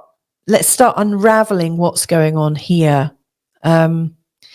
So where I want to start actually is with Venus, because as we go into April, on the 1st of April, she's coming into a conjunction with Neptune, which happens on the 3rd, really activating in your first house. And obviously Neptune's very happy in the sign of Pisces. Neptune is, I mean, it's not very easy in the first house, to be honest. I'll be honest, I've got quite a few ongoing clients with Pisces ascendants who have found this whole Neptune in Pisces time really, really difficult to translate. In particular, the ones born in the mid-60s, where they've also had Chiron and Saturn in their birth chart in the sign of Pisces. So, it's not been easy for Pisces ascendant people. However, Neptune, represents communion and creativity and spirituality and so many sort of like yummy, very difficult things to explain. It's kind of through the veils of perception. It's not very clear what you're getting with Neptune. However, it's like a fragrance. You can smell it. It's like a sound that you hear and it moves you. Neptune can have lots of beautiful power. And with Venus, the planet of love, Venus is the planet of love. And you could say Neptune is the higher harmonic of that. It's like the higher love, so these two love planets, which are also, let me just say, they're kind of sexual planets too. So you got a lot of sexual energy going on in this first house of your body, just so you know. But Venus and Neptune here are creating this beautiful sense of possibly enlightenment and freedom in your body. At the start of April, it could be a really fantastic time to do things like yoga or chanting or having a beautiful massage, getting really nurtured and pampered. It's very much about self-love, very much about self-forgiveness. Now, I was talking about this for the Aquarian ascendants, because for them, they've got it going through here, which is very much about our self-esteem. But for you, this is about your identity and your body and like what people know about you. So, at some level, there is this deeply creative, loving urge to forgive yourself, to forgive your persona, to recognize that everywhere that you've not been your real self up till this point, you can just let go of that. And maybe there is this kind of spiritual union that's going on between you and your higher mind. Maybe there is something that is triggered in you around this time to remind you of why you're really here, who you really are in your identity. And isn't that a wonderful thought? And maybe actually what you're really realizing is your body's tired and you want to give it some TLC. And boom, there's that lovely, loving, spiritual, creative energy that you can draw into yourself and completely love and accept. So I see that miracles can occur in your body in this month ahead for sure. And they start with self-love. So the more you can have loving thoughts to yourself, actively loving thoughts to yourself, the more you're transforming your body in a really beautiful way. So that's the opening part, I think, the opening scene. And if you can keep that to mind right the way through this whole month, you will, in fact, raise all of the planetary energies playing out in your chart in this month ahead so that they all function much better and from a place of really deep possibility. So I'm really excited for you from that perspective. Now, I'll come back to Venus, but suffice to say, she's setting the scene. Now, Mars, this is where Mars is going to come in, because Mars starts at roughly 7 degrees in sign of Pisces, goes pretty much to the end of Pisces when he makes a connection to Neptune. Now, Mars is going through your first house, so you should start to feel a bit more energy in your body, a lot more strength. So if you've been poorly, you should be feeling this sense of recovery. If you've hurt your muscles, your legs or whatever, this is a time actually where you're building more strength. You're coming back into your own. One thing to watch out for is pushing yourself too fast, too soon. And Mars will do that, in particular on the 10th, when Mars comes into a conjunction with Saturn. So, the 10th is a particularly sore day, because Saturn is a workaholic and it's also very judgmental. I mean, he's got some great points as well. Saturn can be a loving, benevolent father figure. So you may well find around the 10th, if you're still in this love phase with yourself, that you use the energies of Mars and Saturn to say, body, you've done a great job. And let me gift you with this lovely, chiropractic session where all of your body gets pushed back into alignment, which is very much a Saturn thing and also a Mars thing, so your energies are realigned, and that would be a good use of that energy. However, Saturn is a bit of a field marshal, and with like Saturn and Mars together, they can get kind of warlike. You might actually push yourself too far. So, if you've been particularly vulnerable, do not push yourself too far between the 8th and the 12th, in particular on the 10th, when these two come real close together, because you just don't want to be pushing yourself further, because you could be doing some damage to your muscles, to your bones, to your ligaments. You might be stretching them just too far. It's not a good time for that. What you would be much better to do is to work on your alignment, work on your structure in a way that's supportive and nourishing and helpful. So bear that in mind.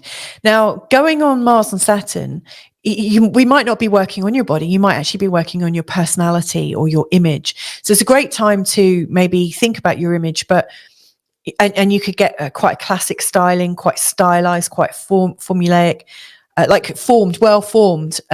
Like it might be a nice, interesting time for a haircut. And on the 10th, you would be in a waxing moon phase. So if you had a haircut, then you would actually be like bringing in more vitality to your head. So it's not a bad time to have a kind of structural cut. But you don't want to use the Saturn energy and the Mars energy to run yourself down. So, only transform yourself to the level that you can be constructive and helpful. But like if you're channeling some kind of horrible parent vibe, nothing against my parents necessarily, but sometimes people say, "Ooh, you're going out in that. Ooh, you look like a bag of spanners," or whatever. Use this energy to boost yourself up. And if you're going to be negative, then do something to stop your inner mind chatting. Do anything so that you don't listen to the negative inner voice. So that's the thing to watch out for. Anywhere where you're telling yourself to do more than you like, to push yourself more, to be more, really ignore that voice, because it's counterintuitive. It's going to push you in the wrong direction. Now, Venus, obviously, around this time is heading into Aries. She is bringing a sense of glamour to you. She is bringing this sense of more wealth. She's raising your game. Venus, having gone through your first, has kind of raised a sense of how attractive you are. And then by the time she comes into the second house, it's almost like more money's coming in, or there's this sense that there's more possibility with your money, your finances, which is great.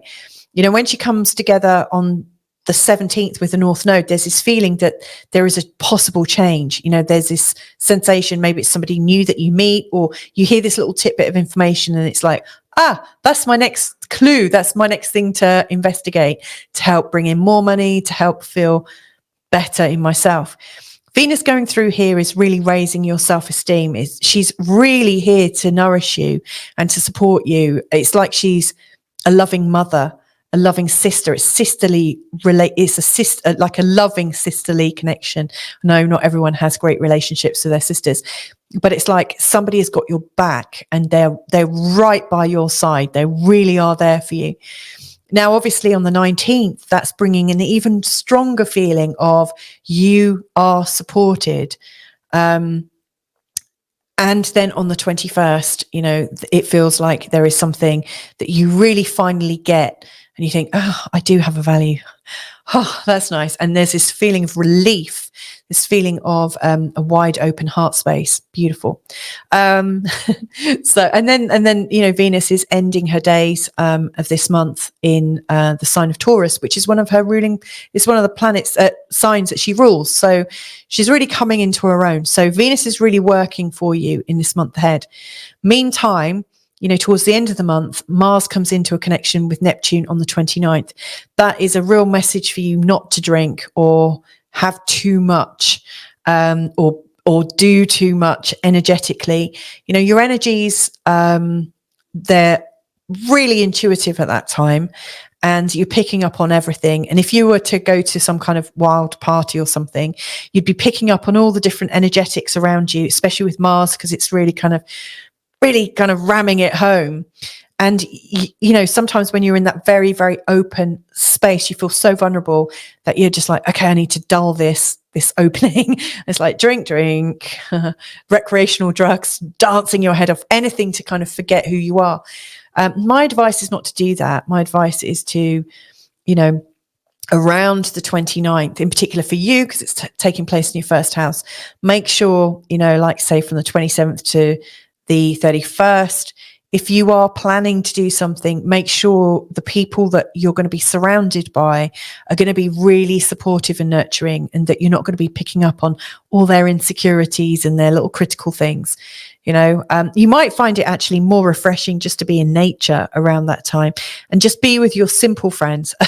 By simple, I don't mean, you know, people that you're not going to have a scintillating conversation with. But what I mean is your friends that are more natural, your friends that are practical, your friends that don't want to look too deeply because they actually see beauty around them all the time. You know, your friends who are the most kind to themselves, almost like you want to spend time around the sort of grandfatherly, grandmotherly energy, you know, where they've just learnt to let go of a lot of the problems of the world. You know, they're just kind of sitting serenely in the garden. You just want to be around people that like growing things, or that are just happy communing with all of nature.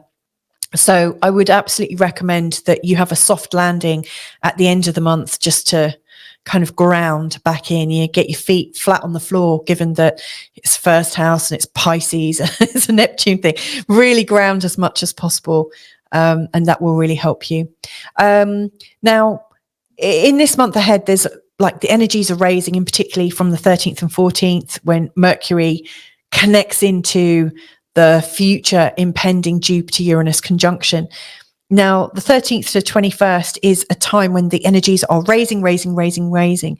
And it's that feeling of self-contentment, that feeling of being ready to receive opportunities, receive love, receive help, receive support, and possibly, you know, like new job ideas. You know, it feels like there's something really big going on.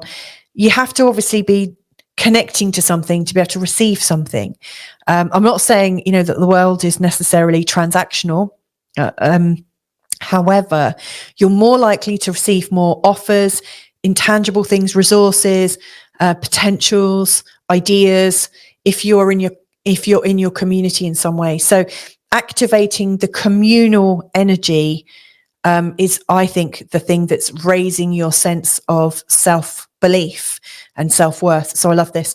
Last thing that I want to comment on then, Pisces, and that is the full moon on the 23rd is in the 9th house. And there's this definite feeling that where you are is too small.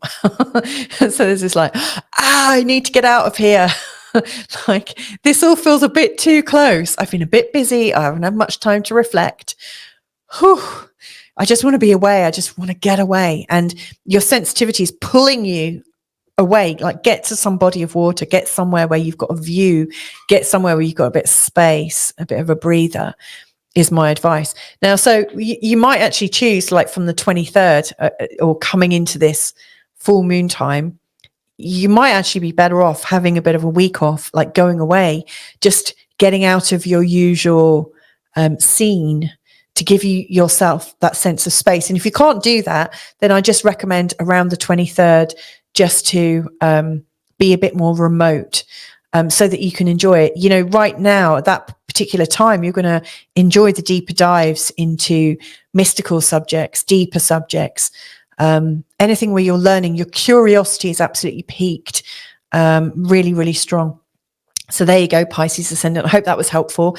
Like I said, there's a Mercury retrograde forecast for you. There will be a Jupiter Uranus one, and obviously I've already done the eclipse one, which you might have already seen.